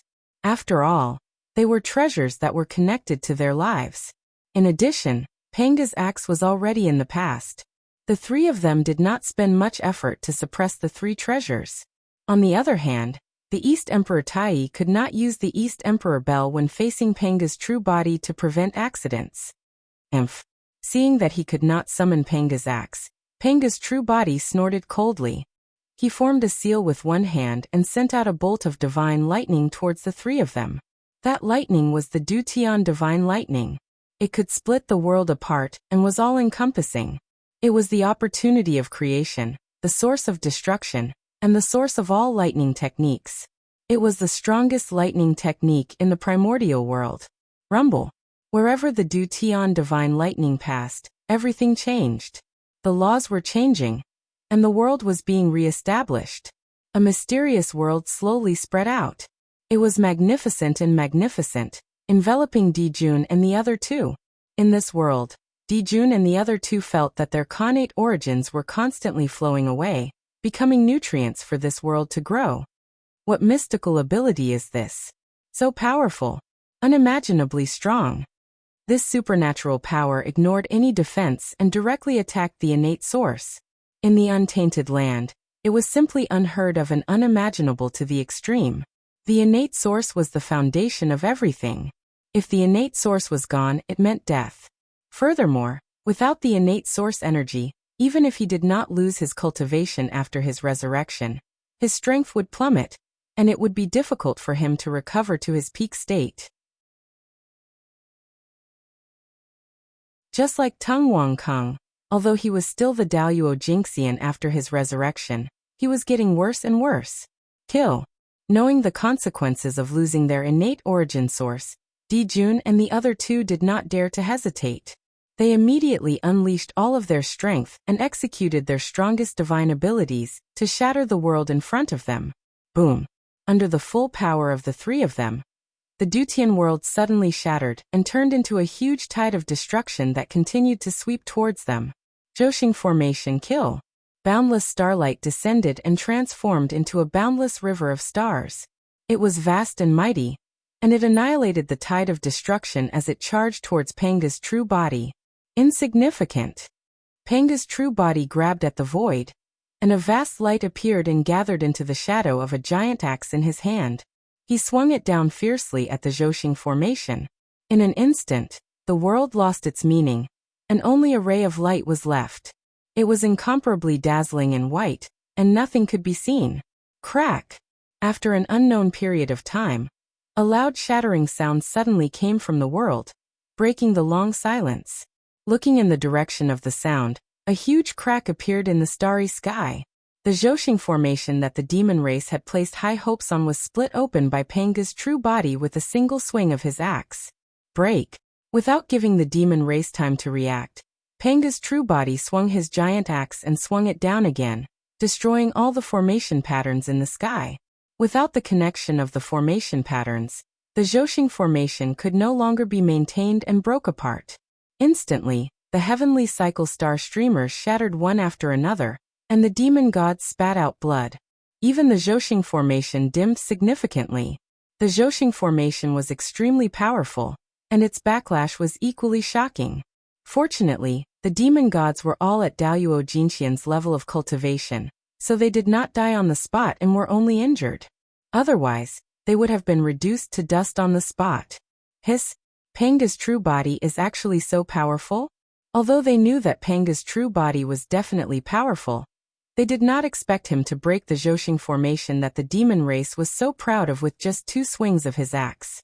Even a sage did not have such power, right? The witch race was so powerful that the demon race could not even retaliate. If nothing unexpected happened, the outcome of this battle was already set. The demon race was about to become history. However, the great masters had thought too much about this. The power of Panga's true body was so powerful because it was his first time appearing in the world. He had gathered the remnant power of Pangu in the primordial world, which led to his power surpassing that of a sage. However, this power was, after all, an external force. It wouldn't be long before it dissipated. If these great masters carefully observed Panga's true body, they would realize that his power was constantly weakening. No matter how strong Panga's true body was, it was not the real Panga's physical body. It was only forcibly condensed by the 12 ancestral sorcerers with the help of the formation. Due to the influence of the 12 ancestral sorcerers, Panga's true body could only unleash the power of a great perfection primordial chaos Dao realm cultivator. If he wanted to be stronger, the 12 ancestral sorcerers would have to continue increasing their power. The Zhouxing formation was broken, and the impact was far greater than imagined. The entire starry sky was trembling, and pieces of debris fell from the stars, turning into meteorites that smashed onto the primordial world. It was unknown how many innocent creatures were harmed and how many people were killed. For a time, the primordial world was full of wails and devastation. What's that? On the Ziwei star, Feng Zichen had been staring at the Zhouxing formation ever since the demon race activated it. He tried to remember all the changes of the Zhouxing formation, so that he could improve his galaxy cosmic light formation. Therefore, when the Zhouxing formation was broken and the starry sky was unbalanced, Feng Zichen discovered a different aura from the deepest part of the starry sky. Curious, Feng Zichen took the opportunity when Di Jun's attention was completely attracted by the sorcerer tribe to release his divine thought. He followed the different aura and explored the depths of the starry sky. This is the embryo of a primordial treasure. There is a primordial treasure in the depths of the starry sky. Why have I never heard of it? In the depths of the starry sky, Feng Zichen discovered a Taoist embryo surrounded by endless starlight. In the Taoist embryo, he could clearly see a Taoist diagram depicting Zhouxing. It was the primordial treasure, Zhouxing diagram. It was the carrier of the Tao of stars, branded with the mark of Zhouxing, recording the trajectory of Zhouxing. It had all kinds of incredible power and infinite power.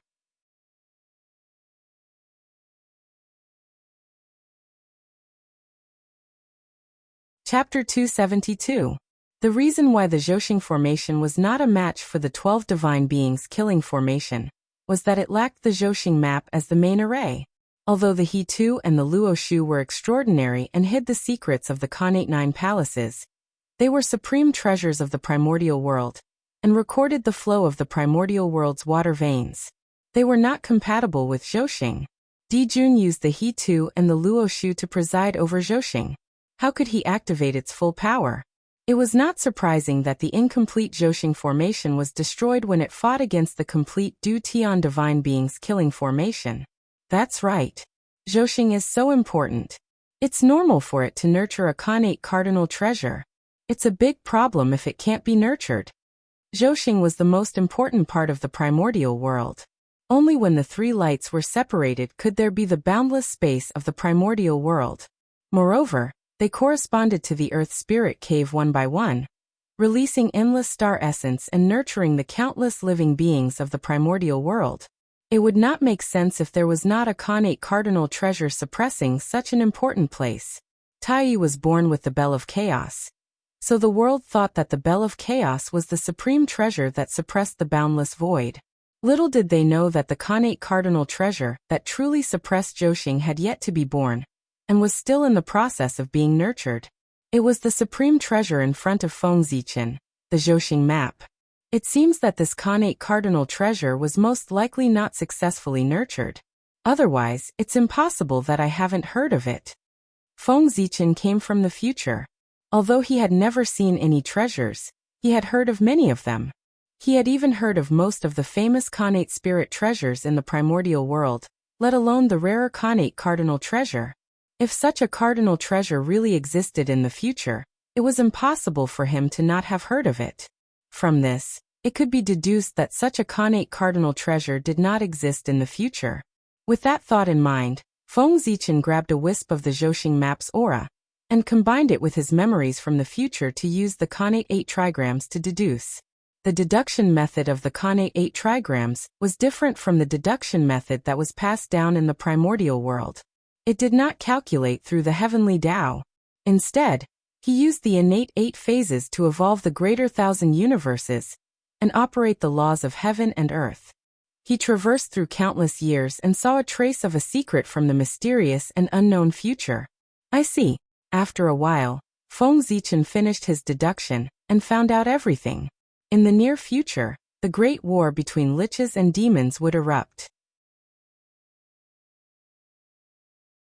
That battle was so terrifying that it was beyond imagination. The entire wilderness was shattered. Zhouxing, who was at the center of the battlefield, was not spared. The starry sky was shattered and the heavenly cycle was in tatters. His source fell greatly. Countless small planets were completely shattered into pieces. As a result, Zhouxing was too busy to take care of himself. How could he spare the energy to create the Zhouxing map? Under the interference of the heavenly Tao, the innate origin of the Zhouxing diagram flowed backward, and returned to the Zhouxing to repair the Zhouxing, so that they would not collapse. At this point, the Zhouxing map, a Khanate cardinal treasure, had died before it was even born. It had completely dissipated in the primordial world. However, since I'm here, how can I allow this to happen? The Zhouxing map, a Khanate cardinal treasure, is mine. A Khanate cardinal treasure that truly belonged to the Tao of stars, and could unify the Zhouxing map was extremely precious. Of course, Feng Zichen was not willing to give it up. It seems that I have to make a good plan. After taking one last look at the Zhouxing map, Feng Zichen slowly retracted his gaze. Di Jun, today is the day you die. Kill. Panga's real body raised the giant axe and swung it at Dijun and the other two. The axe was ordinary. There were no innate runes or aura of the great Tao. There was only unparalleled power, power that was beyond imagination. Under the axe, it seemed to be able to sever the great Tao, destroy all spells, and reopen the world. No matter how hard Dijun and the other two tried, they were only able to resist for a breath before they were sent flying and vomiting blood. Haha! Victory to the witch tribe! With a loud laugh, Panga's real body chased after them. He took a big step forward and came in front of Dijun and the other two. He raised the Panga map in his hand, and was about to kill the three of them. I am the Celestial Emperor. Who can kill me? The heavenly realm is of the same origin. Add to me. Looking at the Panga map that was chopping at him, Dijun's face was filled with madness. He suddenly formed a seal, and attracted the origin of heaven and earth to add to his body. Rumble. Suddenly, a terrifying aura rose from Dijun's body, shocking the entire primordial world. At this moment, his strength rose to a brand new level, the primordial chaos Tao realm. It was the realm that many powerful people in the primordial world dreamed of, the primordial chaos Daoyuo Jingxian. The heavenly realm was a world that was countless times more powerful than the great Kiliacosm. Its origin was so powerful that other than the origin of Earth, nothing in the primordial world could compare to it. Therefore, no one in the primordial world found it strange that Dijun had entered the primordial chaos Tao realm. If they didn't know that Dijun had this trump card, how could the sages tolerate Dijun suppressing them? Kill. Holding the sun god sword, Dijun suddenly swung it and slashed out a dazzling sword light. It was vast and boundless, illuminating the primordial world. Heaven and earth were completely white and lost their color. There was no doubt that this was the power of the Sword Tao. Not long after the Khanate Sword Tao was established, the Grand Master of Heaven, Dijun Mingi, and the others had successively attained the Khanate Sword Tao, causing the power of the Khanate Sword Tao to multiply. You overestimate yourself. Pangu, the pinnacle of strength. Even though the true body of Pangu that the ancestral which had transformed into was far inferior to the real Pangu, its strength was also the limit of its realm. It was almost invincible in the same realm. Clang. With a gentle swing of the giant axe, a vast axe light poured out, shattering everything. It easily wiped out the sword light that was enough to kill a quasi-saint. Then the axe light did not weaken and slashed toward Dijun. Seeing this, Dijun hurriedly raised his sword to block. Crack. After a crisp sound, the Khanate divine sword that had followed him for countless years shattered into countless pieces and scattered into the primordial world, never to be seen again. At the same time, the axe light also dissipated. Sun Star come. At this time, Tai also made a series of hand seals and absorbed the origin of the Sun Star into his body. Needless to say, the Sun Star's importance was self-evident. It was not difficult to create a primordial chaos Daoyuo Jingxian with all its origin on a person. Kill. Behind Tai, a huge wheel slowly appeared and crashed toward Panga's true body. This was the Tai wheel, the great wheel of the heavenly Tao. It was Tai's strongest technique, and also his supreme achievement. Tai was the Tao. The Tai wheel, the wheel of Tao, was an incomparably perfect ring that represented no beginning and no end. Its body was covered with Khanate runes, symbolizing the endless rules of the primordial world. As the Tai wheel moved, these Khanate runes shone, triggering the power of the heavenly Tao, the rules of heaven and earth, and all the power of the primordial world.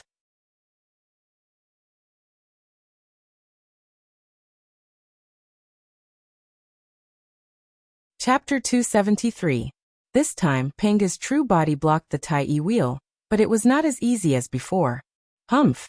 Although the Panga true body managed to shatter the greater one wheel, he was pushed back by the huge force and could not help but let out a muffled groan. It was not that Tai Yi's attack was stronger than Dijun's. It was that after such a long time, Panga's remaining strength had dissipated a lot, causing the strength of Panga's true body to fall back to the primordial chaos Tao realm. His strength has fallen a lot. Everyone present was smart. How could they not sense such an obvious change? Chance. The strength of Panga's true body is constantly weakening. As long as we continue to delay, We will have a chance to turn the tables. After thinking for a while, the three of them understood the reason. They immediately changed their strategy and stopped fighting Panga's true body head-on. Instead, they used delaying tactics. They intended to delay until the strength of Panga's true body declined to the extreme, and achieve a desperate comeback. Unfortunately, Dijun's plan was wrong. Although the strength of Panga's true body was falling, what fell was the remaining strength of Pangu. His essence was still at the perfected primordial chaos Tao realm. In other words, when he reached the perfected primordial chaos Daoyuo Jingxian realm, the strength of Panga's true body would fall to the bottom and would not change at all. Just like that, Dijun and the other two gave up fighting Panga's true body. Instead, they fought with him and gradually stalled for time. Thump, thump, thump. Suddenly, a violent heartbeat sounded in Panga's true body. It beat according to some inexplicable Tao rhythm. It was incomparably grand, shaking the entire primordial world and resonating with all Taos. This was Panga's heart beating. It was not relying on the 12 divine wraith formation to condense Panga's true body and heart, but the true heart of Pangu. It belonged to the son of the great Tao, the father of the primordial world, Panga's heart. This was the true number one treasure of the primordial world. Every time Panga's heart beat, it provided great power to Panga's true body. Clenching Panga's axe tightly, Panga's true body slashed at Dijun and the other two with all his might. Boom, boom, boom. After 3 consecutive explosions, Dijun, Tai, and Fushi were blown apart by Panga's real body. However, the 3 of them were the top great mediums in the untainted land. How could they die so easily? In the blink of an eye, the 3 of them reunited in the distance and reappeared in the world. Cough cough. Although the 3 of them were still alive after suffering such heavy injuries, the power that had been added to their bodies had left their bodies, and they had fallen back to the quasi-saint realm. Kill. Panga's true body didn't say much as he was afraid of another mishap. He raised the giant axe in his hand, and was about to deal the final blow to the 3 of them. It's about time. In the Purple Cloud Palace, Tao ancestor Hongjun calculated, and felt that Panga's remaining power had been exhausted by the ancestral magi, and could no longer pose a threat to him. With a flash, he rushed toward the heavenly court. Stop. At the critical moment, Tao ancestor Hongjun suddenly appeared and blocked the giant axe that was slashing at Dijun and the other 2, saving them. Hey! Tao ancestor Hongjun, what do you mean by this? Panga's true body couldn't help but be angry when he was suddenly stopped, and asked Tao ancestor Hongjun, the demon clan maintains the order of the world. They have contributed to the untainted land and should not be destroyed. After sizing up Panga's true body for a while, Tao ancestor Hongjun said coldly. Hongjun you. Pointing at Tao ancestor Hongjun, Panga's true body was so angry that he couldn't speak. I've long heard that Tao ancestor Hongjun has merged with the Tao with his body. He is fair and righteous and will not easily interfere in the matters of the untainted land. Today I see that rumors are just rumors. They can't be trusted. After a while, Panga's true body said with a mocking expression. But then his face suddenly darkened and he shouted coldly at Hongjun. Today, the Witch Clan is under the orders of Father God to send troops to suppress the Demon Clan and stabilize the untainted land. Whoever dares to stop us will be the enemy of the Witch Clan. Hongjun, let me ask you, are you going to make way or not? At the end of his sentence, Panga's true body was filled with killing intent. The heavenly divine baleful chi surged out and swept through the surroundings. The poor Wei said that the Demon Clan has contributed greatly to the untainted land, and should not be destroyed. Shaking his head, Tao ancestor Hongjun's tone did not change at all, as if he did not care about the threat of the Witch Clan at all. What a biased old man. Take my axe. Seeing that Tao ancestor Hongjun's attitude was so firm, Panga's true body was furious. He raised his axe and slashed it. Go back. Tao ancestor Hongjun waved his sleeve and a terrifying power erupted, knocking Panga's true body down from the heaven realm and onto the untainted land. After stabilizing himself, Panga's true body was about to point at Tao ancestor Hongjun and curse when he saw a purple light flash. Panga's true body suddenly disappeared, and the 12 ancestral witches appeared one after another. How could it be? This time, the ancestral witches were well behaved. Looking at Tao ancestor Hong Jun in the sky, they did not dare to say anything even though they were furious. This, masters, teachers, strength is actually this strong? In the distance, the saints and many powerful people who saw this scene could not help but exclaim. Such a powerful true body of Pangu was actually defeated by Tao ancestor Hong Jun in one move. His strength was becoming more and more unfathomable. Greetings, master. At this moment, Di Jun and the other two walked forward and bowed to Tao ancestor Hong Jun. Get up. Nodding, Tao ancestor Hong Jun gestured to the three of them. From now on, the demon clan will rule the heavens and the witch clan will rule the earth. Within 100,000 years, there will be no more disputes. Looking at the demon clan and then the witch clan, Tao ancestor Hong Jun said, "Yes, I will follow master's orders." Di Jun and the other two hurriedly said in unison. This was obviously a good thing for the demon clan. They had no reason to refuse. Got it. Boys, let's go. We'll spare the demon clan this time. With Tao ancestor Hong Jun around, the 12 ancestral witches knew that they could not take advantage of him. With a wave of their hands, they recalled the witch clan army and left. All of you, take care of yourselves. After taking one last look at Di Jun and the other two, Tao ancestor Hong Jun also left. Hiss. This Panga's true body is so hard. As soon as he returned to the purple cloud palace, Tao ancestor Hong Jun's expression changed. He could not help but frown and shake his arms repeatedly. He was no longer as indifferent as before. When Tao ancestor Hong Jun dealt with Panga's true body, it was easy for him to disperse Panga's true body and break the 12 capital heaven divine wraith formation with a casual strike. However, that strike contained not only his power, but also the power of the heavenly Tao. That was why he was able to defeat Panga's true body in a single strike. Even so, Tao ancestor Hong Jun's arm, which was casting the spell, was still trembling from the huge recoil. If not for the fact that he had to take into account his image, he would have cried out on the spot. Fortunately, he held it in. Now that he had returned to the purple cloud palace and there was no one else around, Tao ancestor Hong Jun could cry out without caring about his image, and not worry about being discovered by outsiders.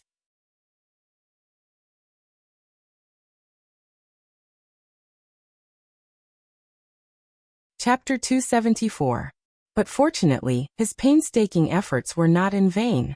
That move had completely shocked everyone in the untainted land. Presumably, after this time, the image of Hong Jun Taoist would become higher and more unfathomable in the eyes of the great mediums. No one would dare to disobey his orders. The demon clan, the wizard clan. How troublesome. Thinking of the wizard clan and the demon clan, even with Hong Jun Taoist cultivation, he could not help but have a headache. Alas, these sages.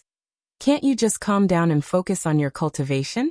Why do they have to get involved in these secular affairs and make the untainted land a mess? With Hong Jun Taoist cultivation, Zhuan Ti thought that he had done it secretly and no one could find out. But how could he hide from Hong Jun Taoist's eyes? Taoist Hong Jun was naturally well aware of the reason for that. Brother, Hong Jun Taoist has gone too far. He is so partial to the demon clan and humiliated the wizard clan. He is really a Tao ancestor. I used to think that he was a good person.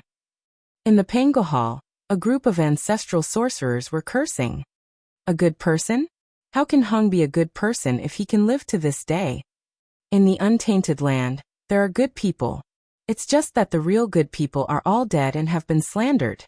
Anyway, the dead can't speak and won't stand up to refute. Isn't it just slander by the living? Hearing everyone's words, Dijiang sneered and said, Hong Jun Taoist has experienced many schemes to live to this day. If you think about it a little, you will know that he can't be a good person. Another name for a good person is a fool. Is Hong Jun a fool? Wasn't it? Doing good things in the untainted land was called smart. Being a good person in the untainted land was not a fool. There were so many bad people in the untainted land. Originally, everyone was the same and could not see any problems. But suddenly, a good person appeared. With this comparison, everything was out. If those bad people did not plot against this good person, how could they live up to their identity as bad people? Isn't Hongyin a good person? But look, after he died, who else wanted to avenge him except Jin Yuanzi? Those who were helped by him in the past didn't even show their faces. They all pretended to be deaf and dumb. He pretended not to see something that alarmed the entire primordial world. Do you see that? This is what happens to good people. Let's wait a little longer. It won't be long before bad words about Hongyun spread in the untainted land. His reputation will be completely ruined. Otherwise, those Khanate divine demons who are helped by Hongyun won't have the face to stay in the untainted land. Dijiang had a thorough understanding of the innate godfiend's personalities. Good people had no chance of survival in the Great Desolate. Alright, I've said so much, but I just want to tell you. In the untainted land, you can do good deeds, but you can't be a good person. Speaking of this, Dijiang suddenly looked at Hutu and said to her sternly, especially you. The Lady of Earth's benevolence is already spreading in the primordial world. Big brother, I hope you can grasp the scale well and distinguish the boundary between good and bad. The red cloud mirror is right in front of us. Don't repeat his mistakes. Dijiang was very helpless about his sister. Perhaps because of the influence of the earth, Hutu's personality was completely different from other ancestral sorcerers. There was no tyrannical aura at all. Instead, she was full of holy and auspicious aura. She was not like the sorcerer tribe at all. No, perhaps, her appearance was the real appearance of the sorcerer tribe. Hutu was born with a benevolent heart. She was full of pity for all living beings in the untainted land. She had been doing things of merit in the untainted land, and was loved and respected by all living beings in the untainted land. This was nothing. However, after Hongyin died, Dijiang could not help but worry. If Hutu continued like this, it was hard to guarantee that she would not be used by outsiders and follow in Hongyin's footsteps. That was why the scene before his eyes had occurred. Big brother, don't worry. Hutu knows what to do. Hutu nodded and replied, it's good that you know what to do. Then I won't say anything more. However, the matter of the untainted land needs to be completed as soon as possible. Hongjuan's strength is unfathomable. It's far from what we can compete with. With him protecting the demon clan, it seems that our plan to destroy the demon clan won't work. Now the only way is to find a way to increase the foundation of the sorcerer tribe, and improve the strength of our tribe. After 100,000 years, we will destroy the demon clan in one fell swoop. At that time, even Hongjun won't be able to say anything. During this period of time, I'll have to trouble you to work harder, and strive to draw the untainted land map as soon as possible. Dijiang stood up and said, for the sorcerer tribe, we will do our best. The ancestral sorcerers stood up and replied. Then they turned and left the Pango Hall. After this battle, the untainted land will never be peaceful again. On the coast of the East Sea, Feng Zichen looked at the sky that was gradually recovering, and could not help but sigh. After the Second World War, the untainted land would usher in a series of changes. Every event had a far-reaching impact. It was enough to change the infinite future and produce countless variables. Hutu turned into reincarnation. The three pure ones separated. Chang'e flew to the moon. These unimaginable events would follow one after another. After these events, the human clan would also usher in the most terrifying and dangerous calamity since its birth. The demon clan slaughtered humans. It's time to make preparations. Sighing, Feng Zichen turned and returned to the human clan's ancestral temple to continue refining the human Dao imperial court. This was the inheritance treasure of the human clan. It was enough to establish a foundation for the human clan. He could not be careless. However, there was no hurry. Although Dao ancestor Hongjun had only stipulated that the sorcerer and demon clan could not fight for 100,000 years, the sorcerer and demon clan's anger had dissipated. They would not fight without preparing for millions of years. In other words, Feng Zichen still had at least 1,000,000 years to prepare. 100,000 years later, the human clan's ancestral temple suddenly erupted with resplendent light that shot into the clouds. Then the mighty power of the human Dao poured out and swept through the untainted land. Freeze. At the crucial moment, Feng Zichen took out the Hongming Daozhong and sealed the void in all directions. He covered up the commotion caused by the mighty power of the human Tao in time. In this way, the fluctuation of the mighty power of the human Tao did not alarm the untainted land and attract some malicious gazes. Of course, no matter how fast Feng Zichen's movements were, he could not hide it from Niuhua in the palace of Empress Hua. After all, the human clan's ancestral temple was right under her nose.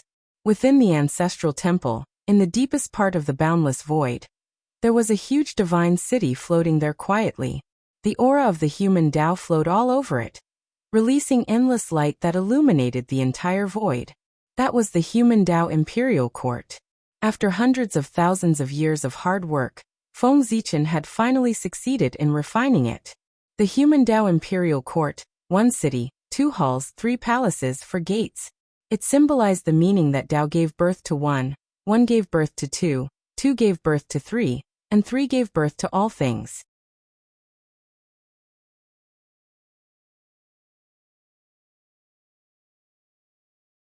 Chapter 275. The city referred to the human Tao imperial court itself, symbolizing the meaning of one origin. The 2 halls referred to the ancestral hall and sacred hall. The sacred hall enshrined Niuhua, the 5 elements sacred beasts, and the Daoyuo Jingxian of the human race. In the future, if a powerful figure appeared to protect the human race, they could also be enshrined there. The ancestral hall enshrined the martyrs of the human race, those who had sacrificed themselves heroically for the development of the human race. Although they were dead, their spirits were not extinguished. They would sleep in the ancestral hall, forever enjoying the incense offerings of the human race, waiting for the day they returned. The 2 halls, 1 for life and 1 for death, used life and death to evolve the Tao of Yin and Yang, explaining the principles of Yin and Yang. The 3 palaces were the human emperor, empress, and crown prince. They used the 3 to balance Yin and Yang, operating the 3 talents, symbolizing the Tao of the 3 talents. The 4 gates referred to the 4 gates of the east, west, north, and south. They corresponded with the 4 cardinal directions and represented the Tao of the 4 cardinal directions. The 5 elements, 6 directions, 7 planets, 8 trigrams, 9 palaces, and 10 directions. These Tao of heaven and earth were all represented by buildings in the human Tao imperial court. The human Tao imperial court was a divine city built with the chaos formation as the foundation. The buildings themselves naturally had extraordinary meaning, corresponding to the 10 connate Tao diagrams that formed the chaos formation. This was the human Tao imperial court, a divine city of the great Tao. It contained the truth of chaos and explained the mysteries of the great Tao. It was all-encompassing and gave birth to 10,000 Tao. Good.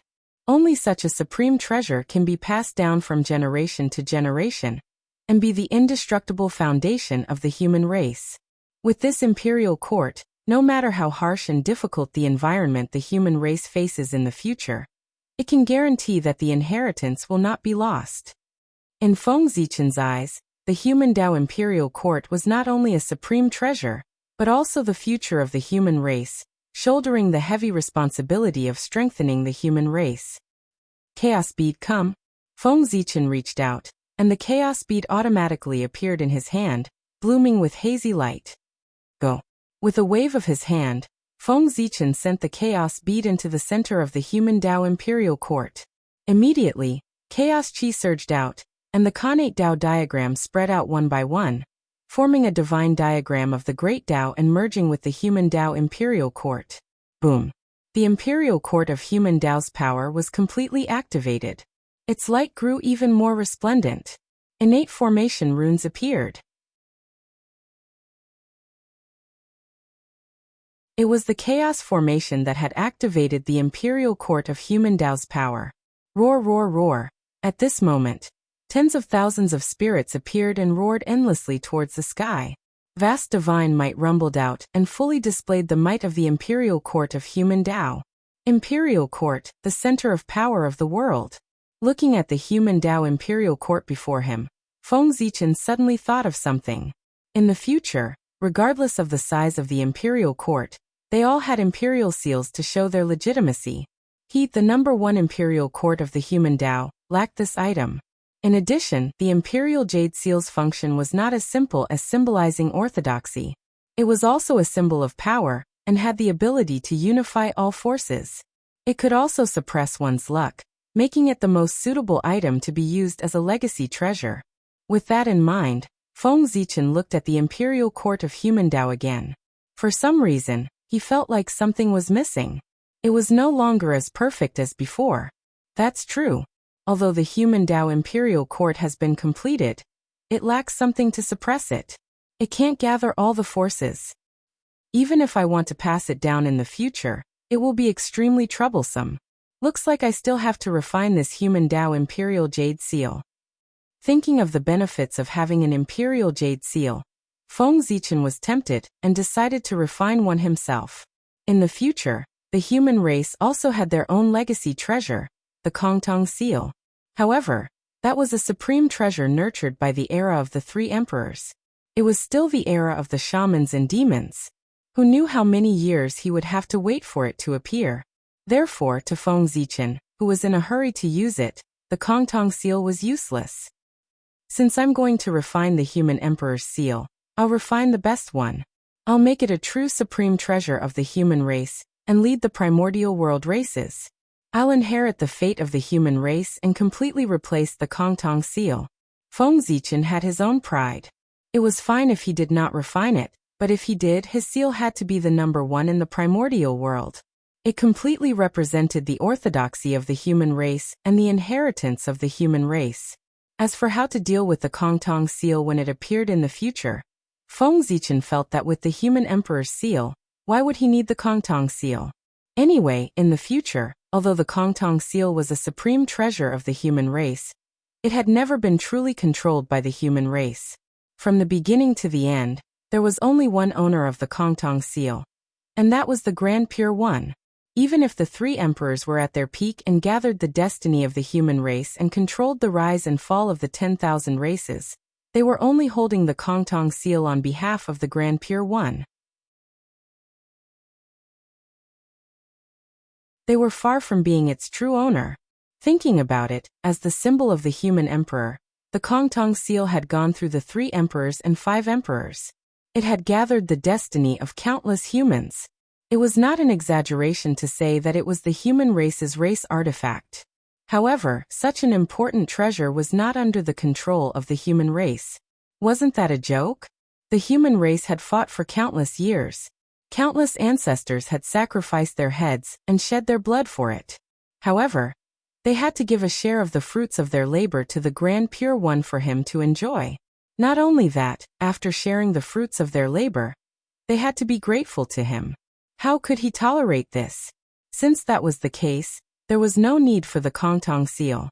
This was something that was extremely important to the human race, but was completely out of their control.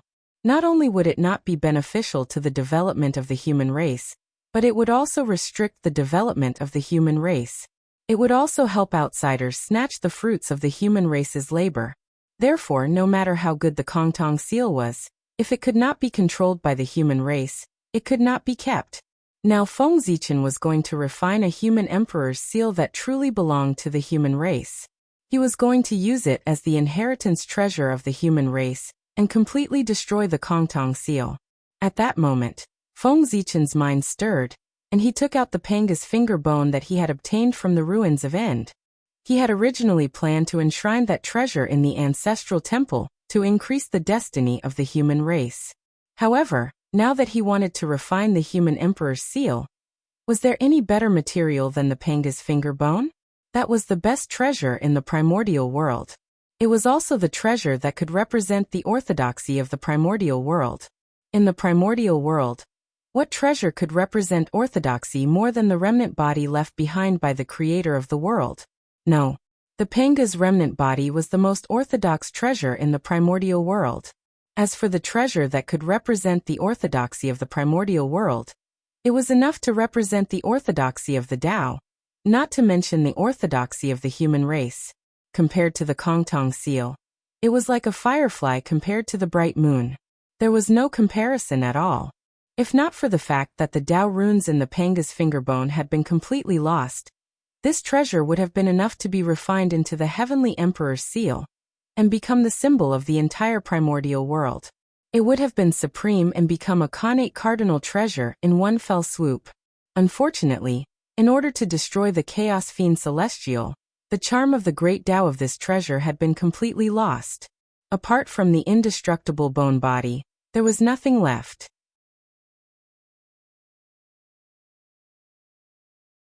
Otherwise, he could have directly turned into a connate cardinal treasure. There was no need for outsiders to refine it. Even so, the human emperor's seal refined with the Panga's finger bone would at least be a supreme-grade connate cardinal treasure. It was much stronger than the Kongtong seal.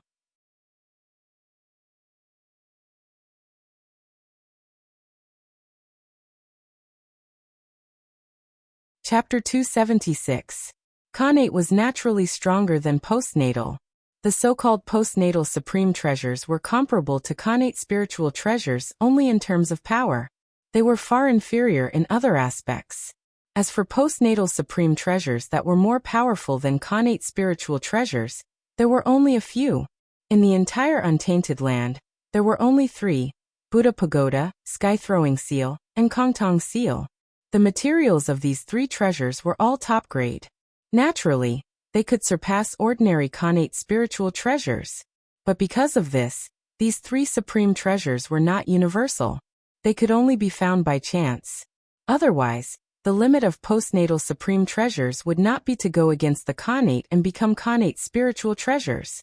Great Taoist priests, your junior Feng Zichen wants to refine the Emperor's seal to inherit the human path and maintain the order of all living beings. I hope great Taoist priests can help me. After placing Panga's finger bone on the altar, Feng Zichen tidied his clothes and bowed respectfully. Panga's finger bone was so hard that Feng Zichen could not refine it. Even if he used a connate supreme treasure for hundreds of years, he would not be able to break it. Unless the top 10 chaos demon gods came. Even if Tao ancestor Hongjun came, he might not be able to shatter it. The only way to refine Panga's finger bone was to pray to Pangu and ask him to refine it. That was why the current scene was happening. As for whether Pangu would agree or not, Feng Zichen was not worried at all. Not to mention that he was favored by Pangu, he still had the heavy responsibility that Pangu had given him. In order to give Feng Zichen some benefits, Pangu would not refuse. Sure enough, not long after Feng Zichen's request, Panga's finger bone on the altar changed. There was a flash of purple light, and Panga's finger bone gradually melted, forming a purple liquid.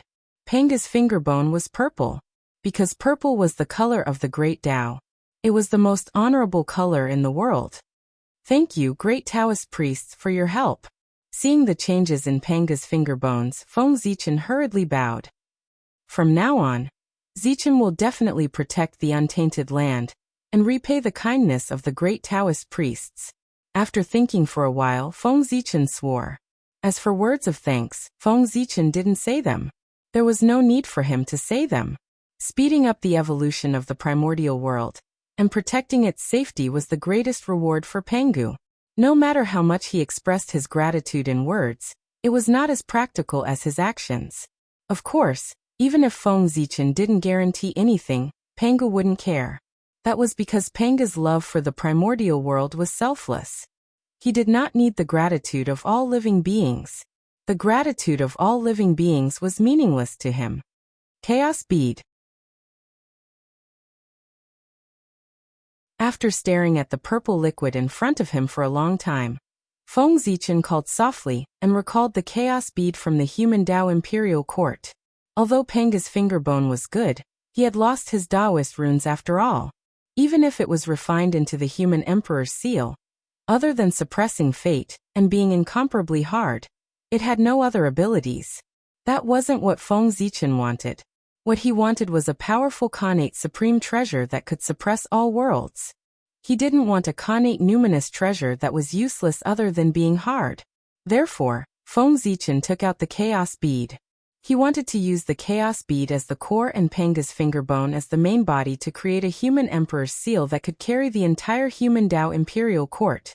With the support of the mighty power of human Tao, it would completely transform into a human supreme treasure. Feng Zichen believed that the chaos bead, which was already a half-step Khanate Supreme Treasure, would definitely be promoted to a Khanate Supreme Treasure after fusing with Panga's finger bone. Even if it couldn't, it would be enough with the mighty power of human Tao. In fact, Feng Zichen was still a little worried about the Chaos Bead being promoted to a Khanate Supreme Treasure. He was afraid that the Heavenly Tao wouldn't allow the Chaos Bead to exist. This wasn't a conclusion he came to by random guesses. There were precedents to follow. The Heavenly Tao had always been extremely afraid of Chaos Supreme Treasures. This was because their powerful power was enough to interfere with the operation of the primordial world and destroy the balance of the world. Therefore, the Heavenly Tao would definitely not allow the existence of Chaos Supreme Treasures. Even if it was possible, it wouldn't allow it. The 36th grade Chaos Green Lotus had contributed greatly when Pangu opened the world. In the primordial world, it could be called a heaven-opening sacred artifact.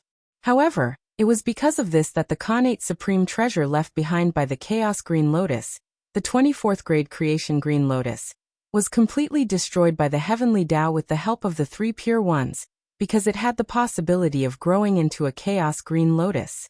From this, it could be seen that the Heavenly Tao was afraid of Chaos Supreme Treasures. It didn't even let go of heaven-opening sacred artifacts. And the Chaos Green Lotus with such a status was shattered by the Heavenly Tao. If the Chaos Bead, whose status was far inferior to the Chaos Green Lotus, wanted to advance to a Khanate Supreme Treasure, his outcome would probably be even worse. He might directly attract the most terrifying heavenly punishment and be destroyed on the spot, completely disappearing. However, after fusing with Panga's fingerbone and the support of the power of the human Tao, the Heavenly Tao might not dare to destroy the Chaos Bead. Between the Heavenly Tao and the human Tao, Feng Zichen felt that the Heavenly Tao should be stronger. However, Feng Zichen knew that the Heavenly Tao would never attack the human Tao. The three paths of heaven, earth, and human were formed by Panga's essence, energy, and spirit. According to the principles of cultivation, among the three of essence, energy, and spirit, spirit was the highest, followed by qi, and essence was the lowest. Therefore, the Heavenly Tao was the strongest, followed by the earth Tao, and then the human Tao. However, the path of cultivation was to refine essence into qi, and refine qi into spirit. From this, it could be seen that essence gave birth to life, and qi gave birth to spirit. Essence was the foundation of qi and spirit.